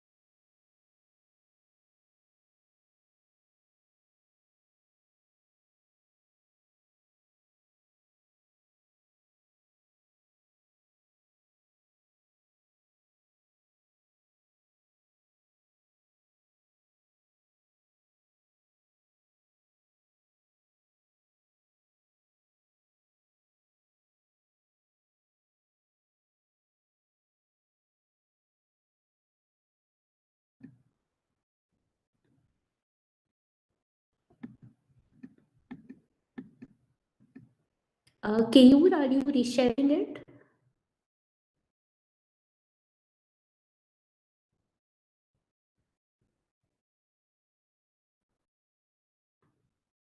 Am I audible?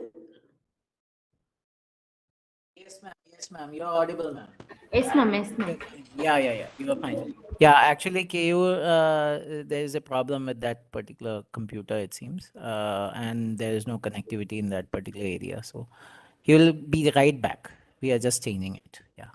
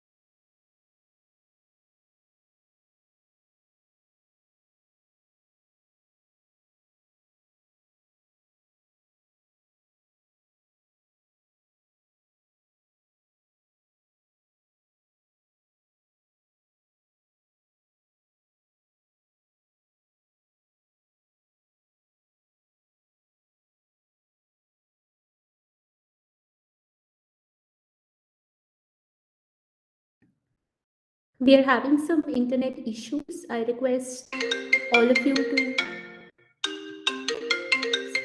stay online. We'll be back in few minutes.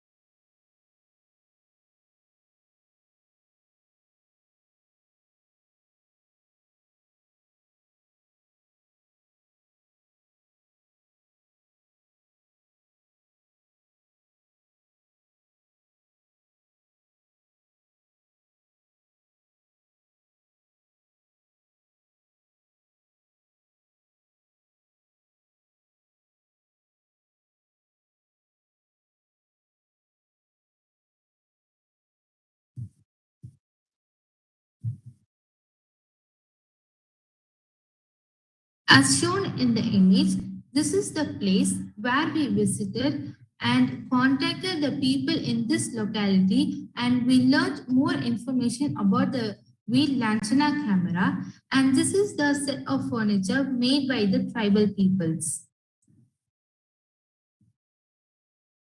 And even more researches about lanchana camera were done, where the lanchana camera oil is used for herbal medicines. The twigs and stems are used for cooking and heating, and they also act as a raw material for paper materials.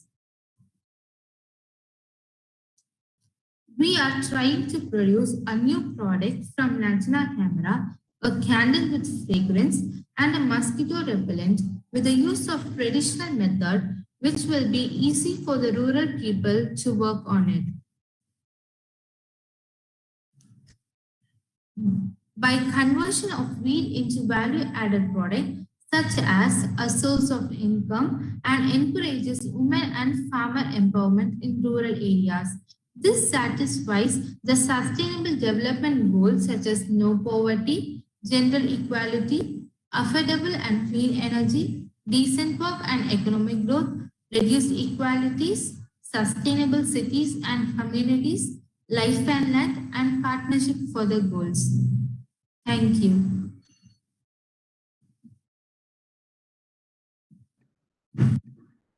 Thank you. The presentation has been interesting. The session is now open for questions.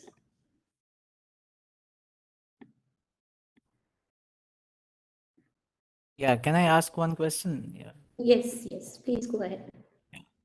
Were there no experiments in this particular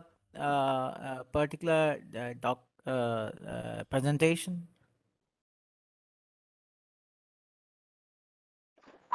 Actually, there are various works done on this lantana camera.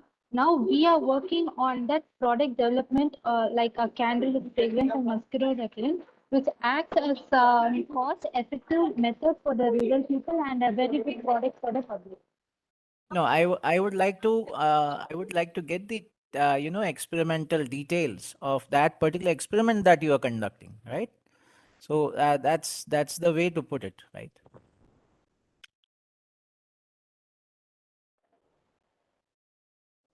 Can you elaborate on those details? Sure, but now we are working on it. I'll say the details which we have done till now. So to extract the fragrance from the flask, we are going with the traditional oil soak method, through which we can extract the fragrance of that lantana flask into the oil, which can be mixed with the wax in the ratio of 1:3 by double boiling method. So, and we have a reference that the lantana leaf smoke act as a mosquito repellent to kill the larvae and even the mosquitoes. So we are going to add that lantana leaf dried powder in that candle mix.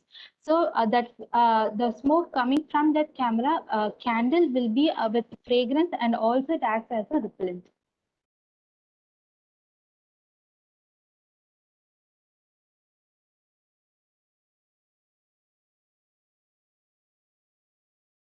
What type of experiments will be performed for, understanding that whether there is a good mosquito repellent nature for this particular extract that is coming out of lantana camera? Initially, we'll try to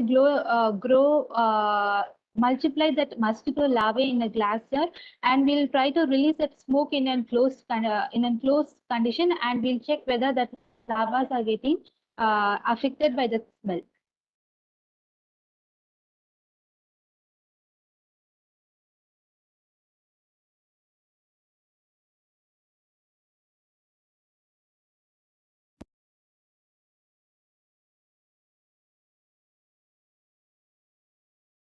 So have you studied the microstructure of lantana camera? Can you tell something about it? Actually, we didn't go deep into that, since we have, as an agriculture student, we are seeing it as a weed. So we are trying to form a product, or how can we control that lantana weed. So we didn't go much deeply into the biological data. At an outer coverage, we are trying to make how we can be controlling that weed in the Indian condition, and how can we make it more profitable for the people.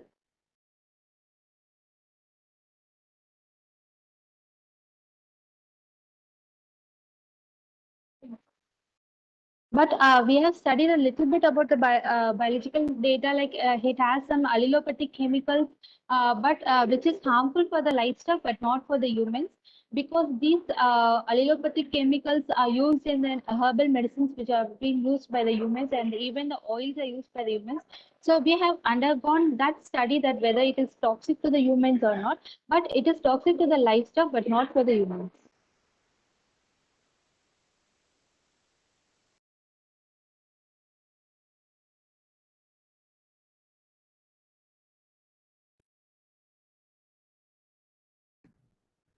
Okay, so any other question from audience?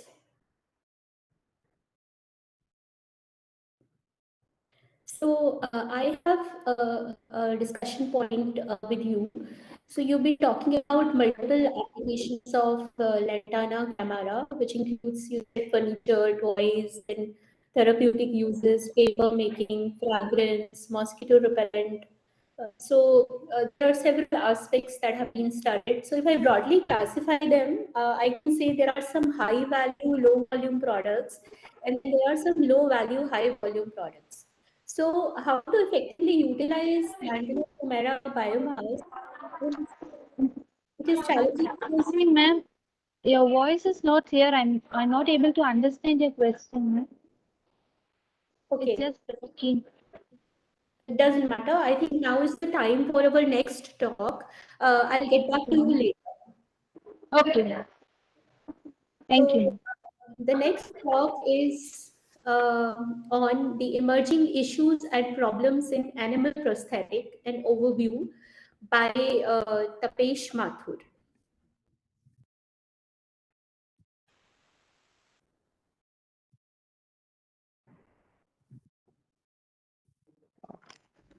आप सभी को धन्यवाद कि मुझे इतना time दिया है। मैं मेरा प्रेजेंटेशन बाइलिंगुअल लैंग्वेज के अंदर देना चाह रहा हूँ, अगर आप सबकी परमिशन हो तो।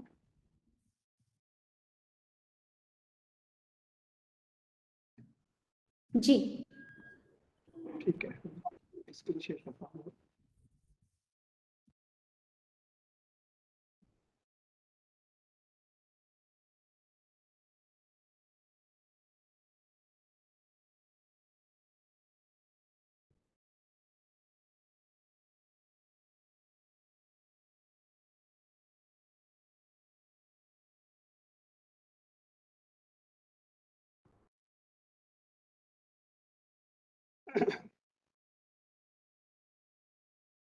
हम जितने भी स्ट्रीट एनिमल्स हम सबकी बातें करते हैं, बहुत सारे इस तरह के इंसिडेंट्स देखे जाते हैं जिनमें रोड एक्सीडेंट होते हैं या कोई भी इस तरह के एनकाउंटर्स होते हैं स्ट्रीट एनिमल्स के साथ में, जिनकी बढ़ती हुई संख्या हम सबको बहुत प्रभावित करती है। गवर्नमेंट लेवल पे भी कई सारे इस डायरेक्शन में काम हो रहे हैं। स्ट्रीट एनिमल्स को पर्टिकुलर काउ जो होती है उनके लिए काफ़ी डिपार्टमेंट भी काम कर रहे हैं। तो इसके लिए जो प्रॉब्लम है, प्रॉब्लम को सॉल्व करने के लिए काफ़ी काम तो हैं, लेकिन बेसिकली जो इसके कारण डिसेबिलिटी एनिमल्स में डेवलप होती है उस एरिया में बहुत कम काम होते हैं। तो एनिमल प्रोस्थेटिक एक न्यू कंपोनेंट है इन वेटनरी साइंस के अंदर। ह्यूमन के अंदर तो प्रोस्थेटिक बहुत कॉमन है और वो काफ़ी लंबे समय से काम भी कर रहा है। 1917 से 17वीं शताब्दी से वो काम चल रहा है। तो सबसे पहले तो ये जो हम प्रॉब्लम की बात करते हैं स्ट्रीट एनिमल्स का, हम देखें जब भी रोड साइड के अंदर एनिमल्स की पॉपुलेशन मेन रोड पे बैठे रहते हैं, कुछ स्ट्रीट्स में रहते हैं, कुछ हिट्स होते हैं व्हीकल्स के कारण में, तो पर्टिकुलरली जो उनकी लॉन्ग बोन्स होते हैं, फोल्डिंग या हाइंड लिम्ब की हम बात करें, उनमें फ्रैक्चर्स सबसे ज़्यादा होते हैं, हैवी वेट होता है एनिमल्स का, जिसके कारण उनमें वुंड हीलिंग के अंदर, फ्रैक्चर हीलिंग के अंदर बहुत ज़्यादा प्रॉब्लम्स होती है। तो इस प्रॉब्लम को सॉल्व करने के लिए वेटनरी साइंस के अंदर काफ़ी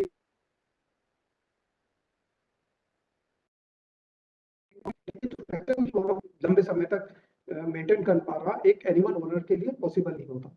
इसलिए मोर देन 90% जो फ्रैक्चर के केसेस होते हैं लॉन्ग बोन के अंदर वो सिपर फ्रैक्चर कंपाउंड फ्रैक्चर के अंदर कन्वर्ट हो जाते हैं और कंपाउंड फ्रैक्चर की स्टेज आ जाती है कि एनिमल की लाइफ को सर्वाइव करने के लिए, एनिमल को जीवित रखने के लिए हमें वो एम्पुटेशन करना पड़ता है।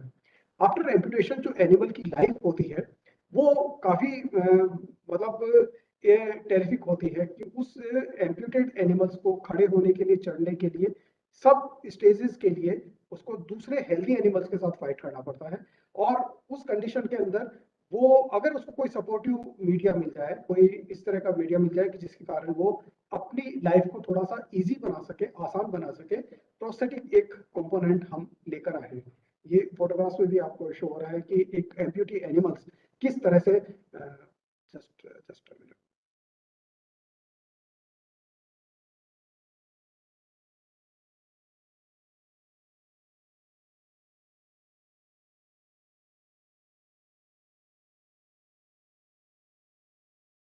एक एम्प्यूटी एनिमल को किस तरह से हर स्टेज पर स्ट्रगल करना पड़ता है। ये एक काफ आप देख रखे हो जिसके हाइंड लिम्ब के अंदर प्रॉब्लम है। ये आप इसकी मदर को देख सकते हो, मदर के फोर लिम्ब के अंदर प्रॉब्लम्स है। तो इनको अपने चारे पानी के लिए, नॉर्मल फीड एंड फाउडर के लिए भी हर स्टेज के अंदर स्ट्रगल करना पड़ता है। इसको ओवरकम करने के लिए हमने प्रोस्थेटिक कंपोनेंट हम लेकर आए थे, हमने बनाया है। ये प्रोस्थेटिक का एक आउटले है जो अलग अलग कैटेगरी के अंदर बनता है। ये फोर लिम्ब का है, इसकी आगे अपन वीडियो भी देखेंगे। जनरली प्रोस्थेटिक की हम बात करते हैं उसके अंदर कुछ हमें मेजरमेंट लेने पड़ते हैं। ह्यूमन के साथ में ये होता है कि ह्यूमन तो खुद आपकी लैब तक आ जाता है, लेकिन एनिमल प्रोस्थेटिक की हम बात करते हैं तो वो ईच एनिमल के पास में आपको हर गांव, हर ढाणी के अंदर आपको पहुंचना पड़ता है, क्योंकि एक एनिमल को लेकर आना आपकी लैब तक पॉसिबल नहीं होता। तो उस स्टेज तक पहुंचने के लिए टाइम कंज्यूमिंग रहता है और जो मनी का भी एक बड़ा फैक्टर रहता है। और जो हम प्रोस्थेटिक बनाते हैं, जो प्रोस्थेटिक हम अप्रोच एनिमल्स के लेकर आए हैं, उसके साथ भी कंडीशन रहती है कि वो लो कॉस्ट का हो, इजीली अवेलेबल मटेरियल हो और इजीली एक फार्मर उसको रूरल एरिया के अंदर भी उसको मेंटेन कर सके। तो ये प्रोस्थेटिक के अंदर सबसे बड़ी एनिमल प्रोस्थेटिक के अंदर एक लिमिटेशन रहती है। हमारा ऑब्जर्वेशन जो हमने देखा है कि जो रोड एक्सीडेंट के साथ में होते हैं, एनिमल एम्पुटेड होते हैं, अभी तक हम मोर देन 160 एनिमल्स को, एम्पुटेड एनिमल्स को हम प्रोस्थेटिक लिम्ब प्रोवाइड करवा चुके हैं। कृष्णा प्रोस्थेटिक लिम्ब हमने उसका नाम रखा है। प्रोस्थेटिक से एक तो उस एनिमल की मोबिलिटी उसकी मेंटेन होती है, साथ ही जो अनप्रोडक्टिव एनिमल्स हैं उनको भी एक लाइफ अपना स्पेंड करने का एक सहारा मिल जाता है। साथ ही जो इलीट एनिमल्स हैं या जो हाईली प्रोडक्टिव एनिमल्स हैं, चाहे वो फीमेल हो, हाईली प्रोड्यूसिंग मिल्क के जो फीमेल एनिमल्स हो, काउस हो, या जो ब्रीडेबल जिसकी वैल्यू काफी ज्यादा हो, मेल एनिमल हो, चाहे उसका सीमन या आर्टिफिशियल इंसेमिनेशन के लिए यूज लेने वाला हो, वो हम उनको भी प्रोस्थेटिक के बहाने, प्रोस्थेटिक के सहारे हम उनको एक लाइफ स्पैन बढ़ा सकते हैं ताकि हम ज्यादा से ज्यादा उससे प्रोडक्शन प्राप्त कर सकें। हमारा ऑब्जर्वेशन जो रहा है कि हम फोर लिम्ब और हाइंड लिम्ब दोनों में प्रोस्थेटिक को यूज कर सकते हैं। फोर लिम्ब में अगर below and above elbow joint, जो उसका अगला पैर का जो घुटना होता है उससे ऊपर और नीचे अगर प्रोस्थेटिक है तो हम उसमें लगा सकते हैं।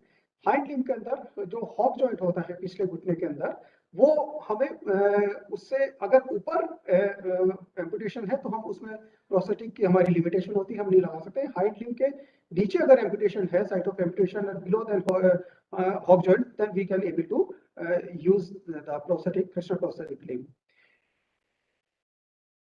हमारा ऑब्जर्वेशन है कि ये भी देखा गया है कि जो फंक्शनल सक्सेस हमें ज्यादा मिली है वो फ्रेशली एम्पुटेटेड केस में ज्यादा मिली है, यंग एनिमल्स के अंदर ज्यादा मिली है, बनस्पत उन एनिमल्स में जिनकी एज ज्यादा हो गई या जिनकी जो प्रोस्थेटिक लगाने के लिए हमें एम्पुटेशन हो गया, काफी लंबा टाइम हो गया, तो प्रोस्थेटिक के साथ उनकी एक्सेप्टेबिलिटी काफी कम देखी गई है।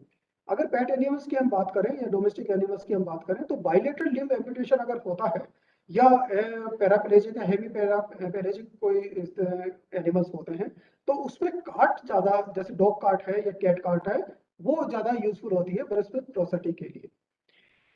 कुछ लिमिटेशन होती है, जैसे पुअर एनिमल मैनेजमेंट की हम बात करें, एनिमल मैनेजमेंट अगर पुअर है, प्रॉपर केयर नहीं हो रही है एनिमल्स की, या एनिमल्स का जो बिहेवियर है वो ज़्यादा एग्रेसिव है।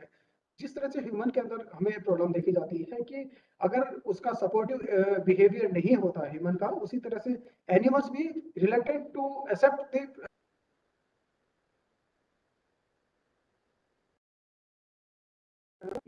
उसको इजीली एक्सेप्ट नहीं करता। One most another thing, body weight of animal is also a major hindrance in animal prosthetic, क्योंकि हमें बहुत वेरिएशन मिल रहा है। हमें 1 kg की कैट से लेकर 300-400 का एनिमल मिलता है, तो इतने वेरिएशन के अंदर प्रोस्थेटिक को बनाना और उसे एनिमल की बॉडी के साथ एडजस्ट करना एक बहुत बड़ा चैलेंज है, एक बहुत बड़ा प्रॉब्लम है।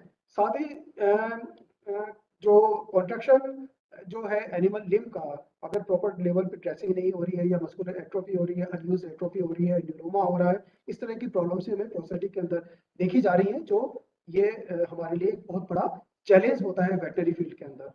आपने कई सारे मटेरियल्स यूज किए थे, सिंपल पीवीसी पाइप से लेकर एसडीपी पाइप हमने लिया, पॉलीप्रोपाइलिन पीपी शीट्स जो होती हैं वो हमने ली, इथाइलिन शीट ली, पॉलीप्रोपाइलिन पॉलीइथाइलिन कॉम्बिनेशन 80-20 कॉम्बिनेशन लिया।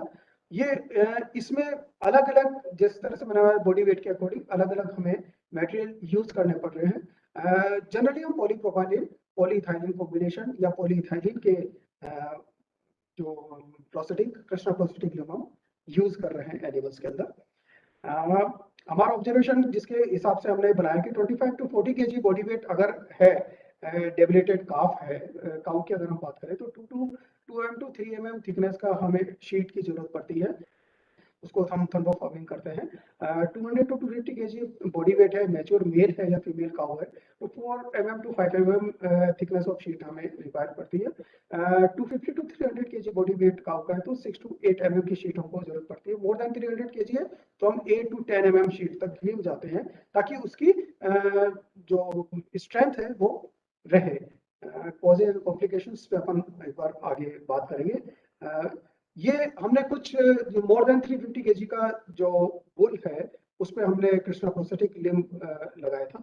इसको मैं थोड़ा सा फास्ट फॉरवर्ड करके दिखाता हूँ, जिसमें काफी बढ़िया यूज रहा, जो स्टेप्स चढ़ने के लिए भी काफी काम में आया। ये हमारा प्रिमिटिव था, इसके बाद हम काफी एडवांसमेंट भी इसमें कर चुके हैं।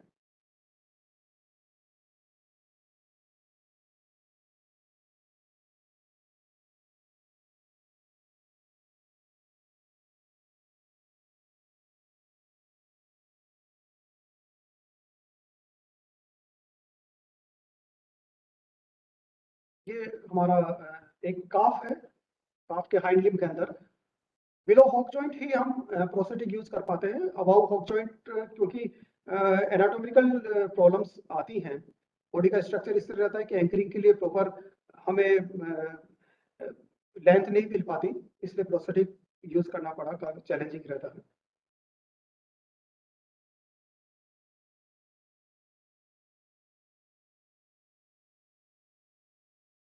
जो इमर्जिंग इश्यूज और प्रॉब्लम एनिमल प्रोस्थेटिक के अंदर हमें कई एस्पेक्ट पे आ रही है। प्रॉब्लम्स विद पेशेंट किस तरह का है, प्रॉब्लम विद एम्प्यूटी स्टम्प किस तरह का है, अगर एम्पुटेशन सही साइड पे सही तरीके से किया हुआ है तो उसका बहुत अच्छा प्रोस्थेटिक बनता है।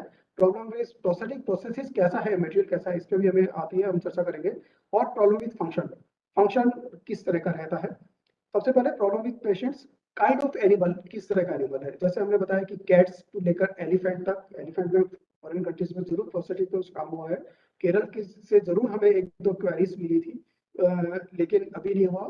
कैमल पे जरूर हम प्रोस्थेटिक पे काम कर रहे हैं। हो सकता है कि विद इन अ वीक हम इंडिया का फर्स्ट और शायद वर्ल्ड का फर्स्ट कैमल का प्रोस्थेटिक बना सके, जोधपुर के अंदर ही होने वाला है ये। एज हम ले चुके हैं, काफी उस पर एडवांसमेंट हो चुका है।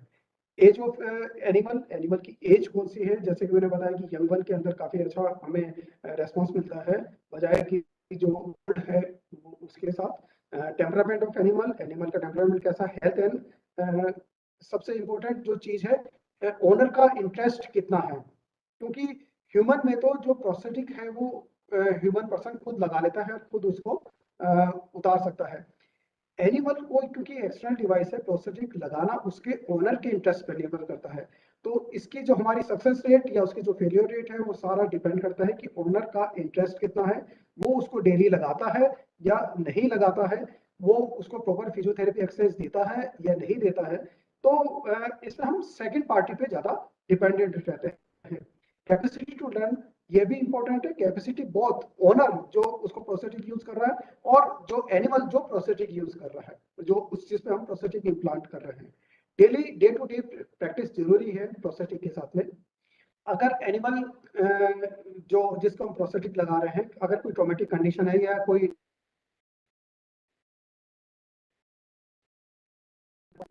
प्रोस्थेटिक पे जाए, पेन इन सिस्टम जैसे कि बनाया था कि central and peripheral nervous system अगर इन्वॉल्व रहता है, लोकलाइज न्यूरोमा होता है, सेंसेशन अगर डेवलप होता है, तो एनिमल प्रोस्थेटिक को जनरली एक्सेप्ट नहीं करता। इसलिए जब हम सर्जरी एम्पुटेशन सर्जरी करते हैं तो हमें इस एस्पेक्ट पे भी ध्यान रखना होता है। अगर ओवर यूज हो रहा है प्रोस्थेटिक, अगर हम ओवर यूज कर रहे हैं तो ischaemic pain and excessive tolerance, अगर ज्यादा एक्सेसिव हम उसको ले रहे हैं, प्रॉपर पैडिंग नहीं है, स्किन की क्वालिटी, अगर कोई डायबिटिक एनिमल है तो हमें उस पार्ट पे भी उसको ध्यान रखना पड़ता है। तो ये हमें प्रॉब्लम के साथ, पेशेंट के साथ में ये प्रॉब्लम्स आती हैं।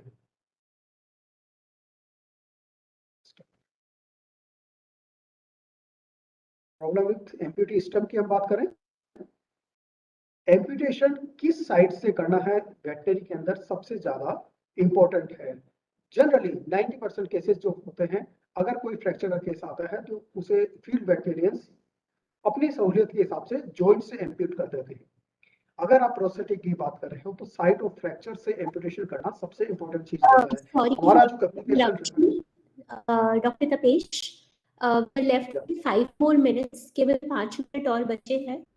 आप इसी में अपनी मैं जल्दी समाप्त करने की कोशिश करता हूँ। तो site of amputation, site of amputation काफी इंपॉर्टेंट पोर्शन रहता है कि साइट ऑफ फ्रैक्चर से अगर हम एम्प्यूटेशन करेंगे तो उसका हमें स्टंप लेंथ ज्यादा अच्छी मिलेगी और हम उसमें अच्छी तरीके का प्रोस्थेटिक करेंगे। जो वुंड है उसकी क्वालिटी कैसी है, वुंड की क्वालिटी, उसको क्योंकि हील होने के अंदर हमें एक लंबा टाइम मिलता है, वो 2 मंथ से 3 मंथ हो सकता है। तो उसमें बैंडेज किस प्रकार से हो रही है वो भी है। अगर बैंडेज हम ज्यादा प्रेशर से कर रहे हैं तो स्किन का जो कॉन्ट्रैक्शन है वो ज्यादा हो जाता है, जो लिगामेंट होता है उसका कॉन्ट्रैक्शन ज्यादा होता है, तो वो भी एक प्रॉब्लम करता है। अगर प्रॉपर वे में एम्प्यूटेशन नहीं हुआ तो फैंटम सेंसेशन और पेन हमें लगातार रहता है, तो प्रोस्थेटिक उसमें अच्छी क्वालिटी का नहीं बनता। प्रॉब्लम इस प्रोसेस की हम बात करें तो सबसे पहले तो मटेरियल हमें जो है वो हमें देखना पड़ेगा कि जो हमारे पास अवेलेबल मटेरियल है वो प्रोस्थेटिक के लिए यूजफुल है कि नहीं है। जो हमारे सामने चैलेंज आ रहे हैं, जो मैं एंड में भी आपके साथ डिस्कस करना चाहूंगा, कि अगर हमें लो प्राइस के अंदर और अच्छी क्वालिटी का और अच्छी स्ट्रेंथ का मटेरियल मिले तो हम अच्छी क्वालिटी का प्रोस्थेटिक बना सकते हैं। कार्बन फाइबर अवेलेबल है, हमें अब पॉलीप्रोपाइलिन पॉलीथाइलिन काम में ले रहे हैं। कार्बन फाइबर क्योंकि कॉस्ट ज्यादा होती है, एनिमल्स के साथ में यह कॉस्ट फैक्टर ही सबसे ज्यादा इंपॉर्टेंट है, क्योंकि अगर एनिमल डिसेबल हो गया, चाहे वो 1 लाख का एनिमल है, उसकी कॉस्ट 500 रुपीज रह जाती है। और अगर आप उसको 10,000 या मोर 20,000 का प्रोस्थेटिक अवेलेबल कराओगे तो नो बॉडी बेयर इट, कोई भी उसको यूज करना नहीं चाहेगा। तो हमारा जो प्रयास रहता है कि हम उसको अच्छी क्वालिटी का और लो प्राइस के अंदर इजीली अवेलेबल मटेरियल के साथ उसको प्रोस्थेटिक बना के दे सके। प्रॉब्लम विद फंक्शन का सबसे इंपॉर्टेंट रोल है कि एनिमल का जो इंटरेस्ट कितना रहता है। एनिमल क्योंकि डेली उसको लगाना, डेली उतारना होता है। एनिमल प्रोस्थेटिक हम ज्यादा 4 to 5 आवर्स तक लगाते हैं, उसके बाद हम उसको रिमूव करना पड़ेगा। एनिमल का जो हमने प्रोस्थेटिक बनाया है वो शॉर्ट लेंथ का बना है या लॉन्ग लेंथ का बना हुआ है, क्योंकि नॉर्मल गेट एनालिसिस हम ह्यूमन बीइंग के साथ कर सकते हैं, एनिमल्स के साथ में क्योंकि वो क्वालिटी हम मेंटेन करने में या वो स्टडी करने के अंदर अभी हम सक्षम नहीं हो पाए हैं। अगर प्रोस्थेटिक टू लॉन्ग बनेगा तो वो मिड लाइन से उसका डेविएशन होगा, अगर टू शॉर्ट बनेगा तो वो इनर साइड के अंदर जाएगा, मिड लाइन की तरफ ज्यादा रहेगा। तो ये हम एबडक्शन और एडक्शन के से हम देख सकते हैं कि उसकी लेंथ कैसे जा रही है, उसको पेन कैसे हो रहा है। इसमें से प्रोस्थेटिक प्रॉब्लम्स भी रहती है, अगर अलाइनमेंट प्रॉपर नहीं है, उसका प्रॉपर हमने वेट डिस्ट्रीब्यूशन नहीं किया है, प्रॉपर जो हमने जो प्रोस्थेटिक का स्टंप जो बनाया है वो अगर हमने बॉडी के जो बॉडी प्रोमिनेंस है उसके अकॉर्डिंग नहीं बनाया है तो भी हमें प्रोस्थेटिक के साथ में प्रॉब्लम आती है। जो मैं डिस्कस करना चाह रहा था कि हमको सर्च करना होगा कि light weight and strong material के साथ एनिमल प्रोस्थेटिक बनाए। ऐसे कौन कौन से मटेरियल्स हो सकते हैं जो भी अवेलेबल हो या जो हम अवेलेबल करा सकते हैं वेटनरी फील्ड के अनुसार। और जो सबसे इंपॉर्टेंट चीज हमारे साथ में आ रही है, हम केवल अभी मोनोलिम का बना पा रहे हैं, एनिमल जॉइंट हम अभी नहीं बना पाए हैं। ह्यूमन के अंदर जो जॉइंट्स बनते हैं वो नॉट मोर देन 35 डिग्री वो स्क्वीज हो सकते हैं, एबडक्शन नहीं रह सकता उसके अंदर।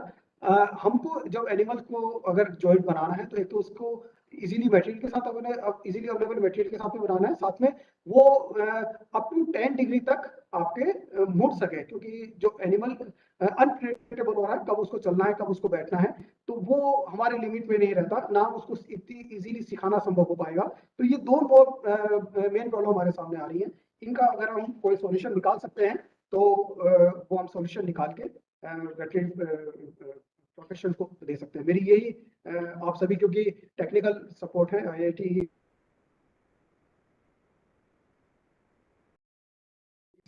बहुत बड़ा एक अचीवमेंट है। Thanks. Any questions? Thank you. Very interesting and very relevant topic. We are running short of time, so we can take up one or two small questions. And if you have more questions, you can get in touch with Dr. Mathur at a later stage. So questions, please.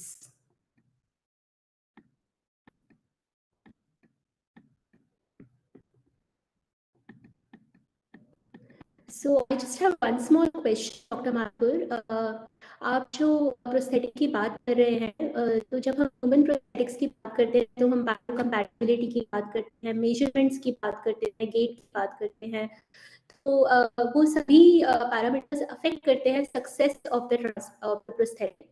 So in case of animals, how are these things taken care of? I mean, the biocompatibility or the exact fit. So it's not exactly a lock and key kind of a thing. It's a fit that provides flexibility as well as balance as well as comfort to the animal. So all the three together. How do we analyze that? So this is just out of curiosity. I'm not an expert in the area, but how do we check all these parameters simultaneously to judge the implant success? देखिए, थोड़ा सा variation रहा तो मैं पूरा नहीं सुन पाया। मुझे लग रहा है कि शायद आप प्रोस्थेटिक में जो मेजरमेंट की बात जो कर रहे हैं, एक्चुअल में दूसरी प्रॉब्लम्स और भी इसमें साथ में रहती है। तो ये है कि ह्यूमंस के अंदर तो जो आप इनर लेयर बनाते हैं, क्योंकि स्किन का एब्रेजन काफी रहता है, तो उसमें हम इथाफ्लेक्स यूज करते हैं सपोर्टिव फॉर्मिंग मटेरियल्स के लिए, है ना। तो वो एनिमल्स के साथ में क्योंकि लगाना इजीली नहीं रहता, तो हम उसको उसके प्रोस्थेटिक के साथ ही उसको फिक्स करते हैं। मेजरमेंट की जो बात रहती है, तो मेजरमेंट वाला जो पोर्शन है वो हमको ही ऑन द साइड जाके लेकर आना पड़ता है। हालांकि कोविड के अंदर हमने कुछ चेंज किया, हमने व्हाट्सएप फोन पे लेकर उनको मटेरियल के साथ में पहले मटेरियल की लिस्ट भेजते हैं, फिर व्हाट्सएप फोन पे how to take a measurement वो हम उसको सिखा देते हैं, और फिर वो हमको मोल्ड बना के POP का मोल्ड बना के हमको भेज देते हैं। हम नेगेटिव मोल्ड से पॉजिटिव मोल्ड बना के वापस उनको भेज देते हैं, क्योंकि it's not possible to travel in interior area of Hyderabad और इन केरल, और क्योंकि लगभग 18 स्टेट के अंदर हमें लगातार इस तरह के कम्युनिकेशंस मिलते रहते हैं, तो वो काफी डिफिकल्ट होता है। और जहाँ भी पॉसिबल होता है वहां तो हम जाके मेजरमेंट ले ही लेते हैं, और मेजरमेंट का प्रोसेस सेम रहता है जिस तरह से ह्यूमन बीइंग रहता है, वही रहता है। बॉडी प्रोमिनेंस पे हमें बॉडी सेंसेशन को देखना है, और जहाँ पे मस्कुलर पोर्शन है वहाँ पे हमको उसी तरह से वेट देना है, वो लगभग सेम रहता है। Thank you so much. Now is the time for our last session of this last talk of this session. Before the plenary talk, that is Azola, promising feat in challenging Japanese scale enterprise. So the video may kindly be played now.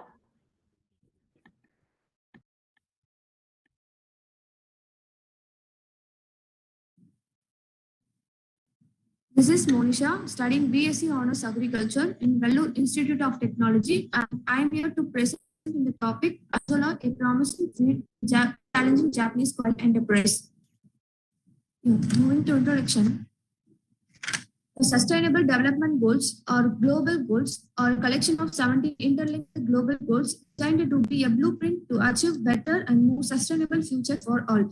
The Sustainable Development Goals were set up in the year 2015 by the United Nations General Assembly and are intended to be achieved by the year 2030, in which the sustainable production is a key aspect. For sustainable production, integration of which agriculture and allied sectors need for. With regard to this, poultry enterprise is always a trending scope. Poultry is one of the fast growing segment of India's agriculture industry with the annual growth rate of over 6%. In the poultry, nearly 80% of the world's meat production in poultry sector comes from chicken itself, and the remaining 10% only contributed by other birds. But nowadays, most of the poultry farmers prefer to do quail farm because of its year maturity, and whole farm it produces a sustainable income. And there are many species in quails, but Japanese quail is dominating among other species because of its resistant capacity and better growth performance.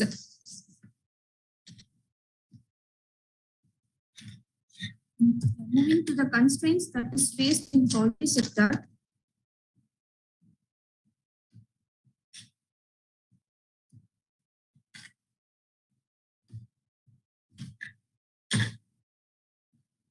Yeah.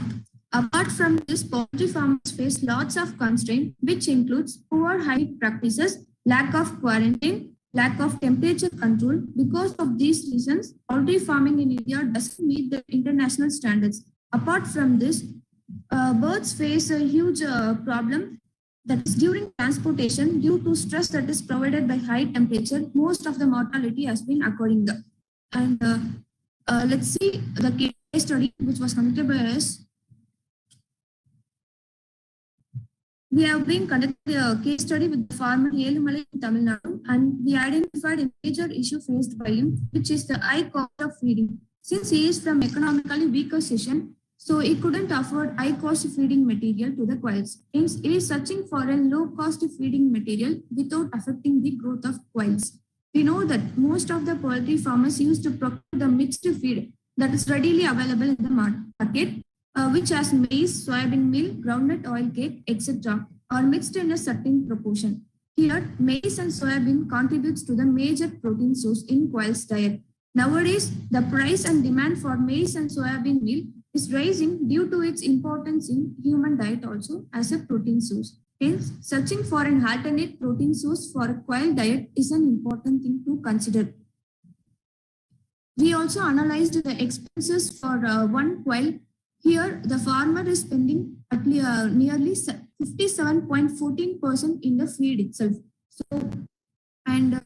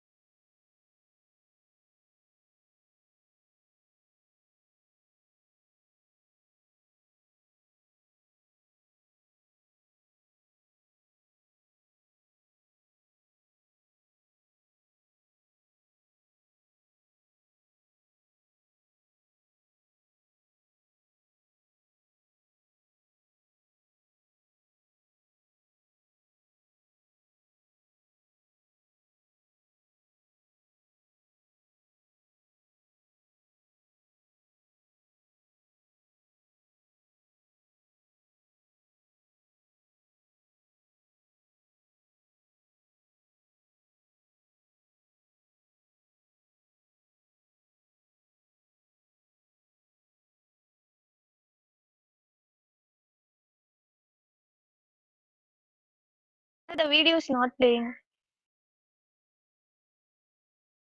are facing some internet issue again, so sorry for the inconvenience. It will be back in a few minutes. Okay, sir.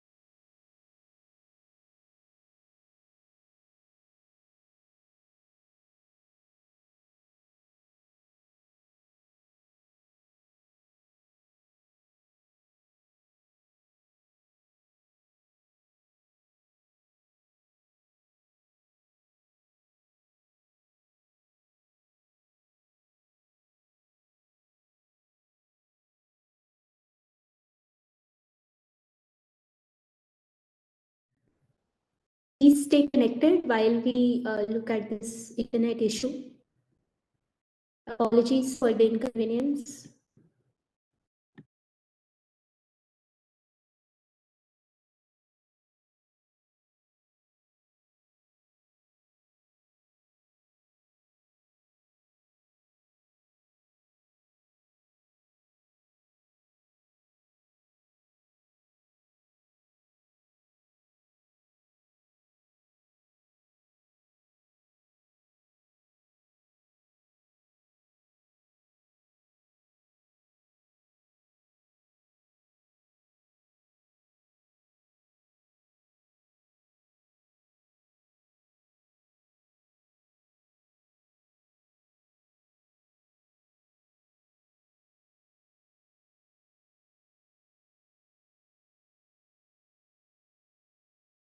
Yes, I agree. So, authors for this study, Monisha S. Sanjini R., if you're around, you're requested to speak on the topic.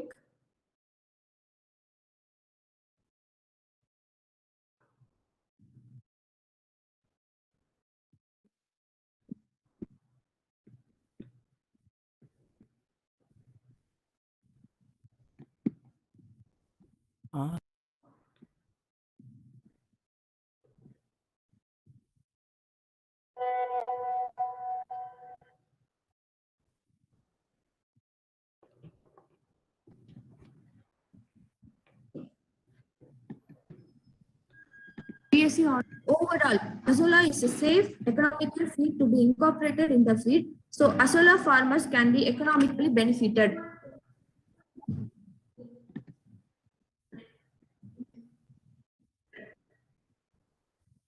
Yeah. Though it is economically benefited, most of the farmers don't believe it. Though they believe it, they won't ready to adapt this. So industrial sectors who are focusing in producing this feed materials to the poultry farm, they are the one to consider this issue. They are the one to utilize this Azolla to produce low cost feed, which will be economically benefit for the small and marginal farmers to get to get additional income. So if not now, surely in future, it will surely have a positive outcome. Thank you for providing me such a valuable opportunity to share my points here. Thank you so much.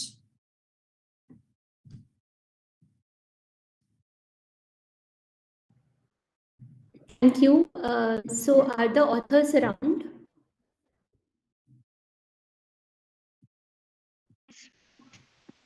Okay. So the session is now open for questions from audience.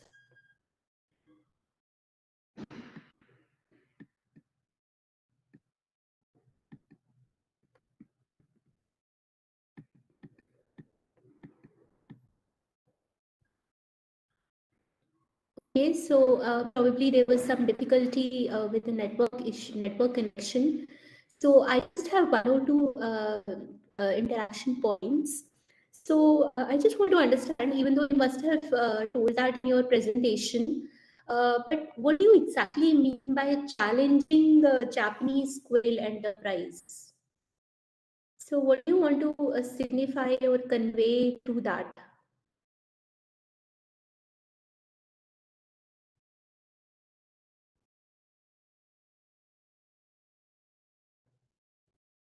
Yes, ma'am. Actually, since there are many of the quail farmers, there is only much scope for this Japanese quail, since it requires it is sensitive to temperature, and it is in future scope to develop, ma'am.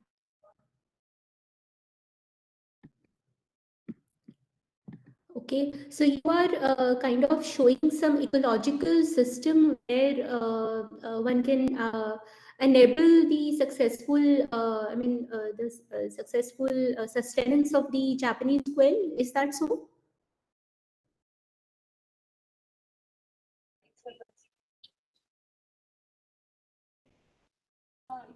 Sorry, ma'am, it's not audible. I'm asking, so the use of Azolla, as you had mentioned in your presentation, am I audible? Yes, ma'am. No. Yeah. So, so are you trying to show some ecological relationship which is enabling the sustenance of Japanese quail?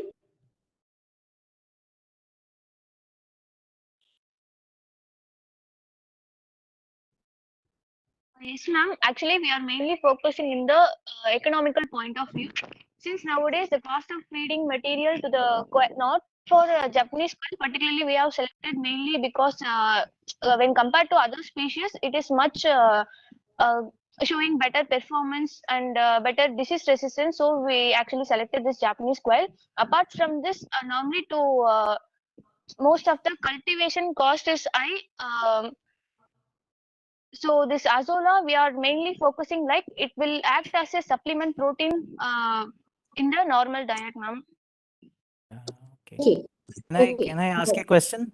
Yeah. Please go ahead.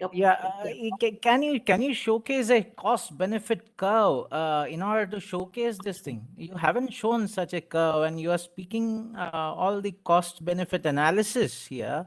So I would request you to, if you have extra slides or something, you should present that, right? You are comparing Azola with the other, feeds, right? So you should have a cost benefit curve that shows that, yes, it's economically benefitable, right? Can you show that? We don't have it now. We have compared only the alternate substitute since maize and soybean are rising in the demand that is in the market. So azola, since it is very cheap and it can be easily grown, so we compared that only, sir. Okay, no. When the comparison is shown, it should be shown as a graph or a bar chart or something like that, right? And there should be a proper statistics behind it. Can you show that statistics which is there? No, sir, we don't have it now since it is in developing stage, sir. Okay, thank you. Thank you, sir. So maybe I missed that in your presentation, but have you shown the nutritional characteristics of Azolla?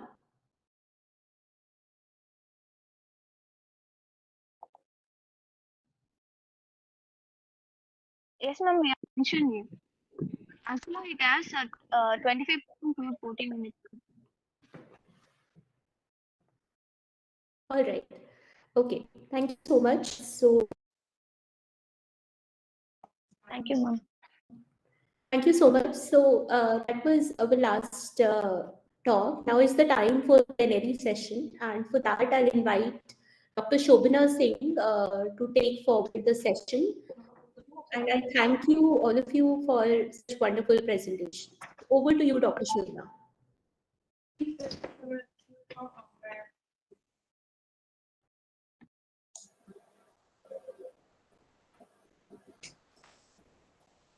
Yeah, thank you, Dr. Meenu.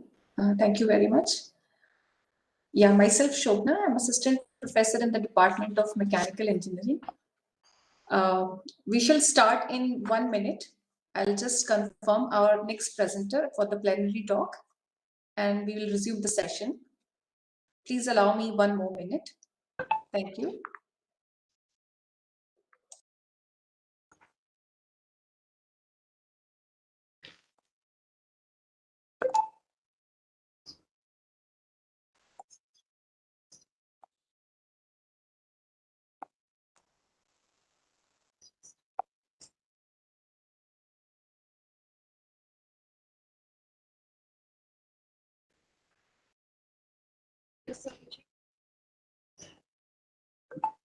Yes, yes, sure. If you guys are done, start scanning and submit your application.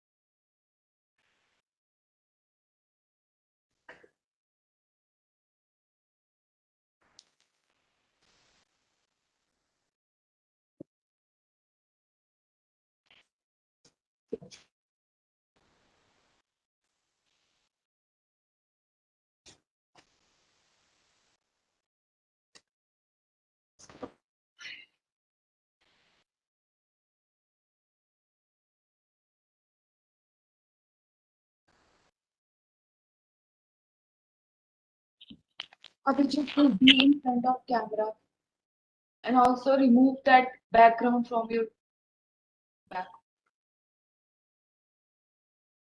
Put cover, please turn off your mic. Background तो ठीक करो ना, blur क्यों करके रखा है? हाँ, network नहीं आ रहा. Please mute yourself, all of you, please mute yourself. I request the host to mute the participants.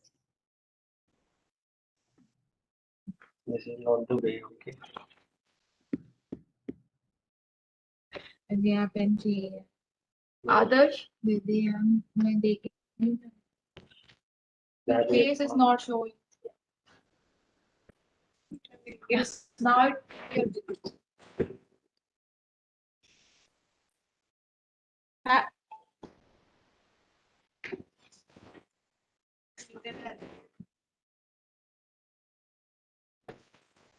सही है, आज का मैम का तो वो है, मैं तो गलती से presentation. Ankit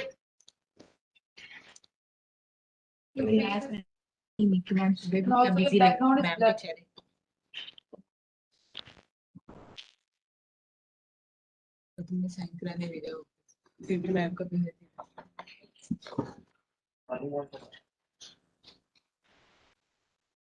hello.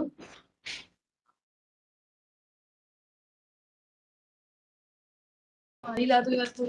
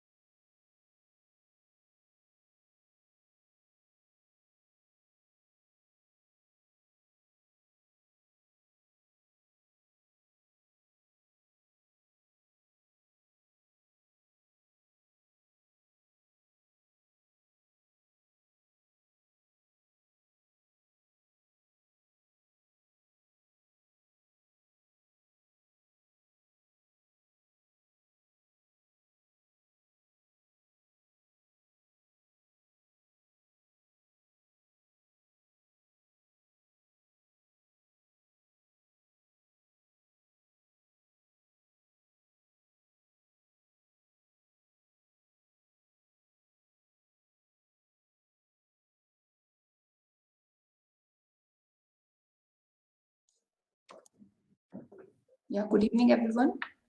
I would request all the audience to wait for 5 minutes more. We are waiting for Professor Kakuti to join. Thank you for your patience. We will resume the session in few minutes.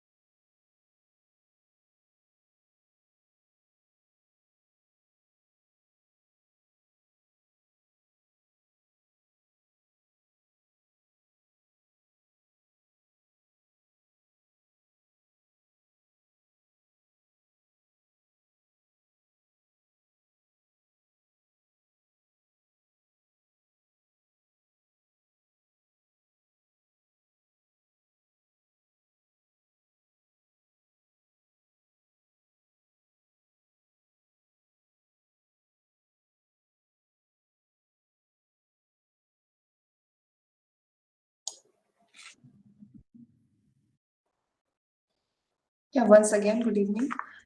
We are trying to get hold of Professor Kakuti, but at his end, he's experiencing some problems in connecting.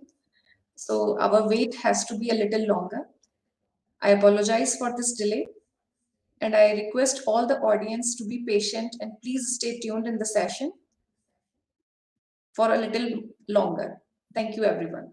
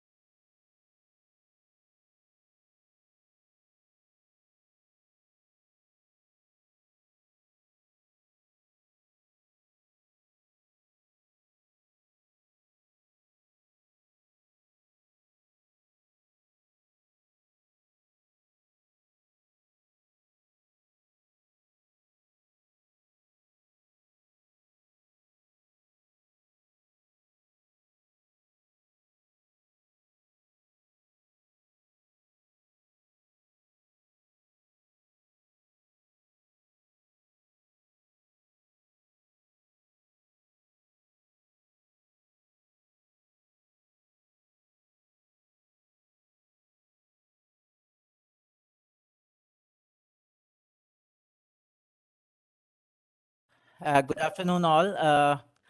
I would like to let you know that Professor Shashindra Kakoti is presently, because the IIT Guwahati director is not there, so he is acting director of IIT Guwahati for a while.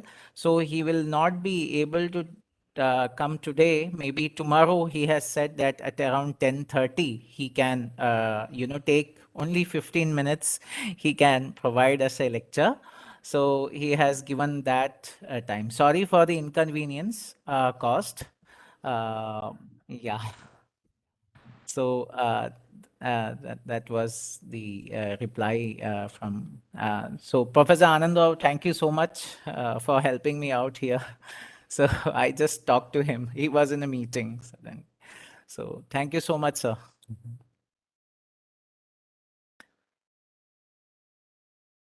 So we may slowly take time, and we may wait till 5:30 for Professor Winston Sobejo's keynote lecture.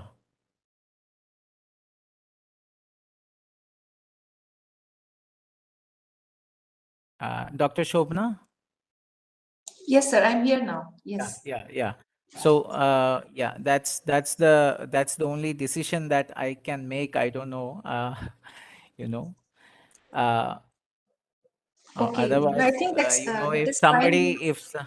if somebody would like to speak, then it will be. I Or don't we know. could utilize this session as an interactive session among the audience. So Maybe. actually, no. The thing is that we can schedule from 5 to 5:30 the poster sessions. We can schedule the poster as well as the video sessions that are there. So the interactive session between the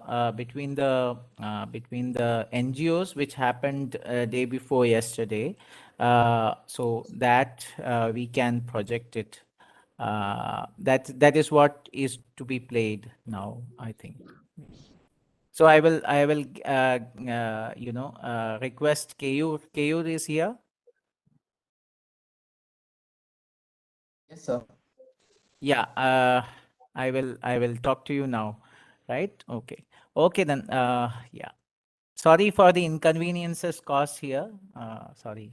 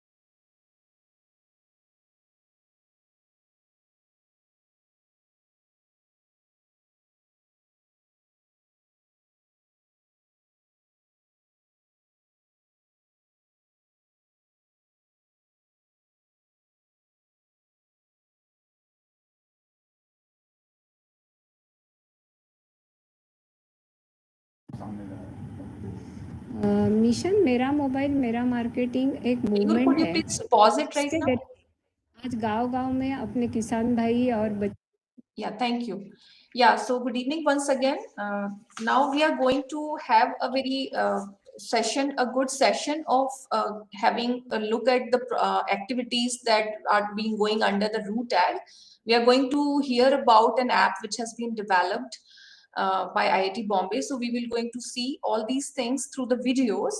Keyur will very kindly play these videos one by one. So I would encourage all the audience to please pay attention and hear about the ongoing activities under the RUTAG umbrella. Thank you, everyone.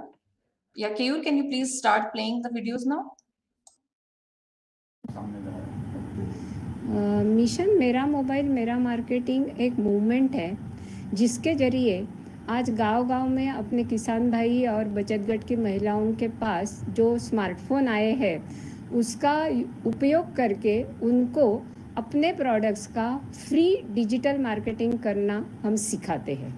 इसके लिए एक platform बनाया गया है, एक website बनाई गई है जिसका नाम है marketmirchi.com। ये एक नए टेक्नोलॉजी में बनाई गई है। इसको ऐप जैसा डाउनलोड नहीं करना पड़ता, लेकिन आपके मोबाइल पे वो ऐप जैसे ही काम करेगी। तो आप गूगल में जब marketmirchi.com डालेंगे आपका इंटरनेट ऑन करके, तब ये वेबसाइट खुलेंगी, आप देखेंगे उसमें टोटल 26 श्रेणियां हैं जो ग्रामीण जीवन से जुड़ी हुई है। फल है, फूल है, सब्जियां है और इवन बचत गट की महिलाएं जो प्रोडक्ट्स बनाती उनके है, सीड्स है, फर्टिलाइजर्स है। तो ये सारी श्रेणियों में हमारे किसान, फार्मर प्रोड्यूसर ऑर्गेनाइजेशंस, बचत गट का महिलाएं अपने अपने प्रोडक्ट्स की मुफ्त ऐड डाल सकते हैं। और ये कैसे करना, ये marketmirchi.com में जब ये अपनी ऐड डालते हैं तब उनको बायर्स की, खरीदारों की लिंक तुरंत SMS में आती है, फिर वो उनको कांटेक्ट कर सकते हैं। और ये मल्टी लैंग्वेज में हिंदी, मराठी, किसी भी भाषा में ये वेबसाइट कन्वर्ट हो सकती है। तो ये मिशन मेरा मोबाइल मेरा मार्केटिंग का पहला पार्ट है marketmirchi.com। उसके बाद दूसरा पार्ट है बैकएंड लिंकेजेस, यानी किसानों तक और ये लोगों महिलाओं तक कैसे पहुंचना। इसके लिए MK सेल ने बहुत अच्छे हिंदी में वीडियोस बनाए हैं जो प्रगति गोखले यूट्यूब चैनल पे भी अवेलेबल है, और कम्युनिटी रेडियोस, कृषि विकास केंद्र, नाबार्ड और गवर्नमेंट डिपार्टमेंट, NGOs, इनके थ्रू ये सारे रूरल स्टेक होल्डर्स के तरफ पहुंचाए जाते हैं। और व्हाट्सएप, सोशल मीडिया ये भी है। तो आज मेरे को कहने में आनंद होता है कि पूरे भारतवर्ष में 14,000 के ऊपर करीबन 15,000 किसान, इवन नेपाल, श्रीलंका से भी किसान लोग या रूरल एंटरप्रेन्योर्स अपने अपने प्रोडक्ट्स की ऐड डाल रहे हैं। That is about back and linkages. अभी सबसे इम्पोर्टेंट है कि इन्होंने एड्स तो डाली तो इनको खरीदार कहाँ से मिलना।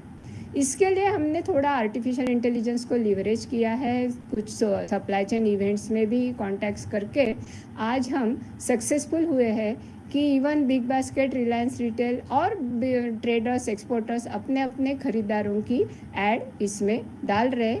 ये थर्ड पार्ट है मिशन मेरा मोबाइल मेरा मार्केटिंग का, और ये पूर्णतः ओपन यानी फ्री है और ओपन है।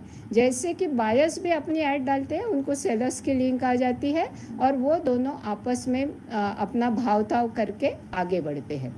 तो ये totally free open seller buyer hub है in the agro and rural sector. और कहने में मुझे खुशी हो रही है कि ये हम्बल इनिशिएटिव जो हमने शुरू किया था, इससे 60% से ज़्यादा डायरेक्ट मार्केट लीड्स आज मेरे किसान भाइयों, बचत गट की महिलाओं के लिए उपलब्ध हो रहे और टोटली मुफ्त में। इसमें हमने ग्रामीण युवकों के लिए एक जॉब सेक्शन भी रखा है। तो हम एक ही सेंटेंस बोलते हैं इसमें, marketmirchi.com शहरों से जोड़े ग्राम, बिक्री खरीदारी रोजगार, संपर्क सीधा बनाए काम। और ये मूवमेंट आगे ले जाने में मुझे 2 महान व्यक्तियों का बहुत सहाय हुआ। एक है हमारे Rajiv Gandhi science and technology commission के चेयरमैन आदरणीय अनिल काकोडकर सर और दूसरे MKCL के ex managing director Vivek Sawant sir. धन्यवाद।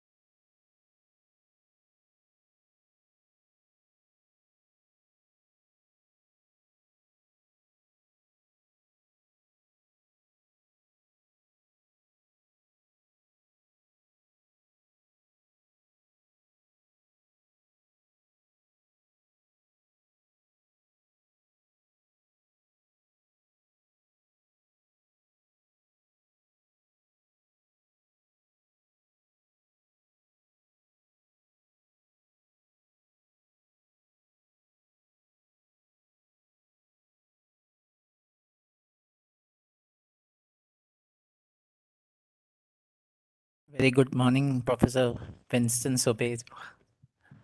Professor Vole, this is Anand here. How are you? I'm fine, sir. I'm fine, sir. Okay. Yeah, thanks. I just logged on. I had Yeah. sent presentations. Yeah. It is with us. So we are waiting for 5:30 to happen. It's like 5 minutes away. So it's enough time for us. Just 5 minutes. Okay. Now, so you're going to do the screen Yeah. from your side, and Whatever you like, in whichever way you like, we can do it, sir. okay. Hold on a second. Let me see here. I can. You can share To too. be honest, I prefer to share my screen if I Yeah, can. you. And You can. Sir. okay. So let's do that, Okay. and then we'll get going. Okay. So 4 or 5 minutes you're going to introduce. Is that right? Yeah, after 5 minutes, I will introduce you. Okay, thank you. It's a pleasure. I appreciate it. Thank you, sir. Thank you, sir. Bye. Bye. Bye.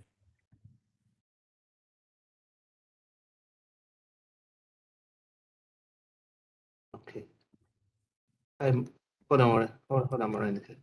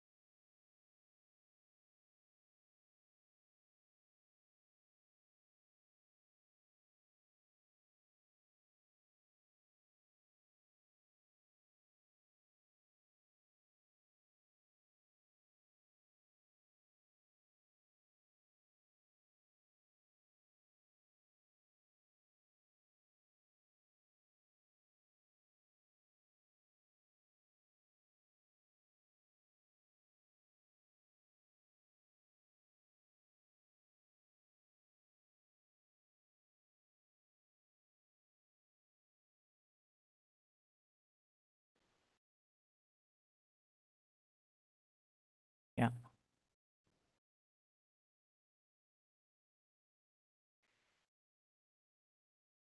Okay. Welcome to everybody. We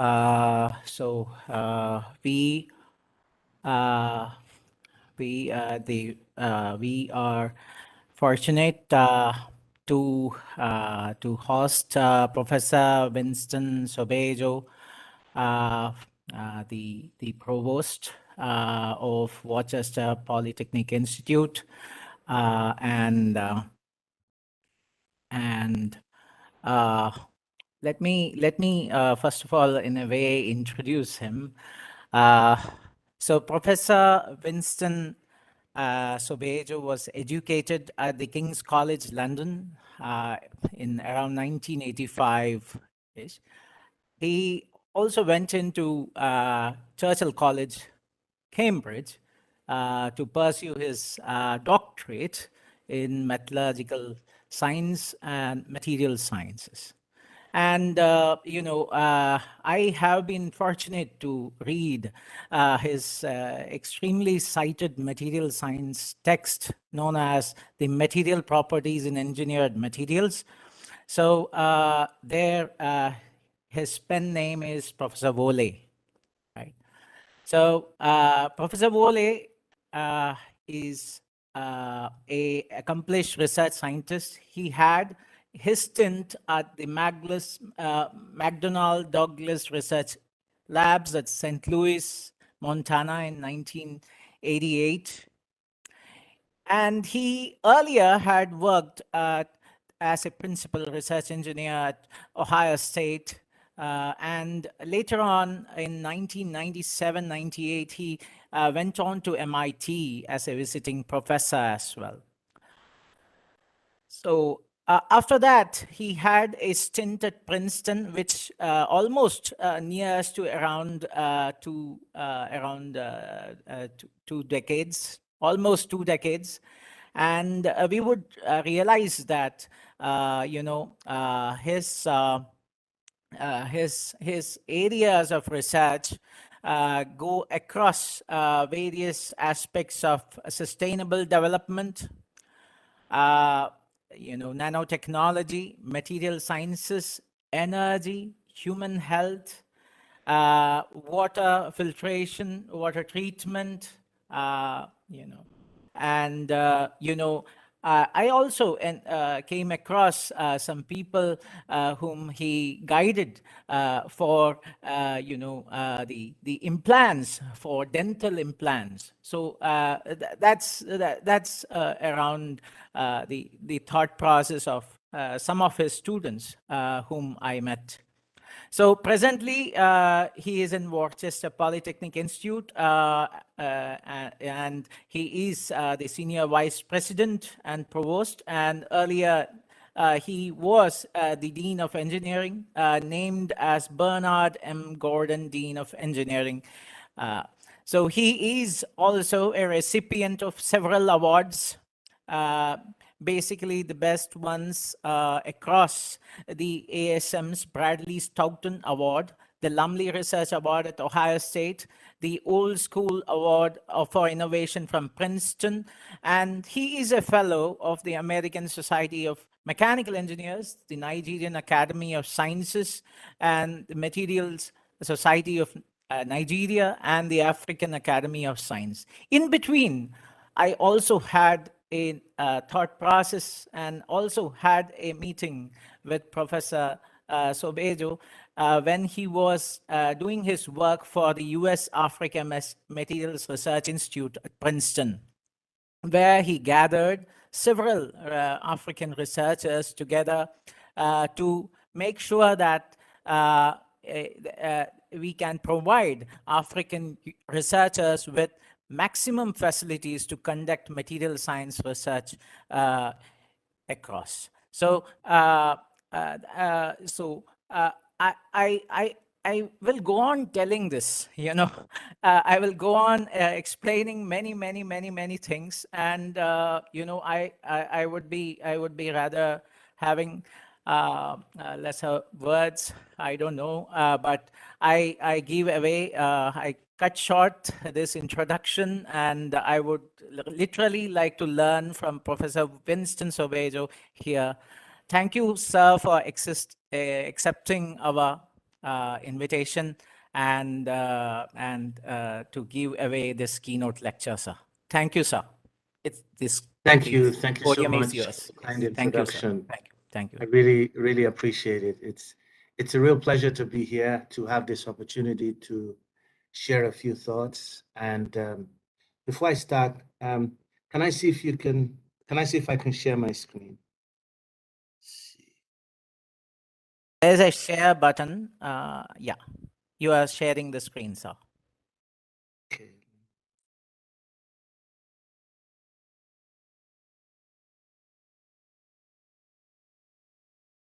Good. Can everybody see my screen? Yeah. Yes, sir. Yes, sir. Okay. So it's truly a pleasure for me to be here today to share a few ideas on rural technology for development. I show the three towers of WPI of theory, practice, and impact that really motivate much of what we do. Now, as we start this talk, I want to really appreciate the context of our presentation today and the personal relationship between, Anand Blapali and my family. So I hope my screen can move, but it's not. It's not moving. Let's try again. So I truly appreciate the goals of the current conference, and I also want to acknowledge just how much of an ambassador Anand has been to my family and to the United States. Anand, as you know, did his PhD at Ohio State, where he worked mostly with my father and also with myself, really looking at water purification, especially for people in rural communities. And his work, which I found most inspiring, has also given him a foundation for going on and doing many unique things in India that we truly appreciate.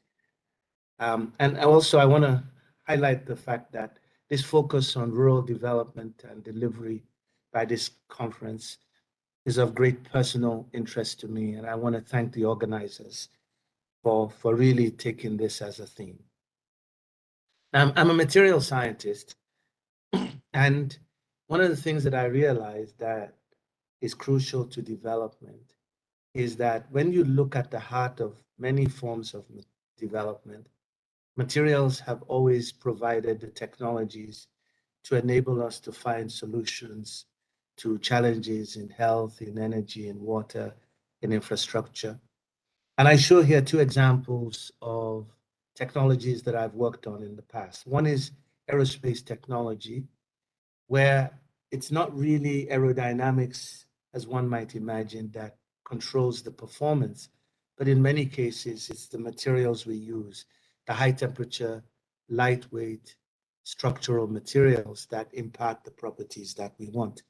Similarly, if you look to the right at the image of a computer, it's not really just the computer science that drives the performance. In many cases, it's how many bits of information you can store in smaller and smaller components that really enable nanotechnology to define the limits of computing. So materials in many ways drive the frontiers of several applications. Now, the question then is, how can we leverage those materials and perhaps science, technology, and innovation in general as engines of development? I would argue that this has been apparent in the development of many places in the world, within Africa, especially North Africa, Europe, North America, and the recent development, of course, of Asia, with India and China leading the way, along with the BRICS. So if you look at the development indices, what you find is a key variable is the number of scientists and engineers per million people that you need to train. So typically, you need to train 1,000 scientists and engineers per million people. And so within that context, India actually has a critical mass of scientists and engineers, as does China, based on a historical legacy of work that started about 60, 70 years ago under Prime Minister Nehru. The other key variable is how much you invest in science, technology, and innovation, especially research, away from your budget on education. And typically you need to invest between 1 and 4%.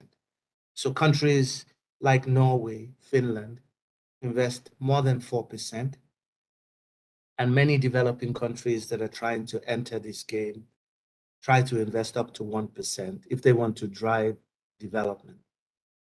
Now, I would then present to you that if you look at Africa, many of the other continents have recognized that this investment in science and technology is really the best way to grow your economy, add value to people, and also add value to resources.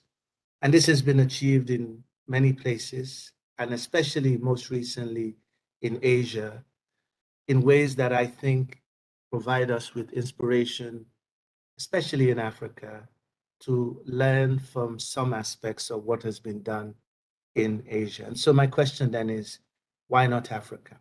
So there are two paths that we've explored that I want to share with you today. And the first path is building collaborations between the US and Africa. But the second part, which I think is more promising in many ways, is actually building centers of excellence in Africa with a focus on development. So the first effort, looking at the US-Africa interactions, in some ways might be similar to some of the US-India collaborations, where basically groups of people in the US and groups of people in Africa came together in Pretoria about 2000, year 2000. This was organized by the US National Science Foundation and the National Research Foundation of South Africa. And I remember being a scribe at the meeting that was held at the Farm Inn in Pretoria, where I wrote down all the things that people said they wanted to do. So then at Princeton, what we did was to organize this collaboration between the US and Africa, and later continued this collaboration at WPI. So what's interesting is when you look at this approach of this US Africa Materials Institute, we decided to focus on the problems of Africa, the problems of water, energy, and health. And so we wanted to develop the science that would drive the technology and the solutions. It turns out that these are also the problems of the US, the problems of clean water, the problems of health, the problems of sustainable housing, and the problems of renewable energy. And so there was mutual interest in exploring new scientific approaches that can lead to technologies that can also build human capacity to solve these problems. Here are some of the scientists that have come to the lab over the years. What's interesting about these scientists is that all of them have gone back to Africa to make a major impact on the education of many new students that are now emerging from these institutions. And so over the years, we've had 150 visits by the fellows to the US, and we've had several journal publications, several impacts in building human capacity, as well as a materials network within Africa that is still vibrant and strong today. The big problem, though, is that when people often go back, they don't have the infrastructure to make their contributions and also to connect those innovations to reality. And so we were motivated by the success of India and the success of the Indian Institutes of Science and the Indian Institutes of Technology to really explore ways in which we could build the capacity to really enable Africans to contribute to addressing these challenges in health, in energy, in infrastructure, based on building the capacity of really qualified Africans. And so working with folks in India, such as Professor Rao, CNR Rao, and others, we started to envisage the concept of African Institutes of Science and Technology, modeled by the Indian institutes that were motivated by Prime Minister Rao and his efforts many decades ago in India. Now, if you look at Bangalore, where IIS is located, this is what Bangalore looked like when the IIS was established. Of course, you all know in India today, this is what Bangalore looks like today. And I submit to you that part of this transformation has been enabled, of course, by the tremendous buildup in human capacity, partly as a result of the presence of the IIS and other major institutions in Bangalore. And so as we look to a future Africa, we were inspired to have what we call the Pan-African institutions, the Nelson Mandela institutions, that really look to establish in Africa centers of excellence that can also train the highest quality Africans to solve African challenges, African problems. And so this led to the establishment of the so-called Nelson Mandela institutions, where I was asked to be the head of the African Scientific Committee that helped to establish these institutions. I have to say I had the pleasure of working with Professor Rao and also Professor Misra from IIT Bombay and Professor Pradipta Banerjee in developing the vision for these institutions that are now real. They're real due to the leadership of African presidents such as President Obasanjo in Nigeria and President Jakaya Kikwete and President Nkapa in Tanzania. So today the Nelson Mandela AIST in Arusha is a great example of an African center of excellence with a focus on the life sciences. The African University of Science and Technology, which I led for a number of years, is now an example of an African center of excellence in materials.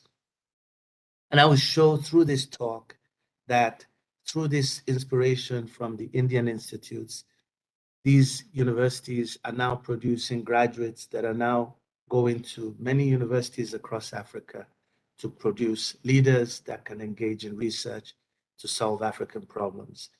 Unlike the initial thrusts in the IITs, these focus on graduate education to train the next generation of trainers, to train the next generation of Africans.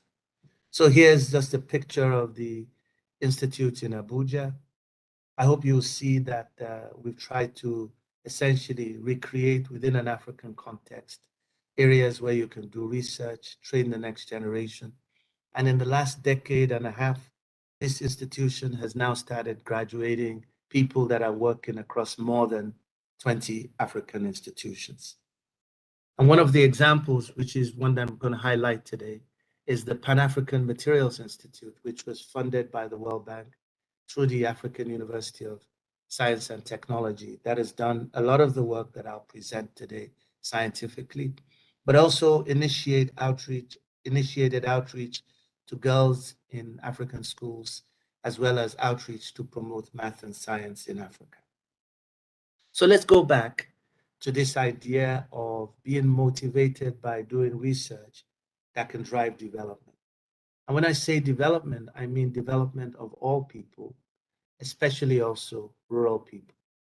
And what you're going to see here is that in each of these areas, we've thought about how you go from ideas to markets. And those markets can be local and they can be global, and how you use science to drive technology, to drive innovation with the potential for impact on people. So in the case of diseases, if you actually talk to people in Africa and you find out what are the diseases that kill people in Africa, the top two killers are cardiovascular disease and cancer. The fastest rising one is cancer, and we're developing nanotechnology that can identify cancers in African people, that can treat them in targeted ways that target receptors that are overexpressed on the surfaces of tumors in Africans. In the area of water purification, we are developing filters that can remove microbial pathogens, viral pathogens, and chemical contaminants in ways that can be translated to practice in rural villages. And in the area of solar energy, we're developing low-cost solar power that can be scaled up from relatively low-tech environments to meet the needs of microgrids and local communities. But we're also exploring different financing schemes and different ways of making these affordable to the poorest people in the world. And then lastly, we're looking at ways of engaging the circular economy by recycle wastes into structural materials that are used in buildings that can store the energy from the sun in the walls of the building, whilst keeping the buildings cool during the day, borrowing from lots of ideas in composite design in ways that have enabled us to create holistic approaches to sustainable infrastructure. So for some of these examples, I'm going to just show you the research that's been done, but I'll also show you the applications in rural villages and the testing of these ideas in rural villages in ways that hopefully will give us some context for future collaborations. So let's start with the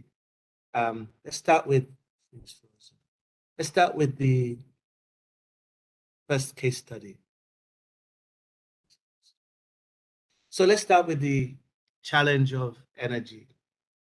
And so in this case, what we find is that this challenge basically is one that can only be addressed by understanding the context. So 3 billion people live on less than $2 a day. So that means that they don't have more than a certain amount of income to solve this problem. And 1.6 billion people lack electricity.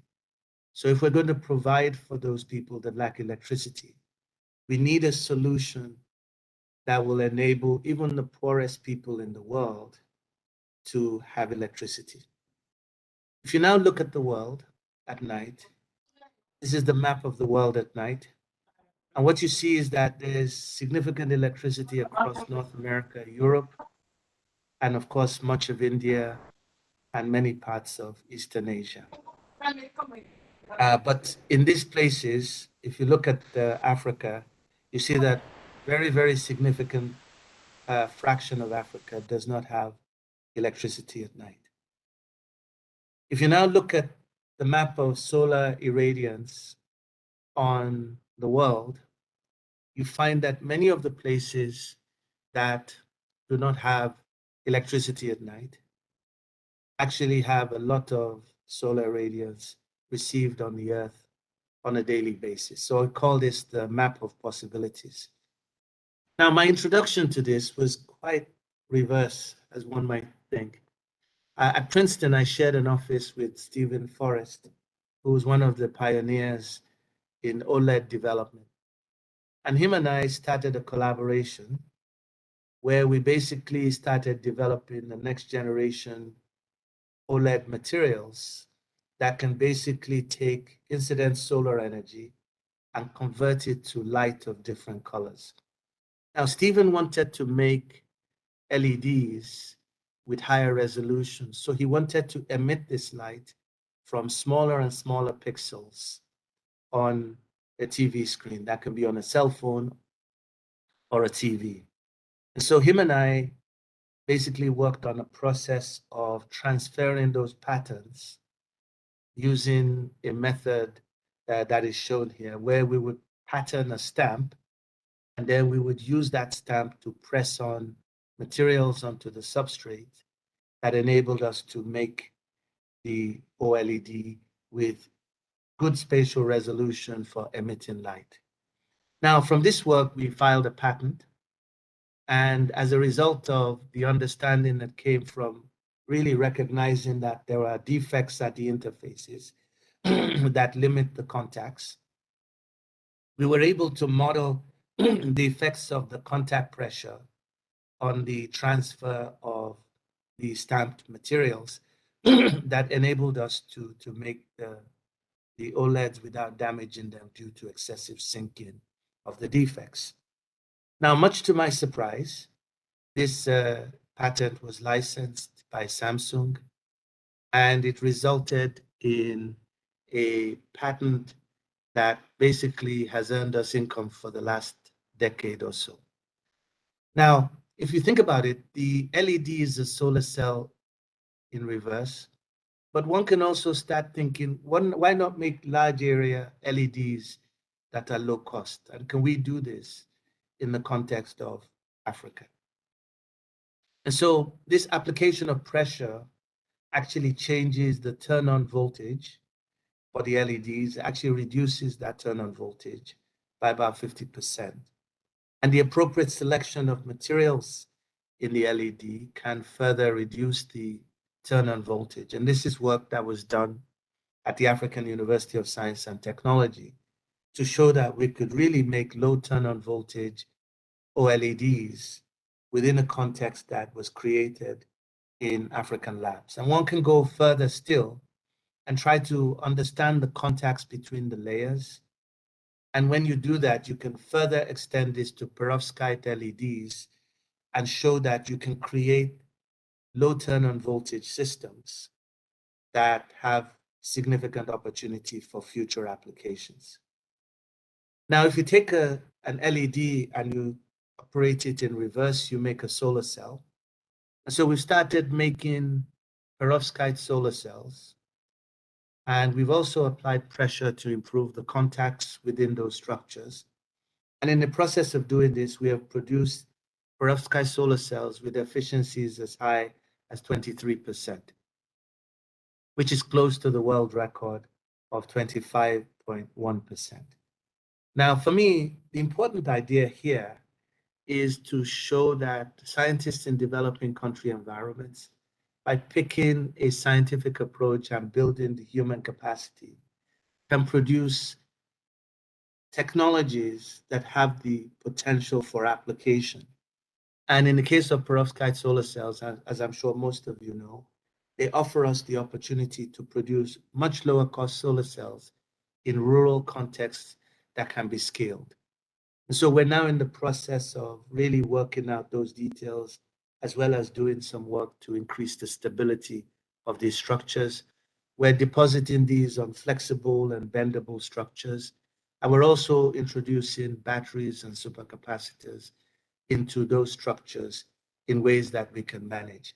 And then most recently, what we've done is to now start thinking about what about a situation where you can test the potential of these low-cost solutions in rural village contexts, where one can see the impacts of the use of these technologies on the lives of people.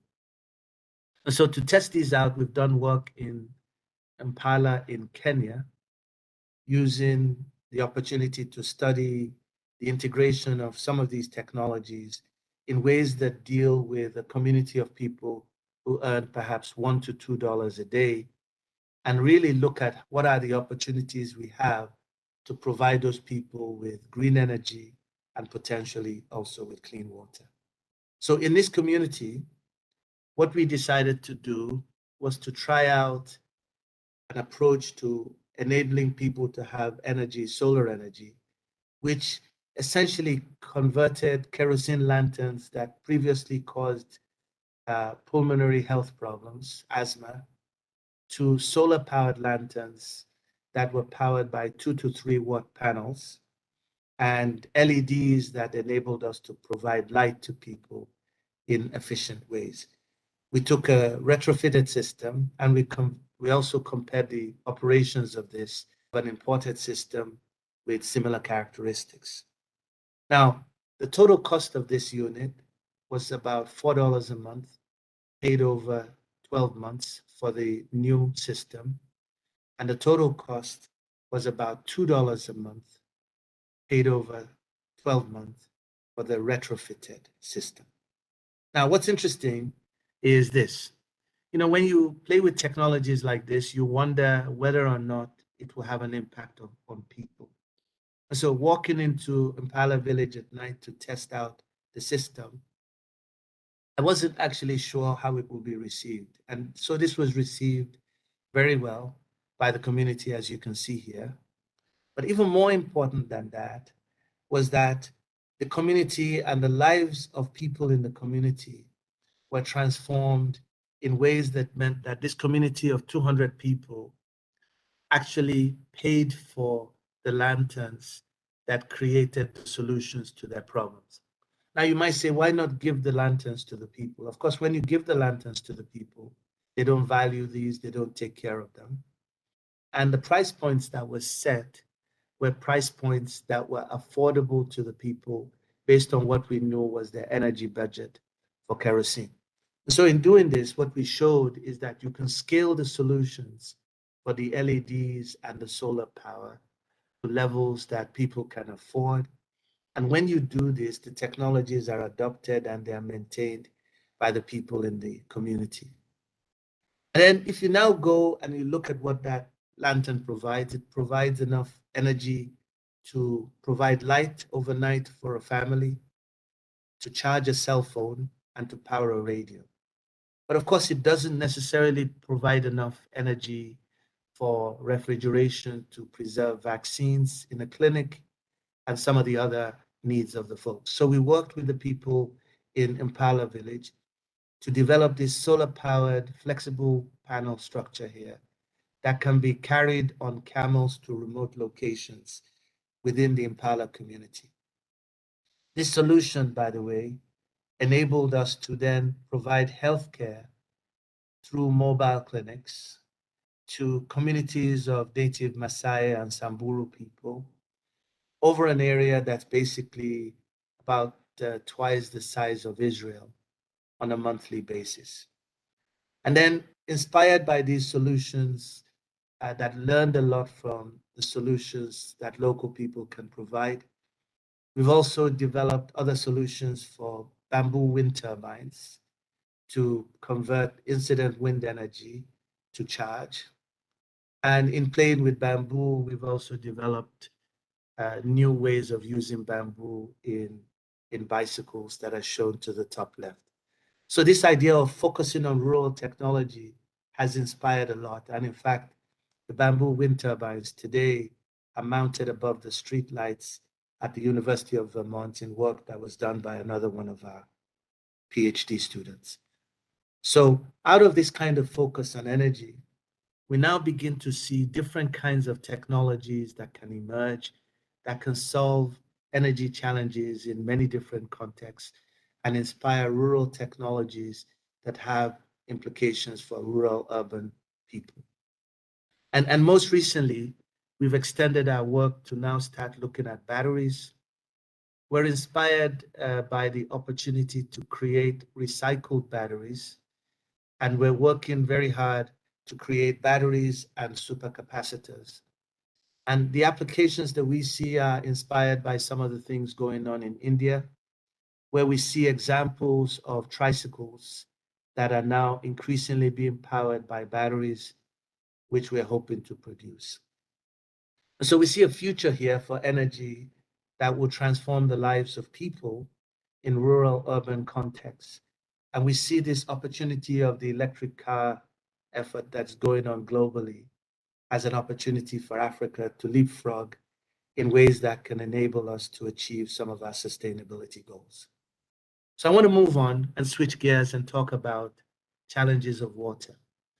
I show here a typical African village where the water that folks will drink will come from streams and rivers such as this.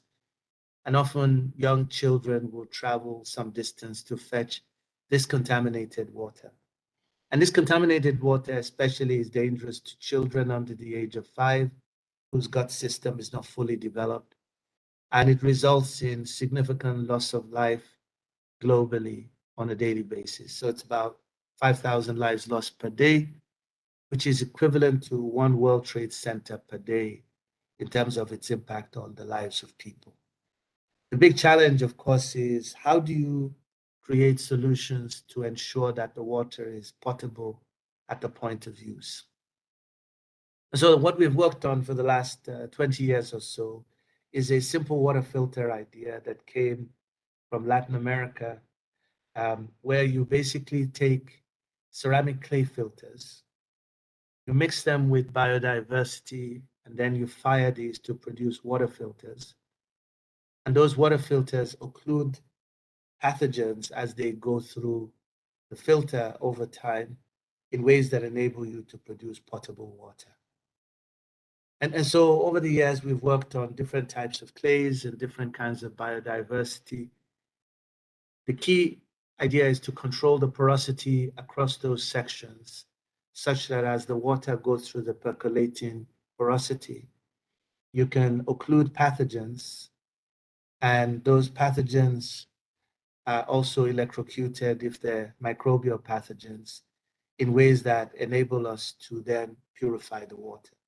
So by having percolating porosity and the introduction of disinfectants, one can then produce water that occludes different sizes of microbial pathogens and then produces water that's 99.9% pure.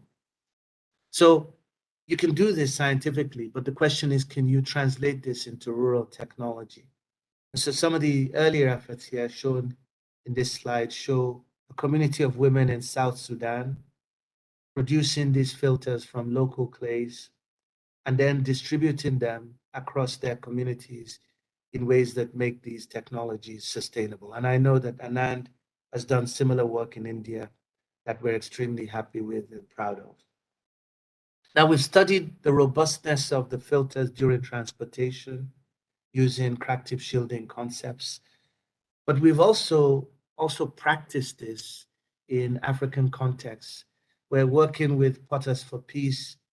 We established a factory, which is a social enterprise called Filtron, that has worked for the last 15 years or so to translate many of these ideas to practice. What's interesting about this factory is that it has local artisans with knowledge of clay, local artisans with knowledge of woodworking, working together with one or two university-trained graduates to create a sustainable social enterprise.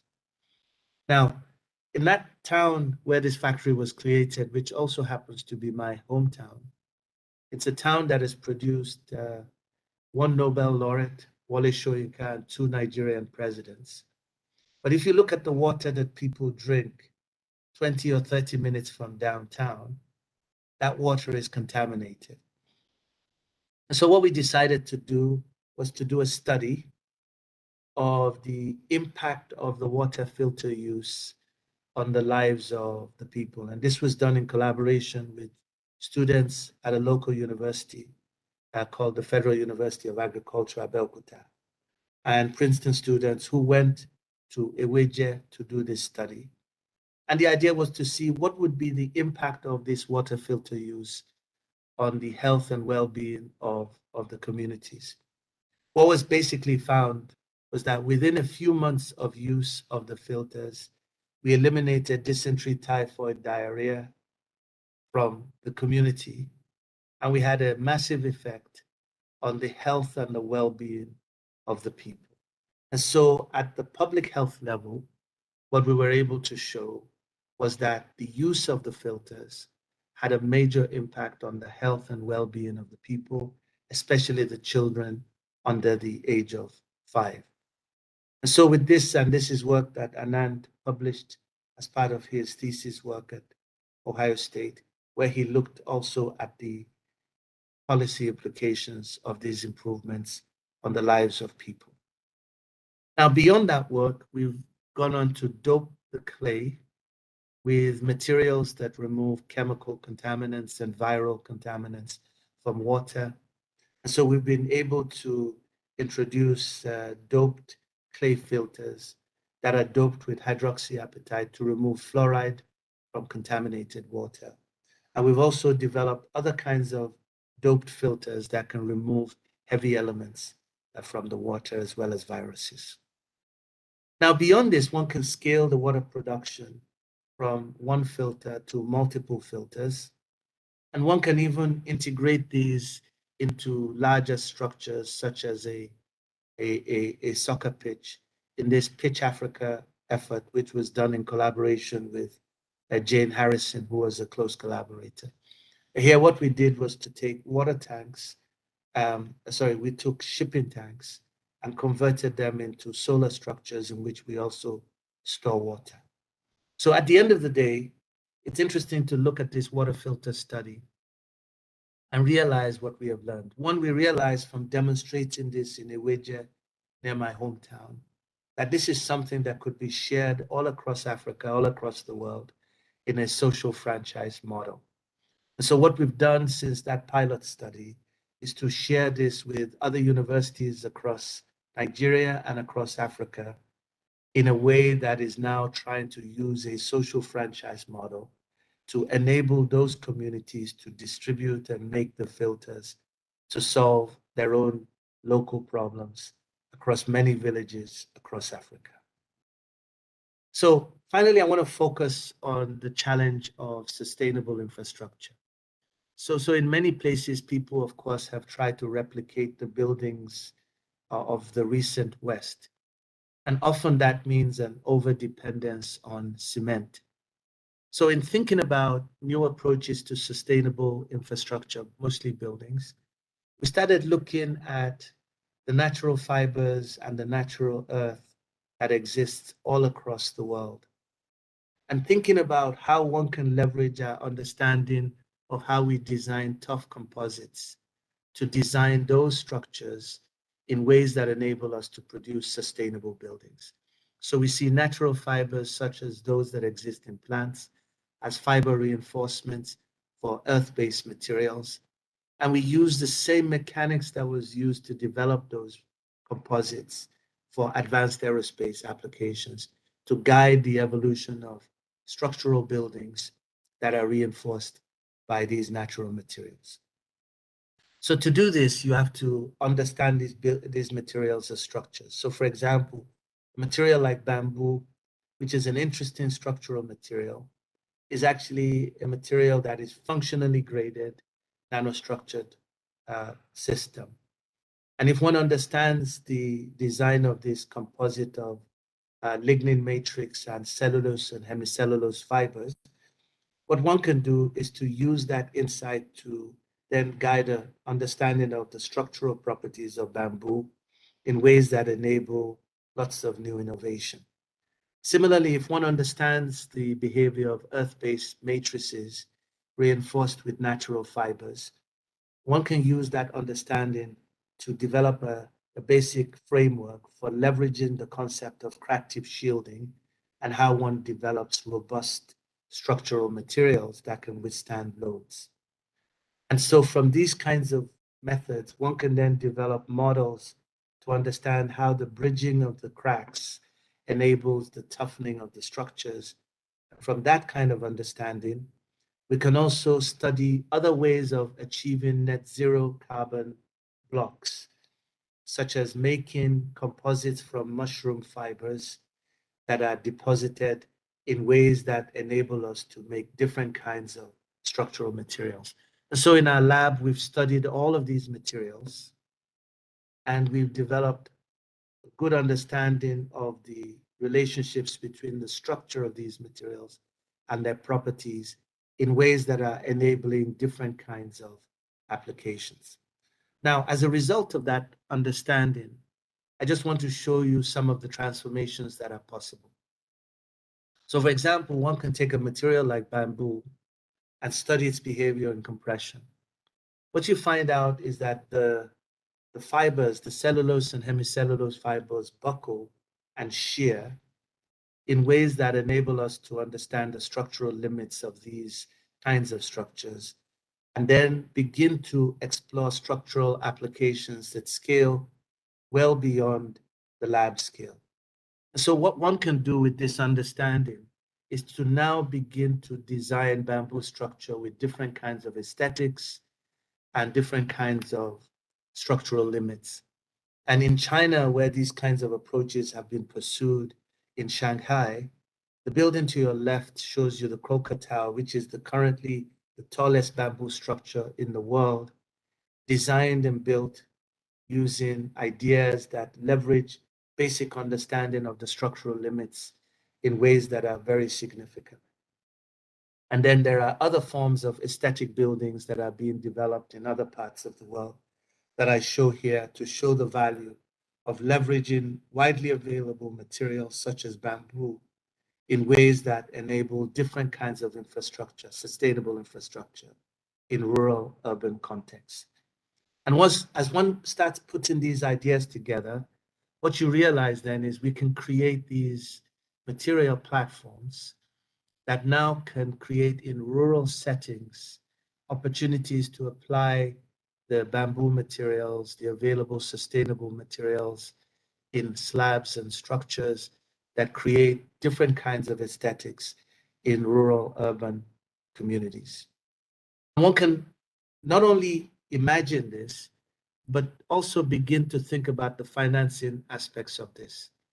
And so one of the things that we've done in all of these cases is to find out what are the rural budgets that people have for homes, for electricity. In the case of electricity in rural places, it's how much they spend on kerosene. Once you find that out, then you match the solutions to those incomes in ways that allow rural urban people with different financial contexts to be able to afford clean water, to be able to afford green energy, and also to think about sustainable housing within the context of available materials sustainable materials, and affordable materials. So in summary, what I've tried to do is just to present a few examples of approaches to rural development. I've used examples of water and energy to motivate much of my talk, along with thinking of the role of materials in innovations for sustainable housing and transportation. I hope that you can see from these examples the value of the science that can drive the technology, that can drive the applications. And I hope you can see from these examples how we have been inspired in Africa by the example of the success of Asia, in particular the success of India. I cannot really but tell you how much we truly admire and appreciate the vision of India that came from Prime Minister Nehru 70 years ago, that recognized that really the investments in science and technology and human capacity can really drive development. And like the Asian tigers before us, we look forward to a new generation of African lions with you, all those that are part of this meeting who have similar aspirations as a partner. Thank you very much for the invitation. I'll be happy to answer any questions that you might have.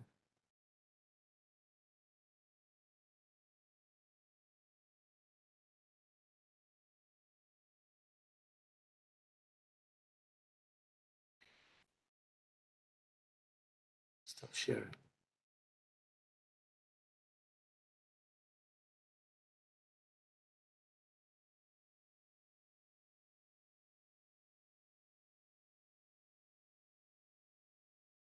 Any questions?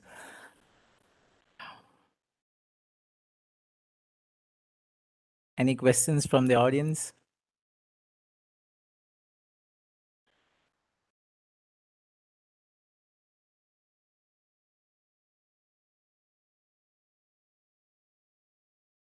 Hello? Hello, any questions from the audience?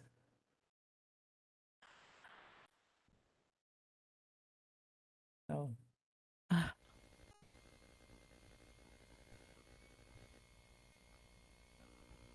Yeah. Thank Professor Bole. It was amazing to hear you back. I have a few questions.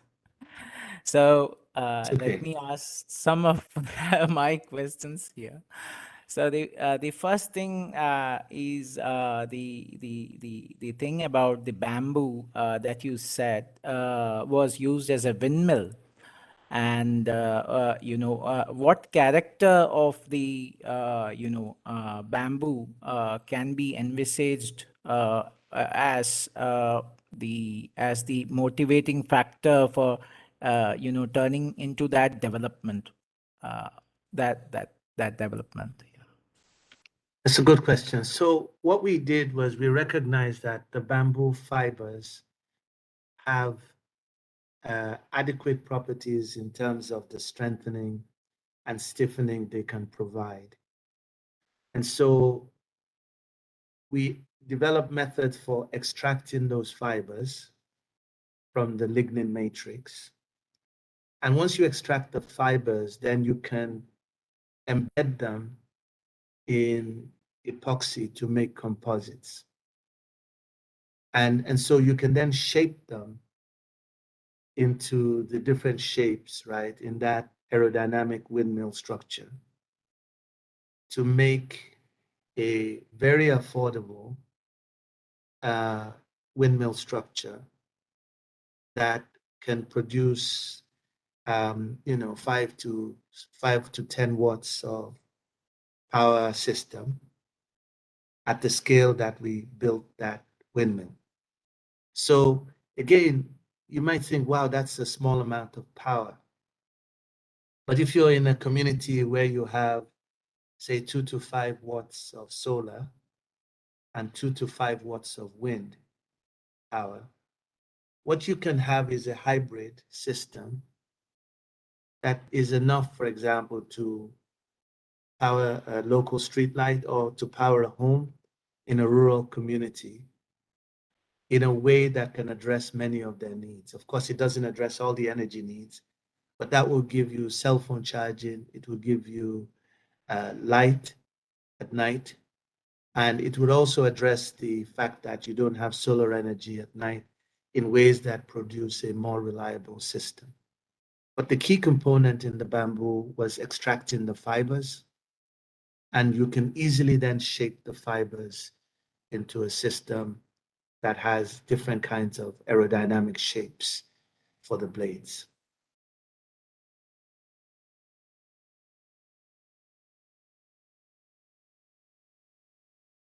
Thank you, Professor Vejo. Thank you. Good, thank you. Any more questions?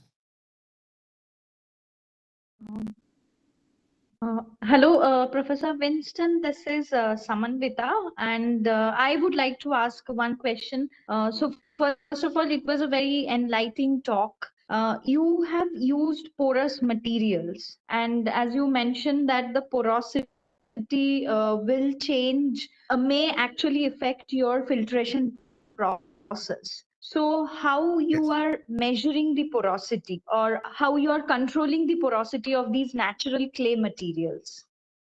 That's a great question. So what we do is we control the porosity by controlling the amount of sawdust that we introduce into the structure. We also control the size distribution of the sawdust by sieving the sawdust during the processing of the filters. So by doing studies where we've done mercury porosimetry and various kinds of studies of pore size distributions, we have a good idea of the sort of porosity types that enable us to occlude 99.9% of the microbial pathogens from the water. So typically, the volume ratios of sawdust to clay are between 40 and 50%. And when you do this combined with studies of firing, it's quite easy to work out what proportions of sawdust will enable you to remove microbial pathogens. And I'm sure, again, work that's going on at IIT Jodhpur and other places in the world can give you even deeper insights to this than I have as well. Okay, thank you. You're welcome. Any more questions? Hello, Professor Sobayevo. Very interesting talk by you. I have one question regarding the earth-abundant perovskite solar cells that you used for solar lamps.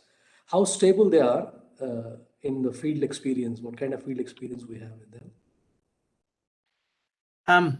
So our initial studies on these systems, and as you know, they're still at the level of initial development, is that the perovskite solar cells that we have are stable for sort of 6 months to a year in the most extreme cases.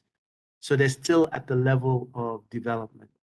But what we're finding is that some of the things that we're doing during the processing are further increasing the stability of these systems. And so the perovskite systems, in my opinion, are not yet ready for multiple year applications. But with some of what we're doing, we think that we are gaining a handle on what we need to stabilize them for shorter applications, perhaps up to a year or two. So still at the development level, but we've tested different solar systems with different price ranges. And what we're actually trying to do is not just couple our efforts to perovskites alone, but different ways of making these solar cells of different types accessible to rural people. So still research to be done to extend the stability of perovskites. But we're really developing them because we see the opportunity to make these in a low-cost way, in ways that can affect rural people, ultimately, as we increase their stability. I have one more query. Thank you very much. Thank you. I have one more query. This is an effort by International Solar Alliance to popularize the experiment they have done in India on using solar pumps.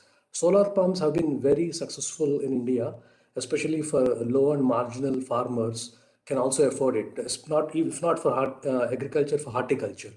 Now, apparently, under the aegis of International Solar Alliance, they want to spread this experience among a number of other countries, including African countries.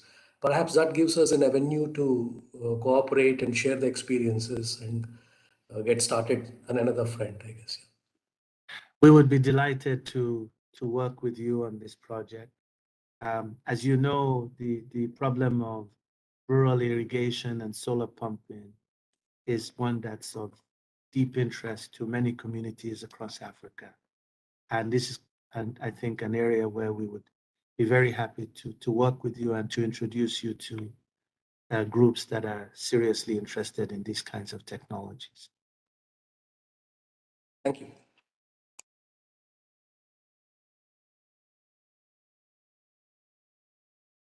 Any more questions?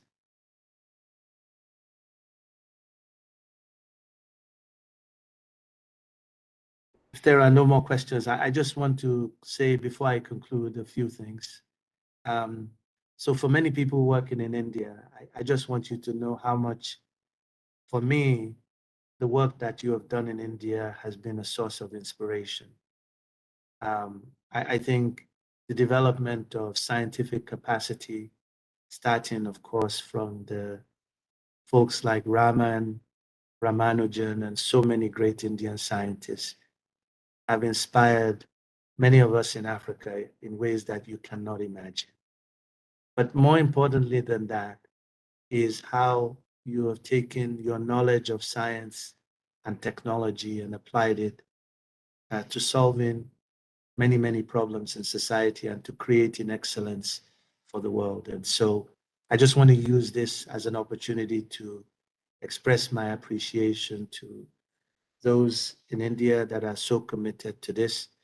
And in particular, the focus on rural development, I think, is critical, because I think one of the major challenges we face is that much of the development in the world is focused on urban areas, whereas I believe that if we could make the technology in rural areas one that provides all the basic needs of people, that represents a more sustainable path for the world.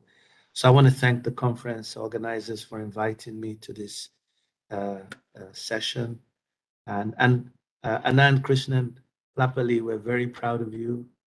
My father, who's not able to be here, is extremely proud of the work you're doing in India and the team that you're working with. So thanks for this invitation. It's been a pleasure and an honor to have this opportunity to interact with you.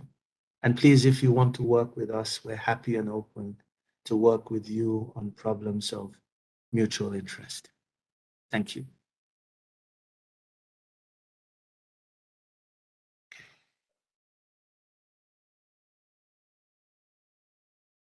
Okay, great. So I would like to thank you profusely for that wonderful talk, sir. One generally refrains from using superlative words since their overuse tends to make those words meaningless. But your talk and your work is quite inspirational. Your talk underlined a significant fact that science and technology can directly mitigate social inequality and protect the most vulnerable from the excesses of repressive power relations.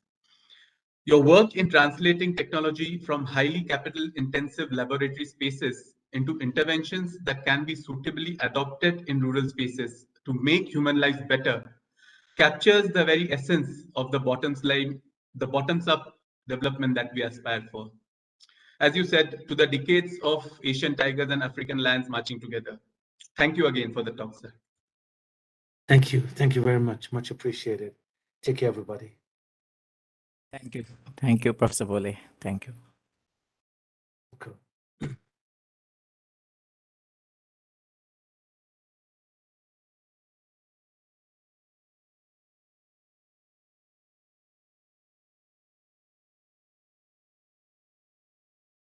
Okay, so great. At the end of the day one, I would like to thank all the presenters for sharing their work with us and contributing to RUTAG's purpose of work. I'd like to thank the experts for their wonderfully enlightening talks, the chairs, and finally the audience. We meet tomorrow at 9 a.m. For Professor Dharmendra Saraswat's talk and continue the day from there with sessions on artisans and on rural processing. Have a good day. See you tomorrow.